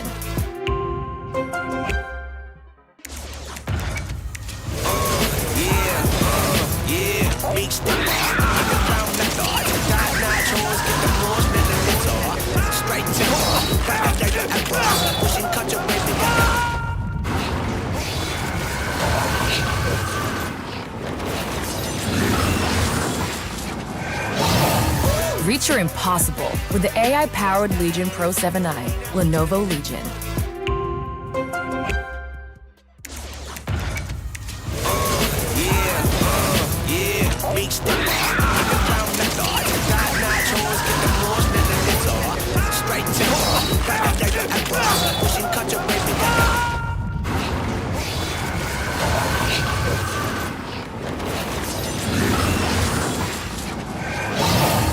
Reach your impossible with the AI-powered Legion Pro 7i, Lenovo Legion.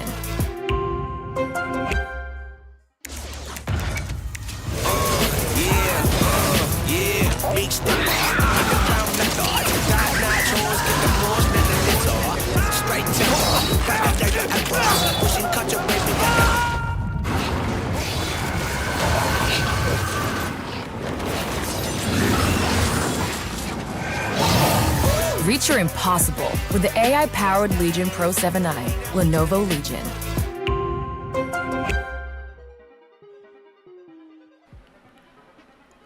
Alrighty then, ladies and gentlemen, welcome back once again to Lenovo and Intel Presents India's Top Gamer featuring Mythpat. I'm your host, Blackjack. Joining me once again is my co-host, Santa, as we are back for what is going to be the final time here in this grand finals. Best of 5 between Won't Stop Peeking and Team UWU, as they are here for what is going to be map number 5, the glorified best of 1 in this best of 5.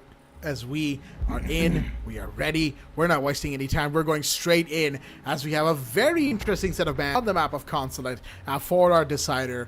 We've got Blitz and Fenrir and Monty and Melusi here. Those are the bans that have been decided upon.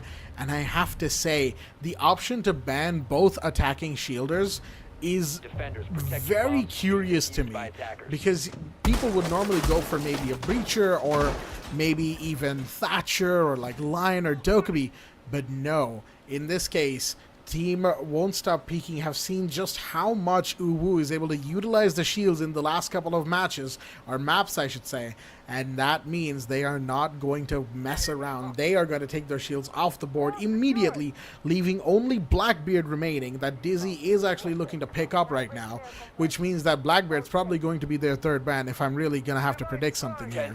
On the other side, Mira also escapes into the round because Melusi was banned by UWU, which means they probably want to be quick and decisive about this as well. That's the thing about a best of 5, folks. It saps your energy very quickly, and by the time you get to map 5, if you do, you are looking to end this as quickly as possible. With that said, let's get into it. Round number 1.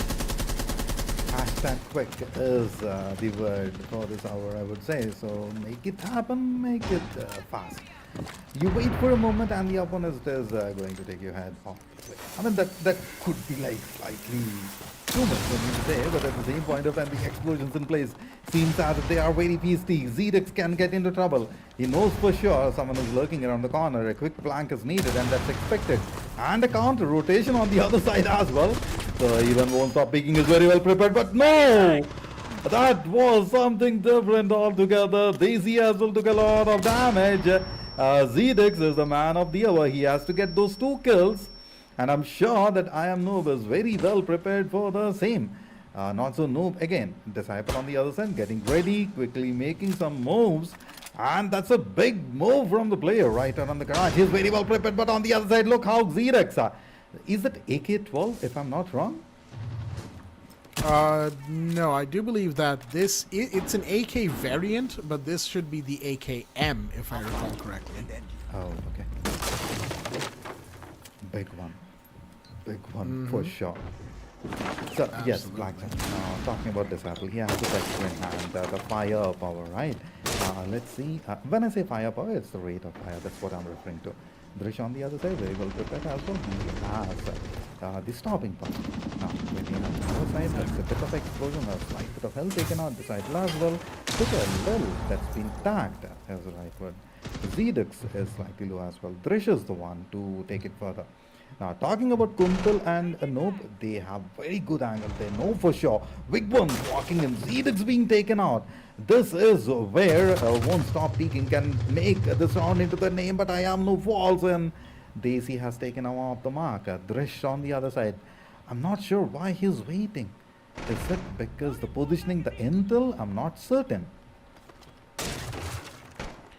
Drish over there is going ham on the floor right now. He's giving the verticality as much of a go as he can, but there's only so much room he can make using something like that, and Desmond's going to go for the long peek, finding Baz. It's all done to Drish, excuse me. He gets one, but his position is given away as he goes for the drop in, and there you go. Kuntal will come around, get that kill, happily so. 9x19 VSN, that's one of the longer gun names in the game, fun fact, is going to get that kill. Won't Stop Peeking.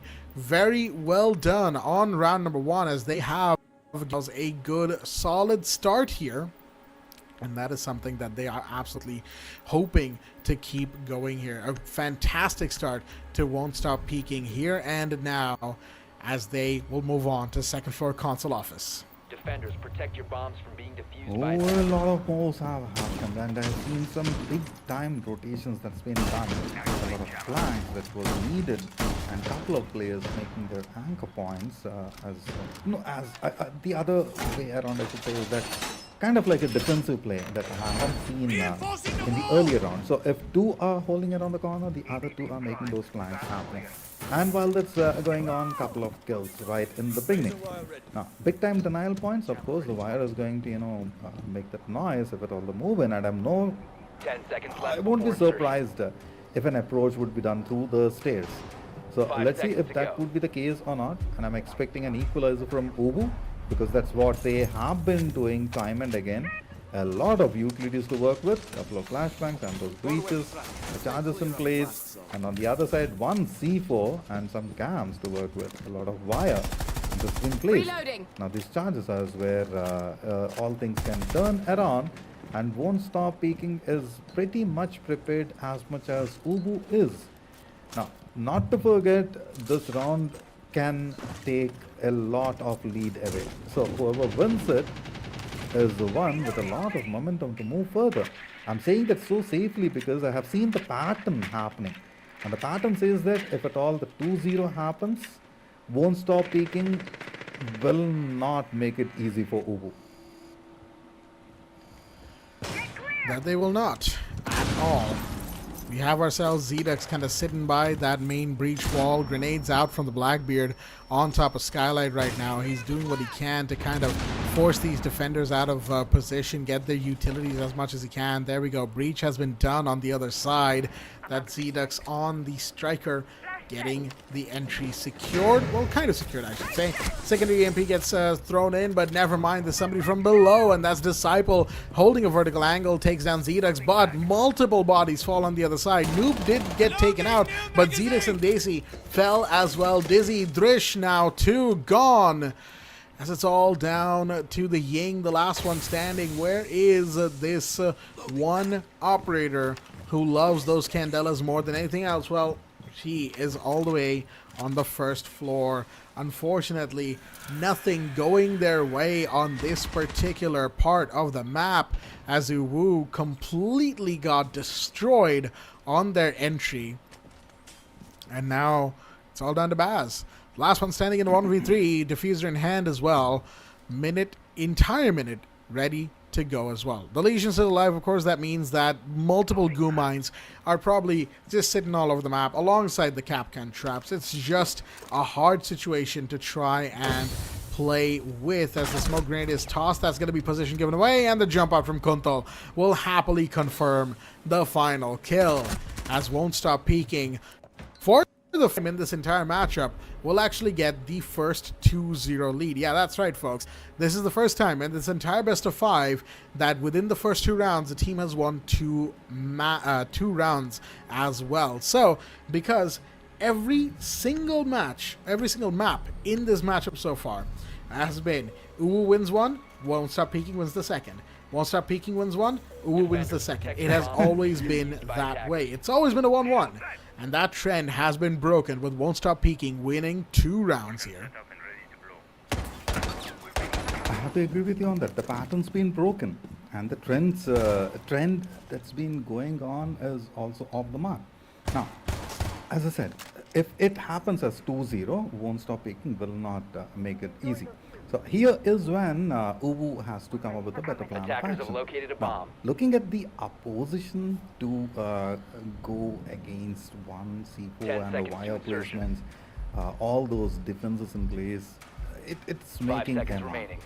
And of course, there's so many corners, as rightly mentioned. 15 corners to work with. Oh my goodness, man, that's actually true. Because if you look at one corner, you're getting shot from the other, and it's like going back and forth. The UWU really have to make things happen over here, get that victory so that they back the momentum and then take it to possibly to like a equalizer sort of scenario. If that happens or not, it's all up to the players, and in this particular round. I'm very interested in that Amaru pick from Drish right there. You can see Drish is already low on health. And that, of course, is for good reason, as I do believe that Amaru decided to just, rappel into admin office on the second floor, as Zedex will fall on the other side. Kuntal with a beautiful kill to start things off. That, unfortunately, means, as Disciple falls on the other end, that we have ourselves a 4v4 situation, and Team UWU have once again lost a massive body. Disciple, of course, also is a great gunner, don't get me wrong, and one vector down is huge as Buckinator gets Drish on the other side. Meanwhile, we have Daisy. That's a jump in, and that's a jump on to Noob, who will be taken off the board for his unfortunate transgressions. Dizzy, well, with the Claymore, actually gets Kuntal, who might have gone for a jump out. It is what it is. But the Flores is very low on health. Frost as well taking damage right now.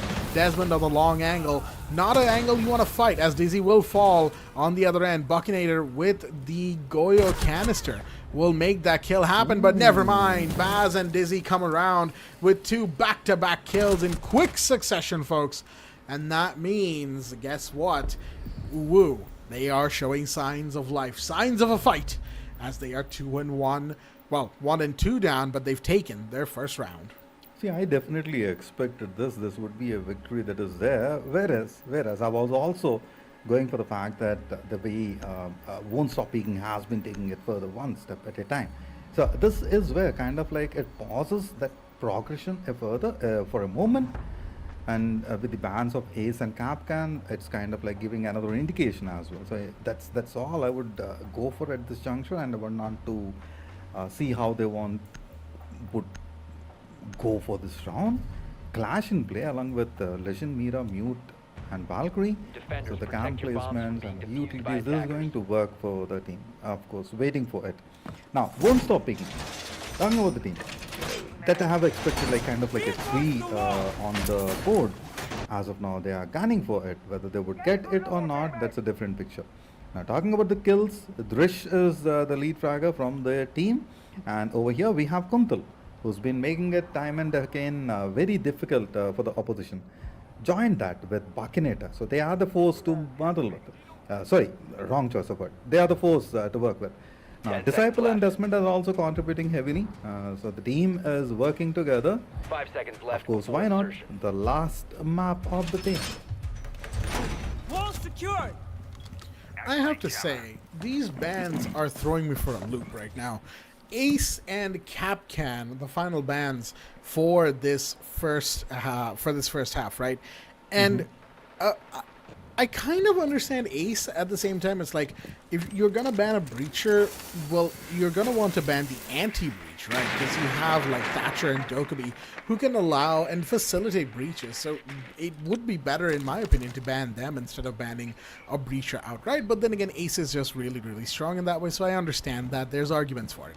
Capcan, I'm sorry, I just do not understand this consistent banning of that one operator who really, most of the time, amounts to nothing more than 1/2 second of an extra check. And I get it. In a pinch, you can't go for that extra check. You will either have to, tank the Capcan trap head on or get killed by it. And I get it. Some people don't want to have to deal with that discomfort. But at the same time, guys, you're letting Mira, Valkyrie, Clash into the round just because you don't want to do that extra 1/2 second or pick Twitch. That is not... Okay. Anyway, with that said, we have ourselves a garage hold here with the meat sitting inside of pillars, as you always do. Now, of course, it's a long angle, and the thermite has been spotted, so shots were traded, but no one will go down as a result, with the Clash pretty much acting as a second shield for the defense on this particular part of the map.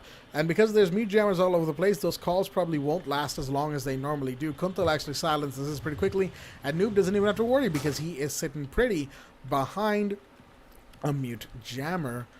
But wait a minute, Kuntal, he's on the long roam right now. So is Buckinator, but Buckinator is actually going to fall as Daisy takes that kill happily. So the Dokkaebi getting the first, but never mind. Disciple comes down, finds Zedex. Drish falls to Kuntal as well. 2 big bodies to start things off as the defenders have fought back, clapped back even, some would say, but Baz comes around, finding Desmond. So it's not quite done yet.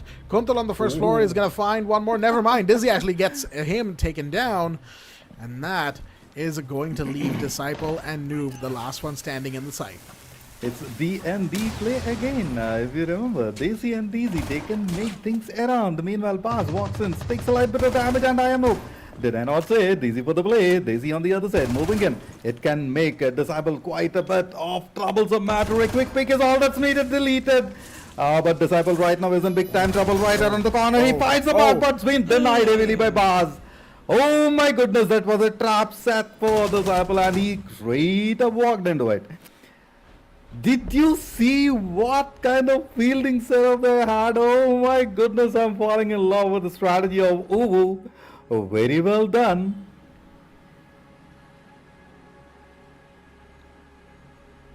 Very well done indeed. Yeah, Team UWU, they are giving us quite a lot to root for, as their attack on Consulate has certainly been exciting, to say the least. Because right now, we have ourselves, once again, second floor in play. I will say, though, I did give them a bit of grief for having to ban Capcan, despite the fact that Capcan has like 15 different workarounds. And, Mira is a dangerous operator. Don't get me wrong. I do not say that lightly. But it's pretty clear to me that Team UWU is not very worried about the Mira being in play. On the other side, Won't Stop Peeking, I'm interested in the fact that they have not picked up Azami once, even though Azami is actually available to play, right? And on a map like Consulate, which is already chock full of hiding spots and corners and this and that, why not make a few more, right? You've got what is essentially bullet-stopping barriers, at least to a certain extent, and those barriers can prove to be even more useful if you give them the time of day. But without an Azami in play, of course, they can't quite do all of that. And that's another gun that could be pretty useful, but they're going for the SAS brothers instead, as they will be, you know, pretty overall happy with their picks, and that's ultimately what matters. Jump out coming in from the smoke. Not exactly sure what Disciple decided. Oh, okay, he was probably trying to find somebody on the rappel on main window of console office. Didn't find that, decides to run back in, understandably so, and clear out a little bit of vertical space to potentially find another repeller. So the smoke playing downstairs is definitely interesting, but it's also a smart move because that also gives you the chance to save those smokes for much later in the round when you will really need them. Interesting, and Disciple is very well prepared, knows for sure. Lurkers there. Oh, one more shot would have been counted. Meanwhile, a big C4. Oh, let's go. I am Noob getting it done. One more time, it is D&D for the play. Now it is DZ and Daisy to make it done for the team. 2v5 situation. A lot to work with and a lot of corners to work around. Particularly now that the C4, we have 2 more C4s. So will they fall for the prey? Meanwhile, 90 seconds on the clock, and this is where a lot of action would happen. Both moving together. A lot of communication that has to happen. The piece in place. They got to wait for a moment, but no more. The corner's been checked. That's a lot of damage and been taken down. The duo has been singled out. Now it is all up to DZ. He checked that on the corners. It's a 1v4. Buckinator low on health. So shots are what's needed. And here comes the RC with the grenade. That's a boom. Looks as if the player has survived the explosion. Yes, indeed. No damage dealt. Now DZ, he has to walk into the trap. What are the utilities you're carrying? You have those claymores, but I don't think anything can be worked out. Yes, of course, you can avoid a backstab. That's what I would say. But as soon as you take a single step, but meanwhile, walking directly in. Oh, what are you doing? Won't stop peeking. Is it a strat? I believe yes. They are baiting themselves. Those that DZ will walk straight in at the same point of time. Time is of essence, waiting for the same. He's going to come around to the front reception here, but the camera's going to give away his position. They know where he is, absolutely, but won't stop peeking. They know that they need to stop peeking here, and that's exactly what they're going to do. Goomine in the shin, he's going to take it out, but there's really not much Dizzy can realistically do here. The 3 defenders are way too far spread out for him to find them consistently and quickly, and that is why he will get taken out by the mute at the very end of the round. Won't stop peeking.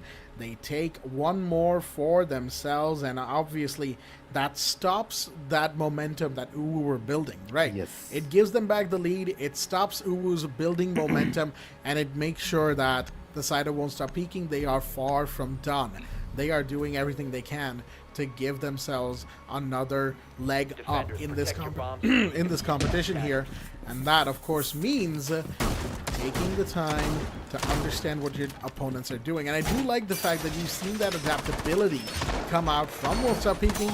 On the other side, Team UWU, they are, well, they're kind of falling prey to the same mistakes. And I know I sound like a broken record, folks. I know I've said it before, and I have to keep pointing it out, because at the end of the day, they'll come back and see this VOD, and I hope that they hear my words, as regardless of the result, folks, the side of Team UWU, they keep making these mistakes. And on Consulate, it hasn't been as prevalent as on the other maps, sure, but at the same time, it's still there. And that ultimately is kind of the issue that, you know, I would like to see them address in future tournaments. For now, we'll have to just wait and see as round number 6 is underway. And okay. See, you pointed it not even like 10 seconds ago. Not even 10 seconds ago. And this is where they have to correct. You are falling, but DZ got the better out of it. Disciple kind of like overstep, a bit of overconfidence, or maybe, you know, he was certain he'll get the frag and baited himself. Also, it was so very funny to see the quick peek in and out. I hope that, you know, the producer has clipped it. If not, I have to take it from YouTube. All right.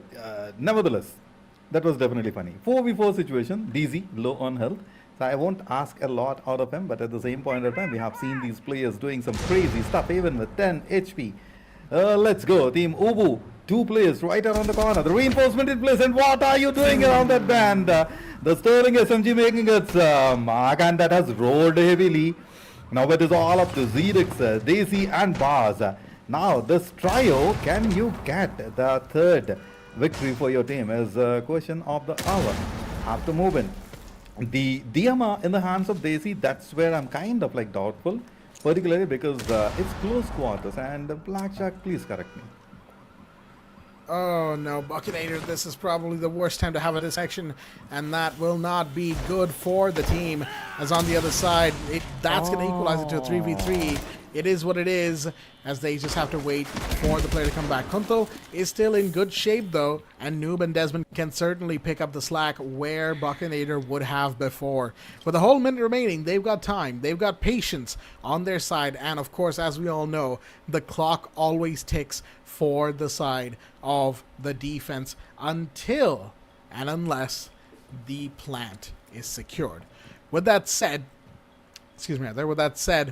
we have ourselves the final few seconds here. 40 and less remain on the clock, and it's all going to be a case of right moments.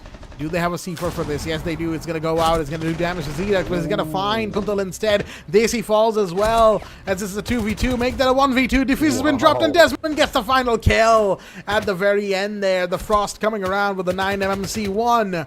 And that, folks, is going to allow for Won't Stop Peeking.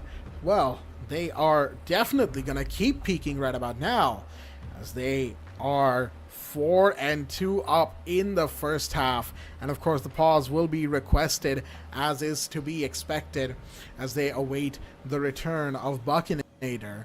And yeah, no, all things considered, a wonderful first half for Won't Stop Peeking, as they gave us quite the rounds, and they are certainly going to be happy about this. But now they're going on the attack, and if they have the same amount of, overall luck with their attacks as Team UWU did, oh geez, that is going to be a tough game, and potentially a tough pill to swallow if they end up losing more rounds than they can afford to. Interesting to think about the way it's been going on, and being the attackers, I'm kind of like expecting way more from Won't Stop Peeking. At the same point of time, I should not forget the fact that, UWU has been giving a lot of opposition. Now that they are on the defense, I have seen them doing, or maybe let's say, if we keep the aggression part aside, if you hold the corners a little longer while keeping the time factor in check, it can be a win for UWU. Now, how exactly it would be broken by Won't Stop Peeking entirely depends on the plan of action, and I'm sure that Won't Stop Peeking will do it, particularly the way I am no Buckinator has been approaching time and again through the areas, right along with Kuntal. Kuntal has always been that surprise factor, be it the numbers or not, whereas his contribution has been quite phenomenal throughout the play. Now, keep in mind, it's 4-2, right? Now, if at all, I'm saying that with a big time if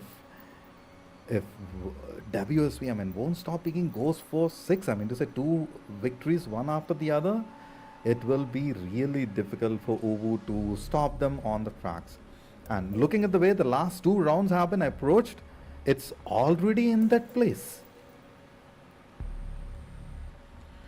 I think it's also going to be a case of how much momentum Won't Stop Peeking is able to build here with these final, or I should say these next 2 rounds, right? I don't want to say final, I don't want to leak the script just yet, but with that said, these next few rounds, how much momentum Won't Stop Peeking be able to kind of carry over from their defense into their offense, and how much of it is Team UWU going to be able to either stop or halt in its tracks? That is going to determine a lot about these next few rounds, and that is what we're also here to see. Whether or not it's going to work out, of course, is an entirely different beast, folks. with all that said, we have ourselves a little bit of a pause. Once again, I think it was some sort of PC crash that might have happened, and if it is that, then yeah, we shouldn't be waiting for too much longer here, as that return should be pretty quick for Buckinator. And things sometimes happen. This game is pretty intensive on your PC's resources, but what will help?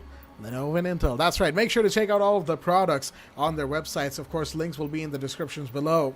And I gotta say, all things considered, being here at India's Top Gamer, of course, Lenovo and Intel presenting, is certainly been quite the return to casting for South Asian tournaments for myself, and I certainly look forward to doing more in the future, hopefully, as right now, we're just waiting for them, that is to say Buckinator, to return, for the rounds to resume, because I know that for all of those at home, this is arguably the worst time for something like this to happen. Trust me, the players are not any happier about this than you are at home, folks, because they hate it. They hate the fact that they were having this massive, exciting engagement, and suddenly everything's been put on hold because because somebody had an issue, technical issue, that is beyond anyone else's control. No one is to really blame here. No one's to be, no one's to blame. No one's to really be put at fault. It just is what it is, as we have to wait and see what is going to be the overall result. It might even end up in a round rehost here, because custom game lobbies in Rainbow Six Siege X are certainly a little bit finicky, as it tends to happen. So with that said, folks, a little bit more time to talk about what we saw in that first half, which of course leaves us with time to discuss and kind of delegate what is the overall adventure. Why did I say adventure? What is the overall standing of the two teams here? And now, there we go. We're back to our beautiful faces as well. Hello, everybody. And yeah, well, actually, you know what? Both me and Santa are going to be talking about that in a little while. But before that, we're going to be taking a short break while we get this video underway. Stay tuned.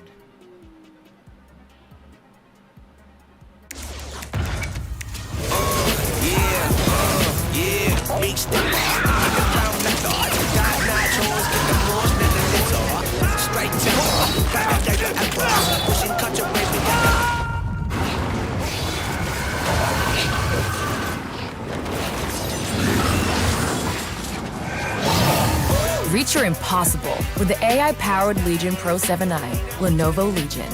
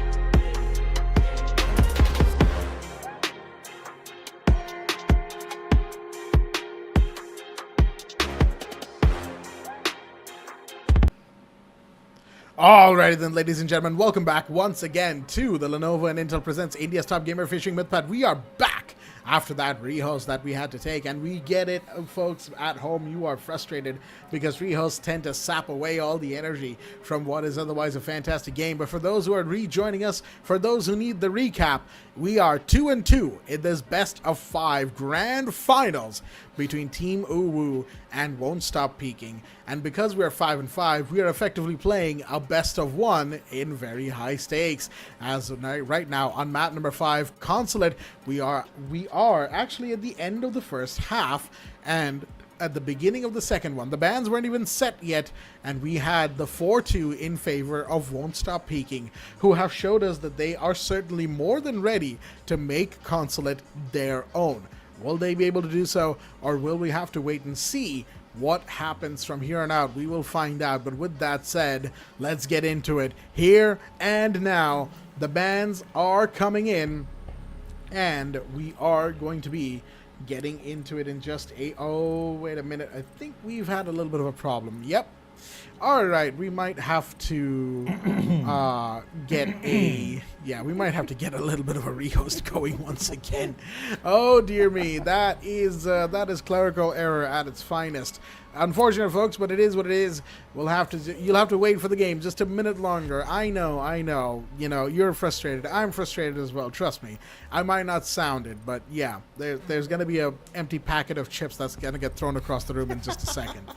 But yeah, we'll just have to wait for the match to start back up again. And until then, you're going to be stuck with us, me and Santa, as we, pretty much think about what could have happened, what could be, what couldn't be going into this next half. Second half of this game is certainly going to be interesting if we ever do get to it eventually. It's going to take just a second, folks. I'm just joking, of course. But, patience is the key, and this game is certainly going to teach us that as we wait for, I do believe, another rehost. So with that said, we're going to be taking a quick break once again. Don't go anywhere. We'll be right back.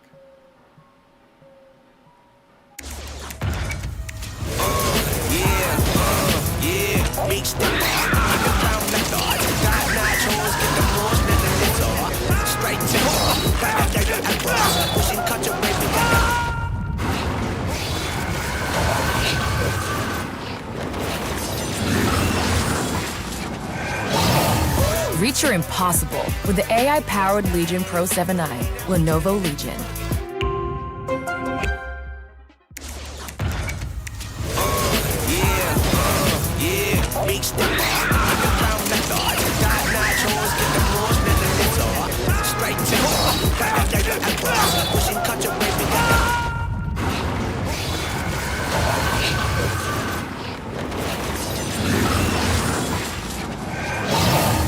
Reach your impossible with the AI-powered Legion Pro 7i, Lenovo Legion.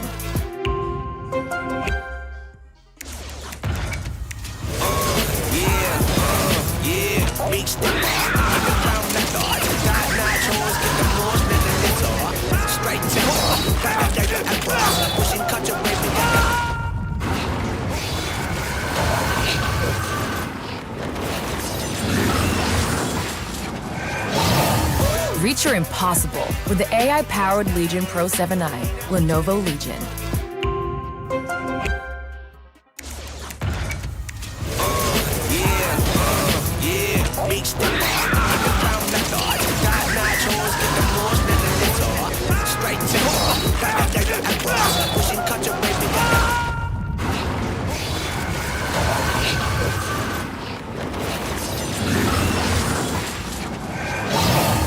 Reach your impossible with the AI-powered Legion Pro 7i, Lenovo Legion.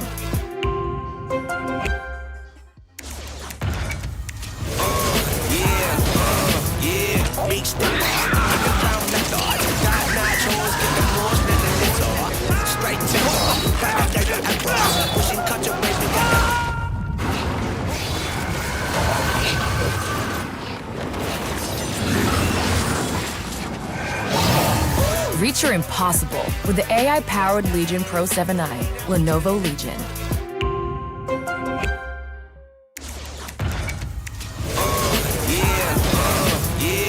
Reach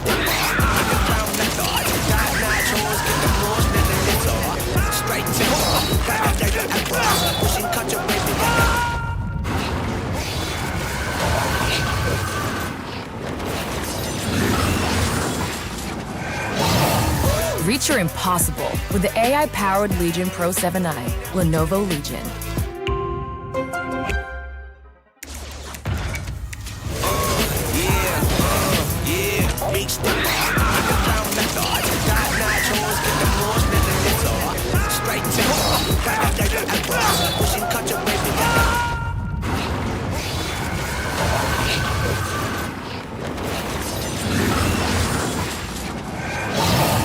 Reach your impossible with the AI-powered Legion Pro 7i, Lenovo Legion.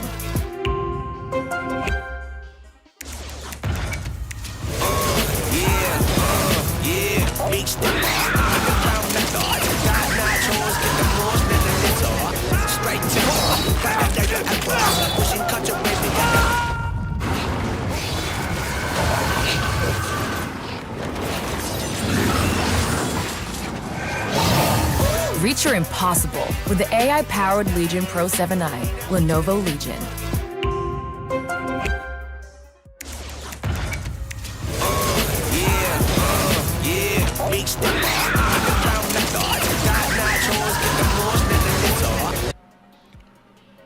Alrighty then, ladies and gentlemen, welcome back once again. The Lenovo and Intel presents India's Top Gamer featuring Mythpat. I'm your host, Blackjack. Joining me once again is Sanchez. We are back yet again for what should be, hopefully, the final rehost required. Yes, it is. The bans are going to be set. We are back into the best of 5, which is now in map number 5. The second half is underway as Won't Stop Peeking are 4-2 up, and we have ourselves the bans being used up here as well. Excuse me right there. We have Blackbeard and Azami to start us off. And of course, the second set of bans are going to be Dokkaebi and Valkyrie. Guess what? Both of these teams, they finally decided to listen to me. These operators, we have seen them time and time again, and you can, what is it called? I forget the exact word, but you've seen it as well, Santa, right? We've seen Blackbeard. Yes. Textbook bans, yes, but we've seen Blackbeard be such a menace, right? We've seen Dokkaebi constantly calling the defenders phones, giving away their positions, taking their cameras against them. We've seen black eye cameras of the Valkyrie be such a nuisance to deal with left, right, and center.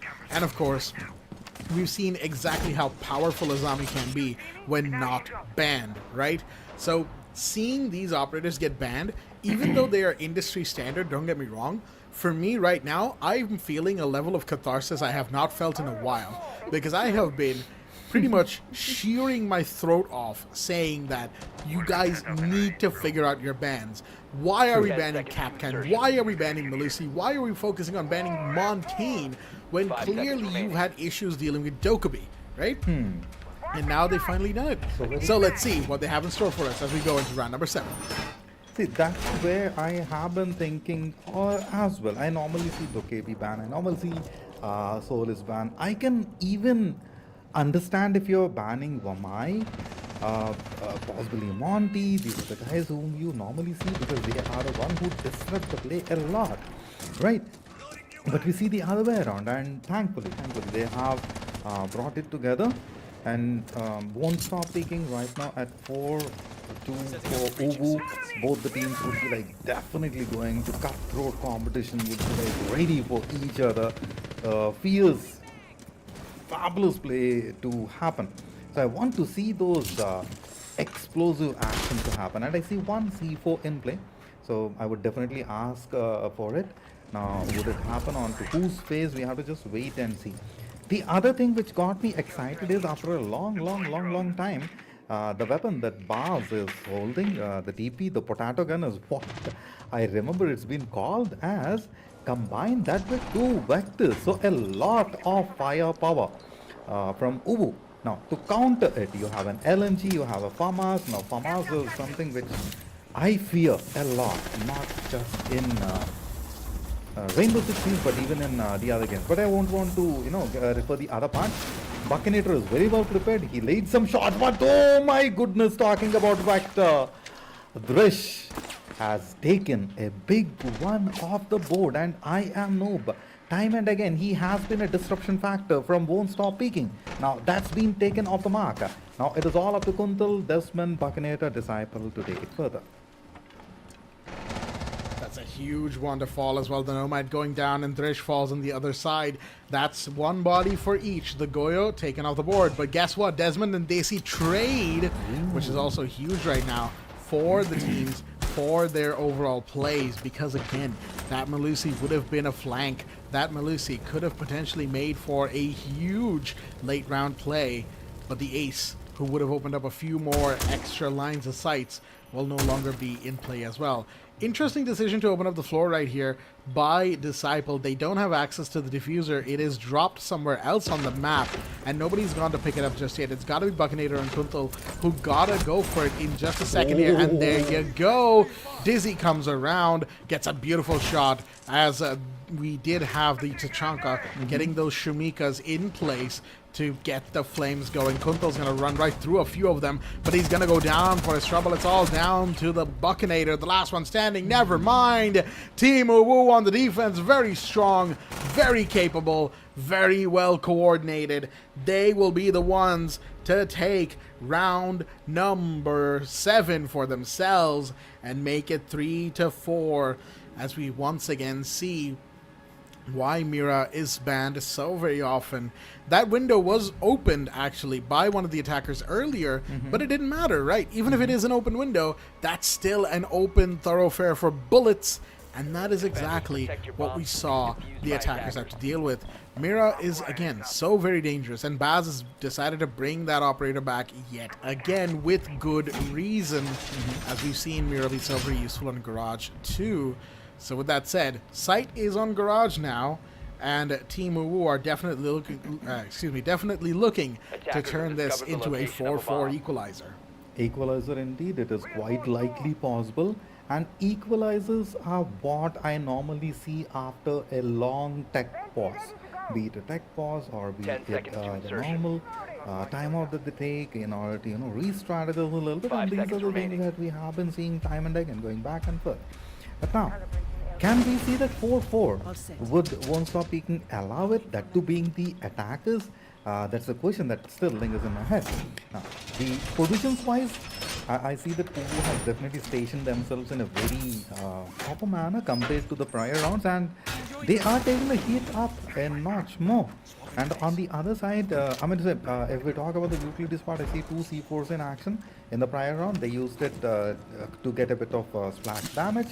And on this round, if you can check it right on the face and get a kill, that would really be awesome to capture, and a clippable moment. Now, at this juncture, Desmond could pretty much get a kill. Yes, he does. Yes, he does. The firepower of AKM. And I really like this scope as well. That's a big first kill as well. Daisy, the Melusi, gone once again. Melusi, I've talked about it before and I'll say it again. She is very good for those late round flanks because, again, most of her utility is placed in the prep phase, right? She has no active utility like that. A lot of it is passive. So that leaves her free to pretty much do whatever the hell she wants across the map for the rest of the round's runtime. And what that does, folks, is it means that she can go for those late round plays, for those late round flanks that then get denied because Melusi is no longer in the running in the play. So beautifully done right there by the attackers to take that kill. And in the meanwhile, of course, we have ourselves the rest of the attackers trying to get in position, but Bass comes around. That's Buccinator gone. The Twitch off the board, and meaning those Twitch drones, if they were still active, will no longer be able to do much of anything other than be static cameras for the attack. That said, of course, it's an equalized body trade, but Won't Stop Peeking, they're taking time here, a lot of time for that matter, in setting up their vertical and setting up potentially even their breach if they haven't done it yet. They actually have, never mind. But there's somebody in pillar that they haven't been able to force out just yet. And given the fact that the breach is only on one side of the wall and not two sides like you would normally see a ace player do, that leaves the question of, is it going to be very useful even then? The entry is seen And now the shots are going to be fired. Desmond's going to go down because Zedex has the pillars control. Nobody contested him there. Kuntal does come around to do that. But at the end of the day, is it too little too late? 26 seconds remain. And they have to start catching bodies left and right. Disciple finds one Dizzy to fall as we have the Mira in the hallway along with his friend. The Doc comes around. The plant is happening. Disciple's getting it down by the bomb, but he's trying to bait as well. He's trying to make sure that verticality is his and his teammates. And the Grim is doing what he can, but he gets double peaked at the right time. It's all down to the last one, and the Bailiff from Drish is going to come around and take that final body. That final kill is his. And folks, we have ourselves the great equalizer, the 4-4 coming in round number 9. This game, it is far from done as overtime looks more and more likely. It's come to the point where, can I ask for more action? Can we take the Attackers heat need to up locate and defuse one the bomb. more notch? Or is it to the point where, it is way too hot already in the game? Okay, might be a lot of thoughts going into it. 4-4.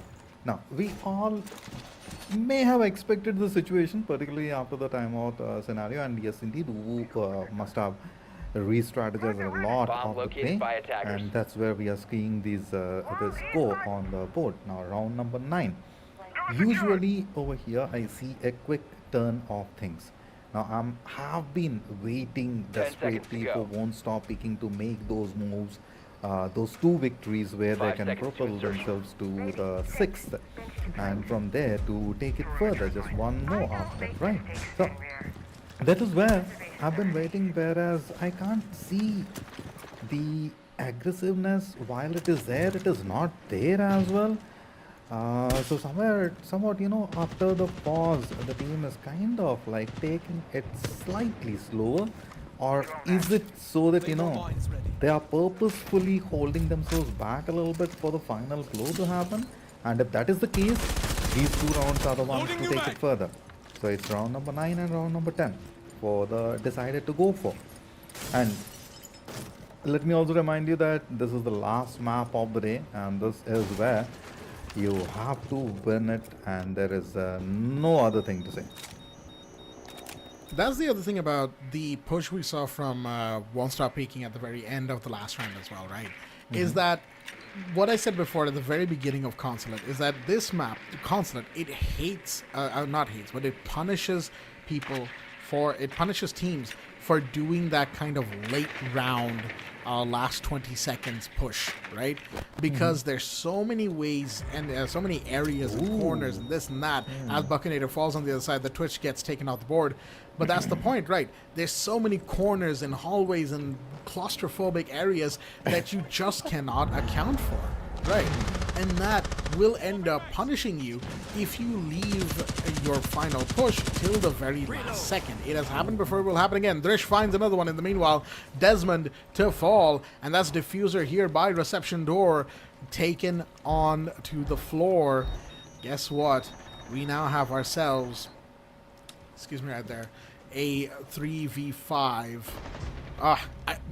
You know what? This is gonna sound a little bit rude, but I wish one of the defenders had gone down so that I could rhyme it. At the end there, 3v4. Get it? Door, floor. Yeah. Anyway, Drish falls on the other side. It is now a 3v4, but it's too late for the rhyme. Kuntal gets that kill for himself, but is it too little, too late? That is the question here. It's a 2v4, I should say, because Disciple did fall on the other side a second ago. It is now just a case of trying to get in, and he is in the site. Noob gets a Baz on the other side. Daisy finds Kuntal, and it's all really up to this one player who was potentially a playmaker, but not to be. And that is going to be First Floor Piano going the way of Team UWU. Guess what, folks? They have reclaimed a lead. They have claimed their lead here on map number 5.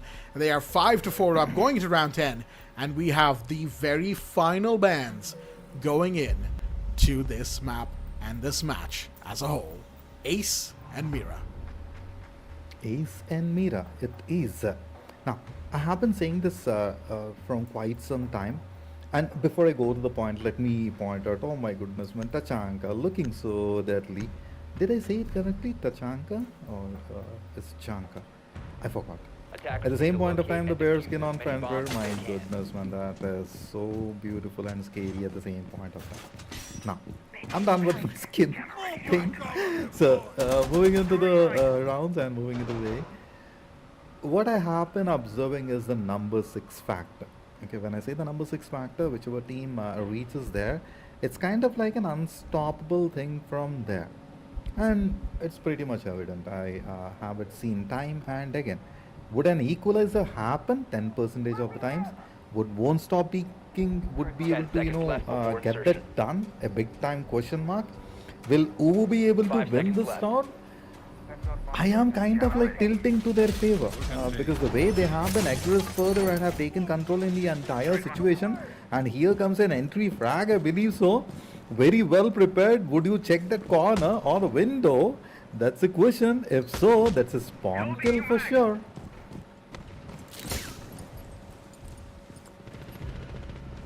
And there we go. Dizzy will go down. The Fenrir off the board. That's huge right there, of course, because we know the MP7 is such a powerful weapon at the end of the day.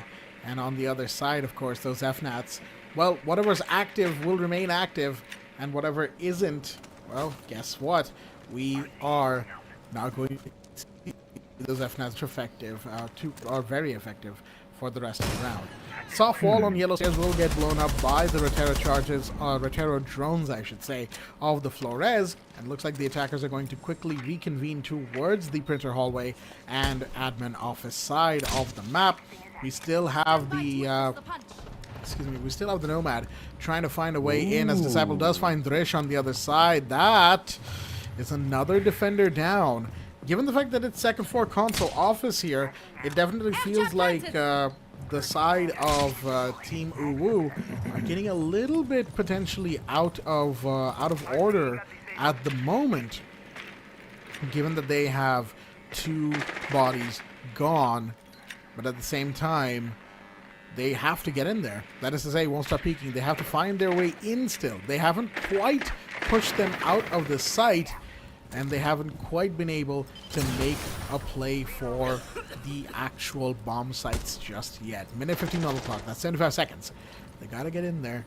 And they're just deliberating. Which way do we go from it? How do we approach this? ZDX finds Disciple on the other side. That's huge right there. Flores off the board. But of course, you got to find at least one more to equalize this situation. Smoke grenades coming in onto that balcony drop outside a bathroom. And there's going to be a defender there, not a defender, an attacker there in just a second who should be taking some damage. Flashbang's going out. And now the push is into hallway, going towards meeting. They're in meeting right now, and it's gonna be an all-out brawl as Kuntal finds one on the other side. It's a trade with Baz, and Noob gets the final kill. Guess what, folks? This game got just another equalizer, as it is now 5-5.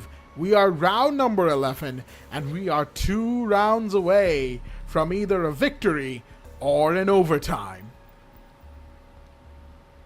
No, I really don't know what to say over here, because what I'm seeing is definitely taking it further towards the overtime scenario. At the same point of time, I did not expect Won't Stop Peaking to win this round, particularly the way UWU has been defending themselves so strongly. They had everything to work with, but everything dismantled as well, totally off the mark, and Won't Stop Peaking made it happen. Now, if they go for the 6th, you know what is going to happen, right?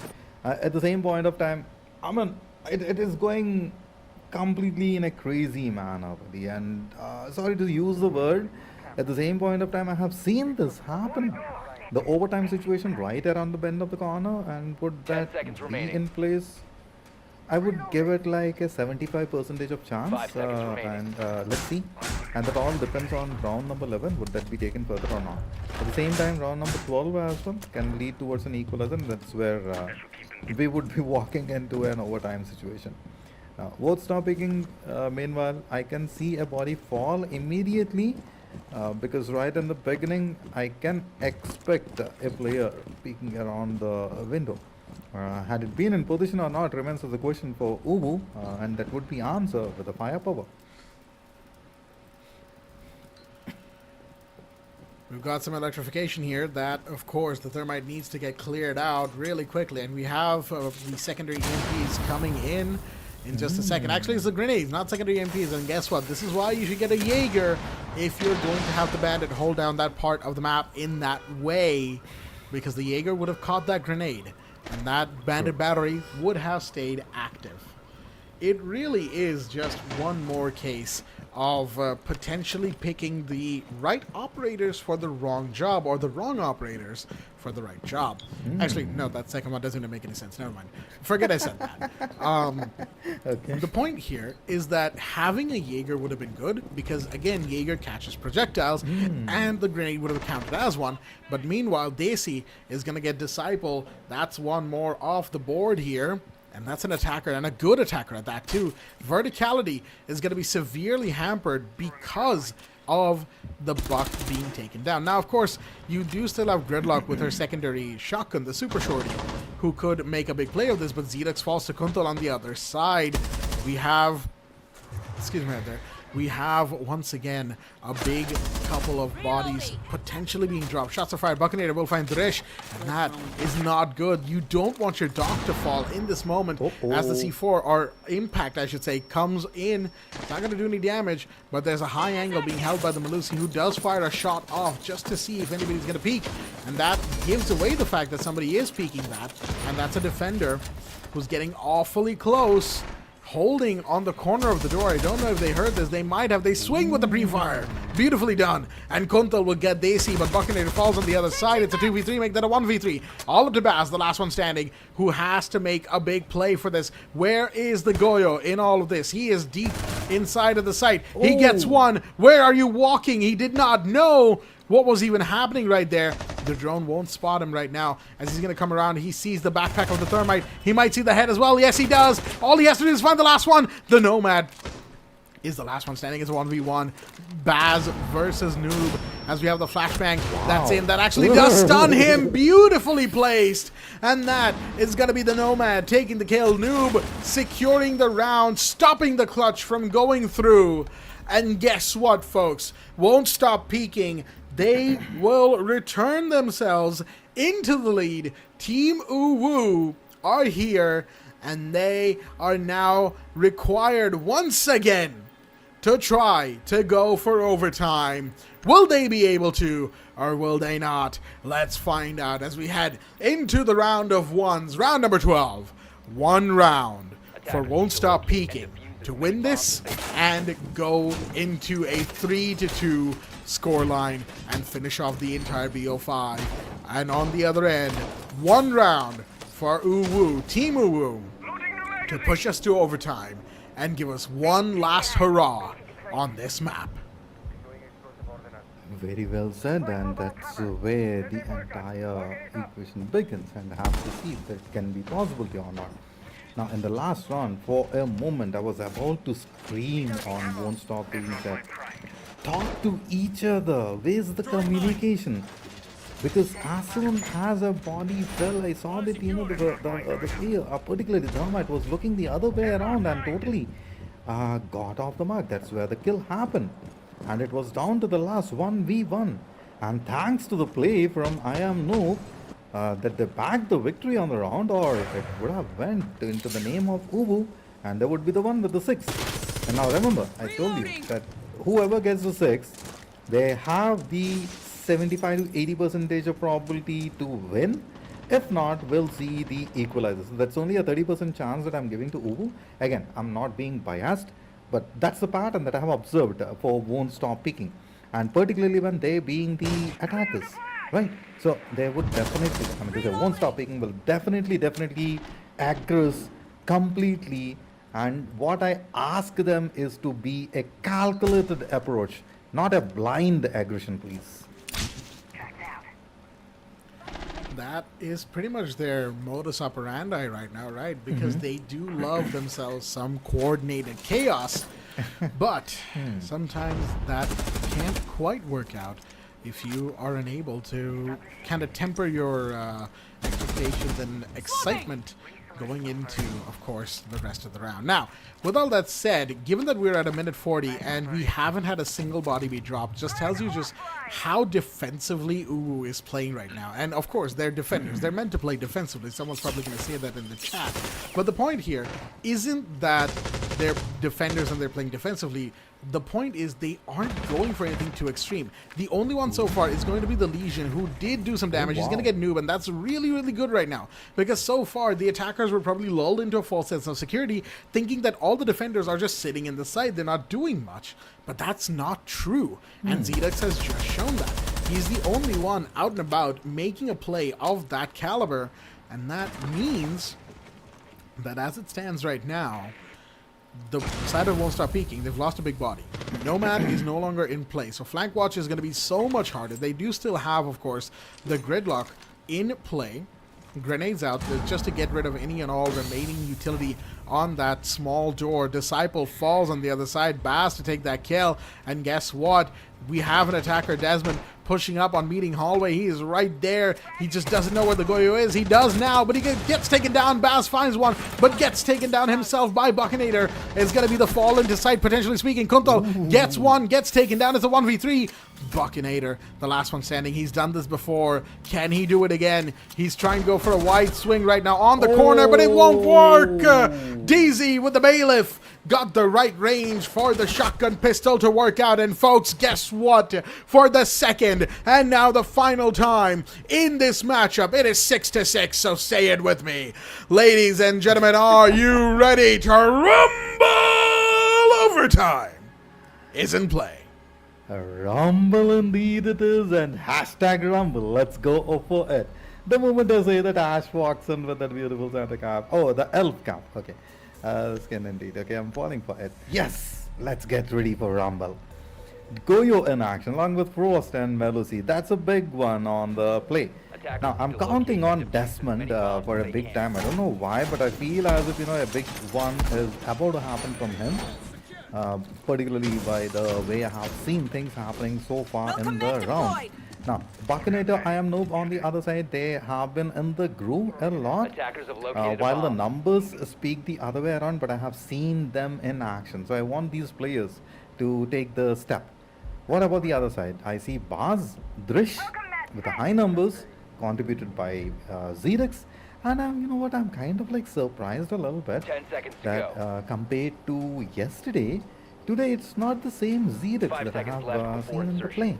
So has something changed, or maybe the player has walked into the matches with a different mindset, probably kind of like a defensive play or something, or whatever the player has to mention on his own. And meanwhile, the team is contributing. Now, who would win the round is something that is still lingering in my head as a big time question. I see two Z4s in action, so I'm kind of like expecting UWU to make a big time mark. And if it happens, they are the one to take it as a victorious. And mark my words, it's kind of like a play that is written for UWU. All that's needed is that timing and coordination.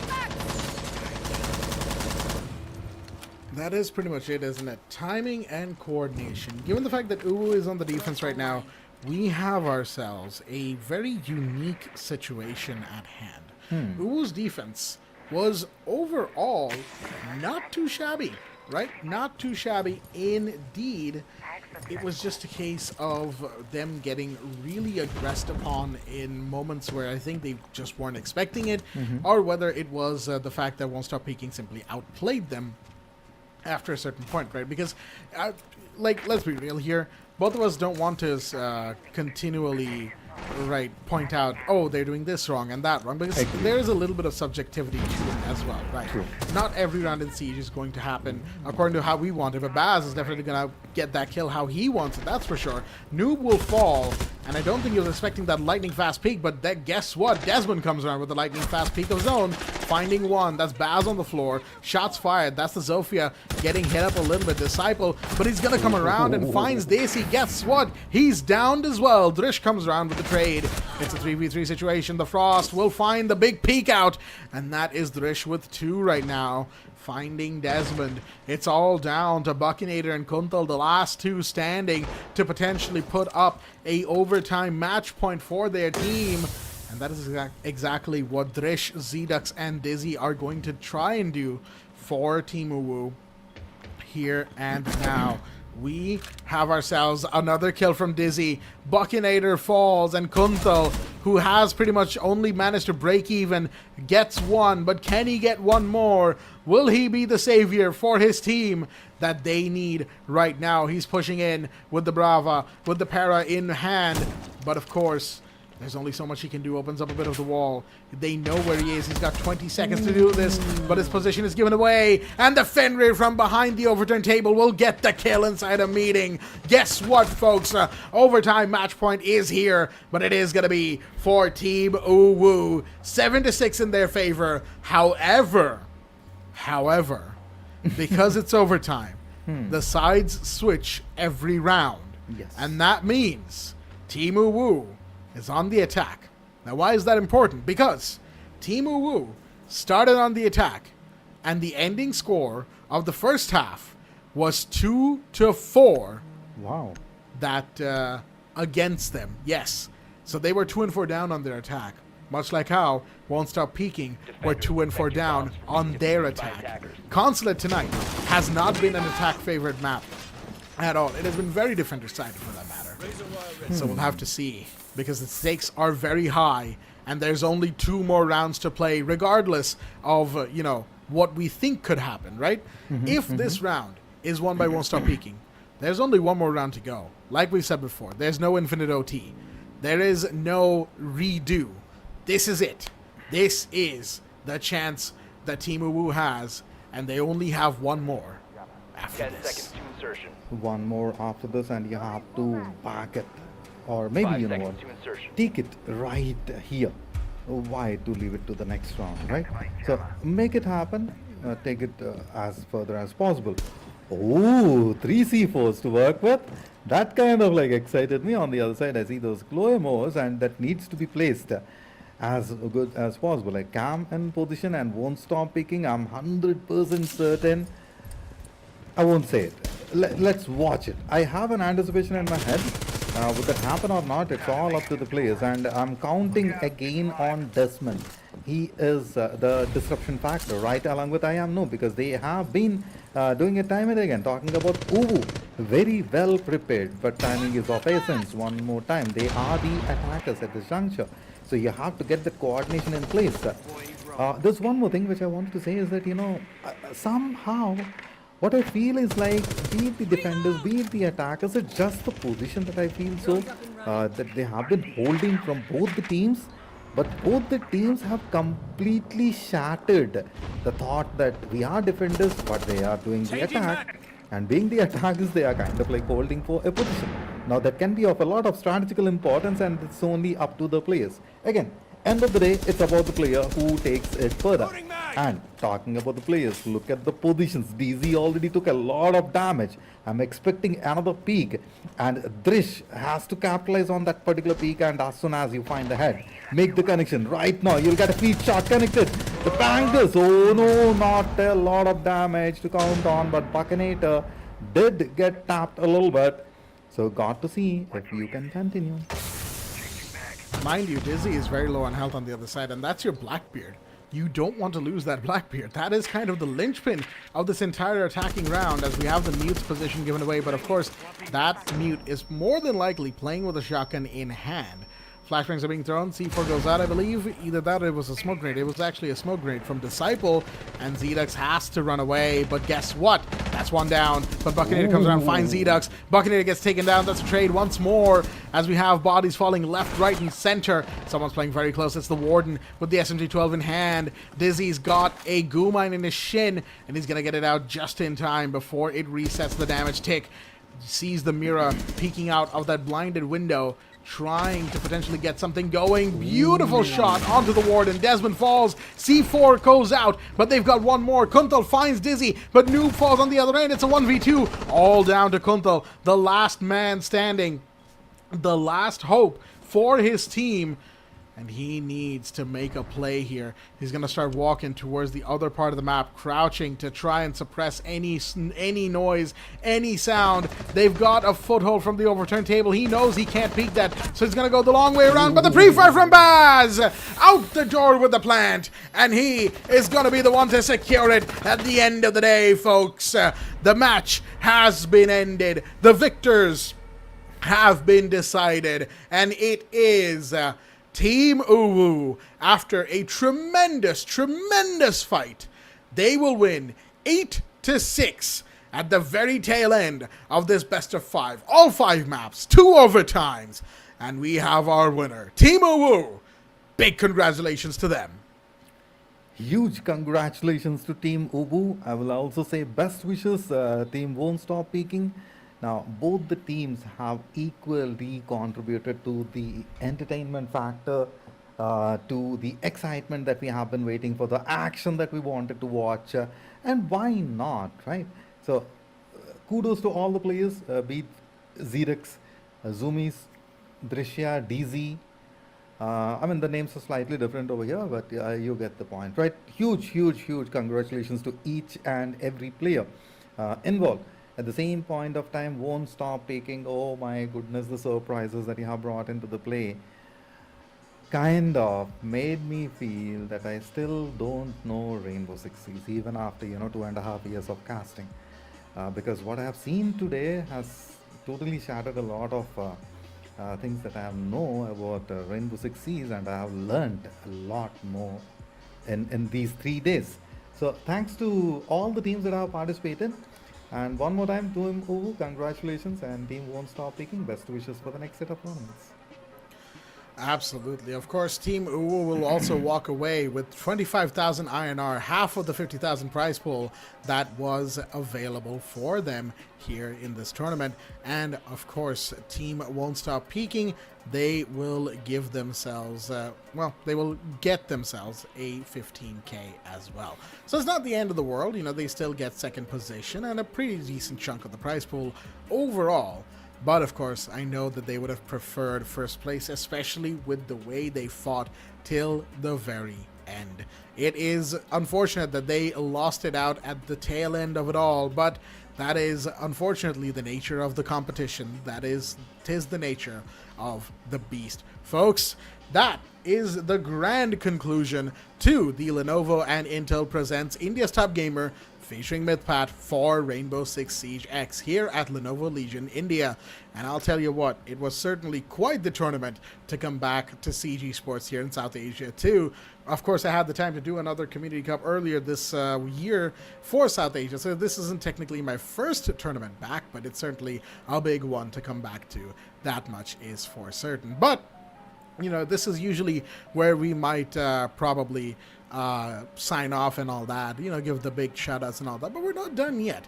There's a certain amount of, not a certain amount, but there's a certain extra surprise that we'll be getting into in just a short moment, once everything gets set up, of course, and that is going to be, if memory does serve me correct, a potential interview with one of the members of the winning team. That's right. We're going to get a chance to have a chat with them. But before that, let's have a look at the end of game statistics here. And boy, what a game. You can see with the number of double digits we have in terms of the kills, I should say. You have Dizzy at 11 and 9. You have Baz at 12 and 9. Drishya at 15 and 10. Kuntal at 15 and 11. And of course, Desmond at 10 and 12. Overall, such great, incredible performances from both sides. And the fact that it came down to an overtime 8-6 tells you all you need to know, folks. This game, this match, it was truly a fight of titans. But with that said, of course, we have one more thing to go, and we'll get to that in just a second. But of course, there are just no more words to be said, really. This game truly was one of the very best of Rainbow Six in South Asia I have seen in a while. But with that said, folks, we are now, of course, me and Santa here, Just waiting for that extra little bit that we did mention just a moment ago. And we'll get to that in just a quick second here, as soon as we can, of course. But yeah, no, I'm excited to see where Rainbow Six goes from here in the future in South Asia, because it's certainly given me quite a lot to look forward to, especially with the advent of Rainbow Six Siege X, and of course with everything that follows with it. And of course, guess what?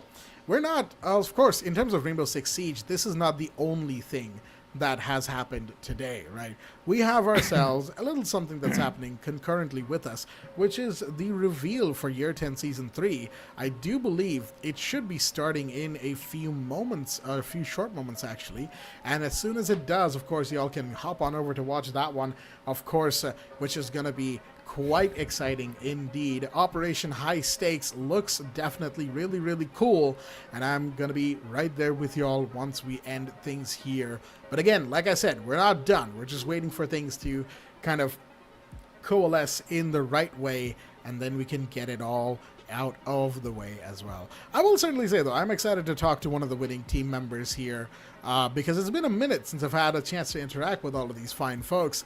As you know, back in 2023, when I used to commentate pretty regularly, I used to interact with them over on social media quite a bit, you know, giving them well wishes and following their journeys and just everything that they have done. So it's certainly quite nice to be able to have that chance to talk to them one more time. But before we get into all of that, Santa, any final words for this final match, the entire best of 5 that we've had tonight?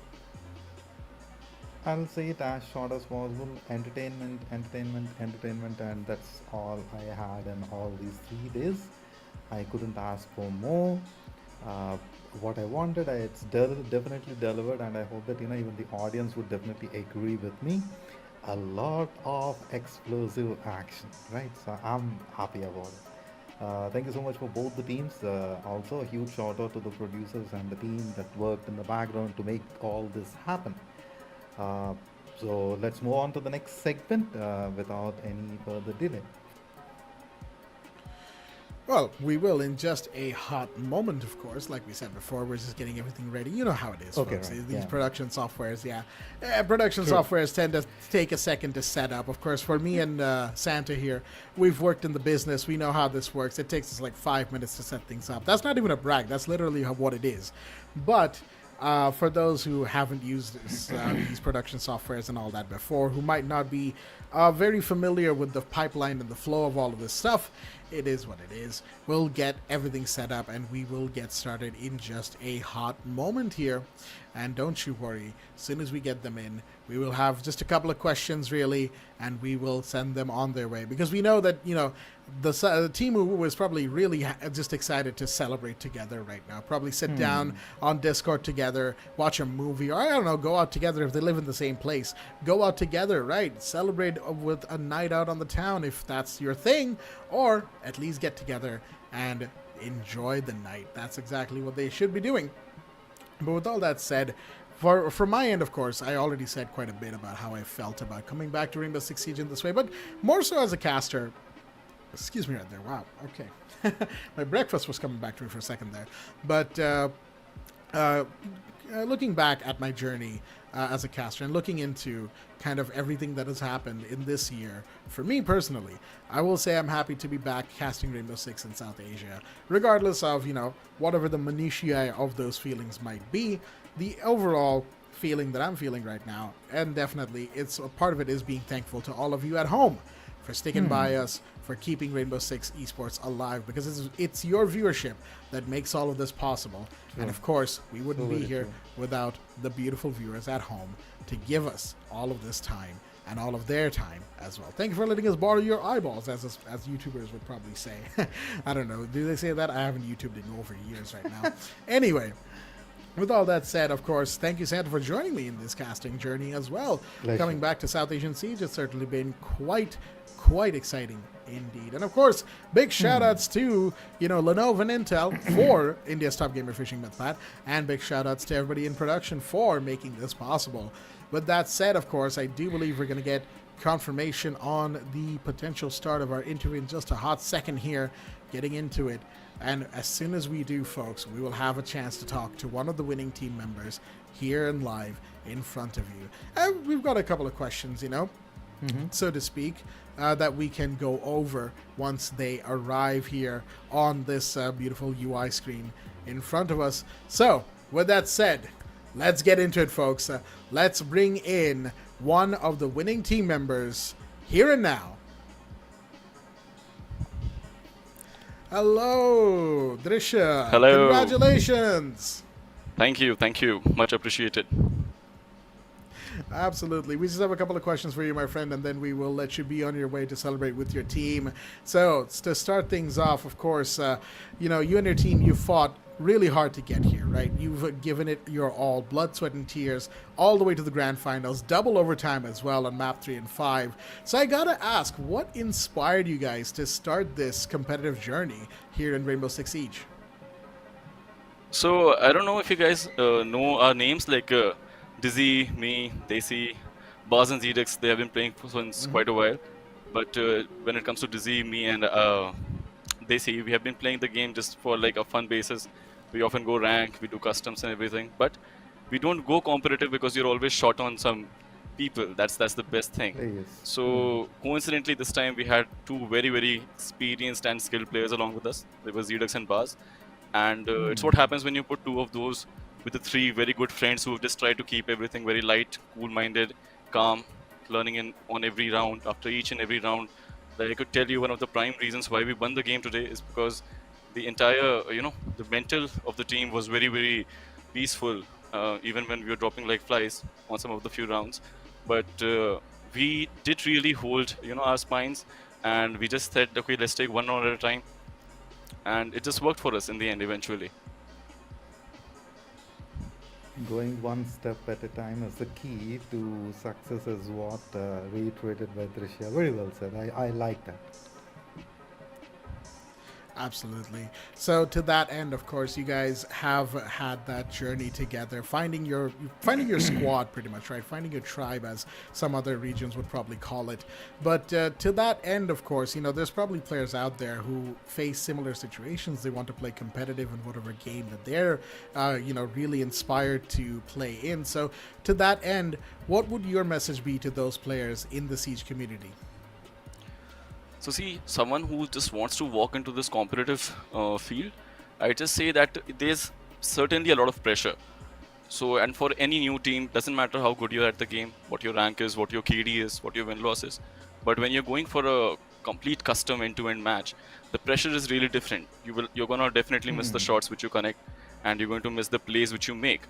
But that's the beauty of it. Like, my moral from the starting onwards has always been that doesn't matter if you're going to win the tournament or lose or get disqualified on the first match itself. The basic is that we have to enjoy the game. Okay. So apart from all that competitive pressure and everything, if you're enjoying the game, if you're keeping your head cool, nothing is going to hit you, even if you're going 0-6 on a map, and which we have gone and which we have lost. So for the new players who are just seeing all these strats and complex pushes and everything, they might not always work. And once you just try to step in, give it a try, and just try to, if you love the game, you will definitely end up and start playing. Trust me, even if you're losing those rounds, even if you're losing a couple of maps and everything, you should be enjoying the game. You should not take a bad trip from it. You should keep pushing through, keep enjoying the game, focus on what you have missed, and try to learn each and every time. You should never play the blame game. The other opposition, whoever team we are facing, definitely they are pretty good players. They have been playing since quite a while, and definitely they're going to win a few rounds, and in fact they might even end up winning the game. Learn from them. Try to, at every step you have to just adapt with the play styles, adapt of what mistakes you are winning. It's just take 5 bullets to end a single round, but the positioning, the timing, the communication, and I think the entirety of it makes it very beautiful, and that's what Siege is. So just go for it, register yourself, and make at least 16 to 20 teams registering from India itself. It'll be so much fun. So, first of all, thank you so much for pointing a very valid point. We need a lot of registrations, and that in a way is possible if you spread the word. So let your friends know. So whoever is watching right now, what I ask from you is spread the word, tell others to try the game. If they are already playing, kindly register, tell them the platform, and then take it further from there. So now, Drisha, I have a couple of interesting numbers for you. 59 kills altogether. That's very, very interesting from Drisha alone. And then Baz 57, Zoomis with 39, Zedex with 42, DZ with 37. Now talking about Zedex a little bit, I'll come back to you in a moment. On day 2, I believe, as soon as Zedex walked in, there was like a fresh. Sorry, that was day 1. As soon as Zedex walked in, there was like a very fresh energy into the team, and what I saw is that the entire game kind of like changed. And a little while ago, you mentioned that they are the experienced players, so I kind of like have an answer for the same. Now, what my question is, not to create a controversy, but what happened prior to Zedex joined? So see, it was not very, very, well planned. We weren't prepared to play without Zedex. But firstly, I would just say that that day when the first map was Skyscraper, and I think somehow we ended up going for the attack in the first half. So we had Beat with us, and Beat is an extremely talented fragger, support, communication, intel based. He's just an all-rounder. Hats off to that player. There was just something that, that was a very quick call. Like within 1.5 hours or 2 hours, we got to know that Zedex cannot make it entirely to the tournament itself. So, and we have not been doing any kind of scrims. And I'm God promise, we have just not been doing anything. We haven't even been playing rank. It's just that we come, we sit, we do the formalities, and we start. So when Beat came, I'd say the rhythm did not sit very well, although we were doing everything from our end. And it was not like that we lost because Zedex was not there or if some other teammate was there. But it's just that the entire team, the way we were pushing on the attacks, I would say the execution part was not very good. It was not that refined. And Skyscraper being a very, I personally think of it as a defender-sided map, especially if the opposition is running a lot of traps and a lot of things which could slow you down. So the push is down. So you have to maintain that time balance of the intel gathering, of the pushing, of the trap denial and everything. And then finally when you hit the site, if some execution messes up, the entire 2.5 minutes they just go down the hole. So it was just unfortunate that we lost over there. And secondly, coincidentally, then we got a call that Zedex has actually made it and he should be able to play. And I think Beat willingly said that you guys have a very good rhythm among yourselves. Why not just go with that? Because all of us, the 5 of us, were just happy to sit back down and let any other play. But then it was like a mutual decision. There cannot be any controversy about it. I mean, be it no offense, buddy, nothing too. I just wanted to get that clarification done, and the numbers are speaking for themselves. So I really do not have to say more about it. Drishya, Baz, Zoomy, Zedex, DZ, Beat, all together, you made this to happen. Of course, number of deaths were higher. It will be when you're going to the frontal assault. Of course, that number of deaths would be there. So. Huge congratulations to Team UWU. I would definitely like to see you guys in the next set of tournaments, and from your end as well, please, spread the word. Because of the winning team says that, guys, go ahead and register. That's kind of like leaves a big time mark. So please share the word, be it in your Twitter, on your social medias and all. That would be a really big help for our R6C's community. Yes, definitely. Why not? And I'd like to just thank the both of you. It's not easy to sit there and just constantly cast this thing for like 5 hours straight, and we can take the rehost, but you guys clearly cannot. So kudos to both of you. Amazing job done, guys. And on behalf of Team UWU, thanks to all the viewers, for all the supporters who have been doing it. And definitely, guys, just go to that green button on Steam, hit on play, and just enjoy the game. Absolutely. Yep. Well said, Drishya. Once again, thank you for joining us here tonight. And of course, we're going to let you go celebrate with your team. Monumental victory. And once again, massive congratulations to everything that you have done for your team and for Siege in South Asia as a whole. With that said, of course, folks, that's going to be also pretty much wrapping up on the segment here in just a hot minute. And I got to say, Santa, any parting words you have for this final stream? What I'll say is Rainbow Six Siege X needs a lot more exposure. You know, when I came to know about Tom Clancy, the novels he has written, and I'm a very big movie buff, TV shows as well. When I saw those movies, when I knew about the novels, and then when I see the game, when I first saw the game, I instantly fell in love with Rainbow Six Siege. Back in the day, it was not Siege X, it was just Rainbow Six Siege.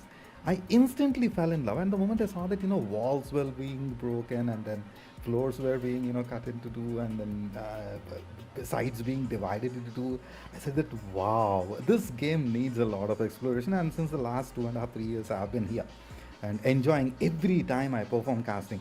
Be the games be like, as Drishya mentioned, if it is like a rehost, etc., whatever. But what I ask the other, what we enjoy, we want you guys as well to enjoy. So go for the registrations, get a lot of players into action. We want to see more of us in the play. So that's all I would like to say. Absolutely. And once again, folks, that is going to do it here for the Lenovo and Intel Presents India's Top Gamer featuring Mythpat. Thank you, everybody, for joining us. Thank you, Drisha, for, of course, the interview. And thank you to Team UWU and Won't Stop Peeking for this beautiful overall tournament finals that we have had. We're going to be signing off here tonight, but don't worry, we'll be back with more Rainbow Six Siege soon enough. Until then, stay tuned and good night. Good night.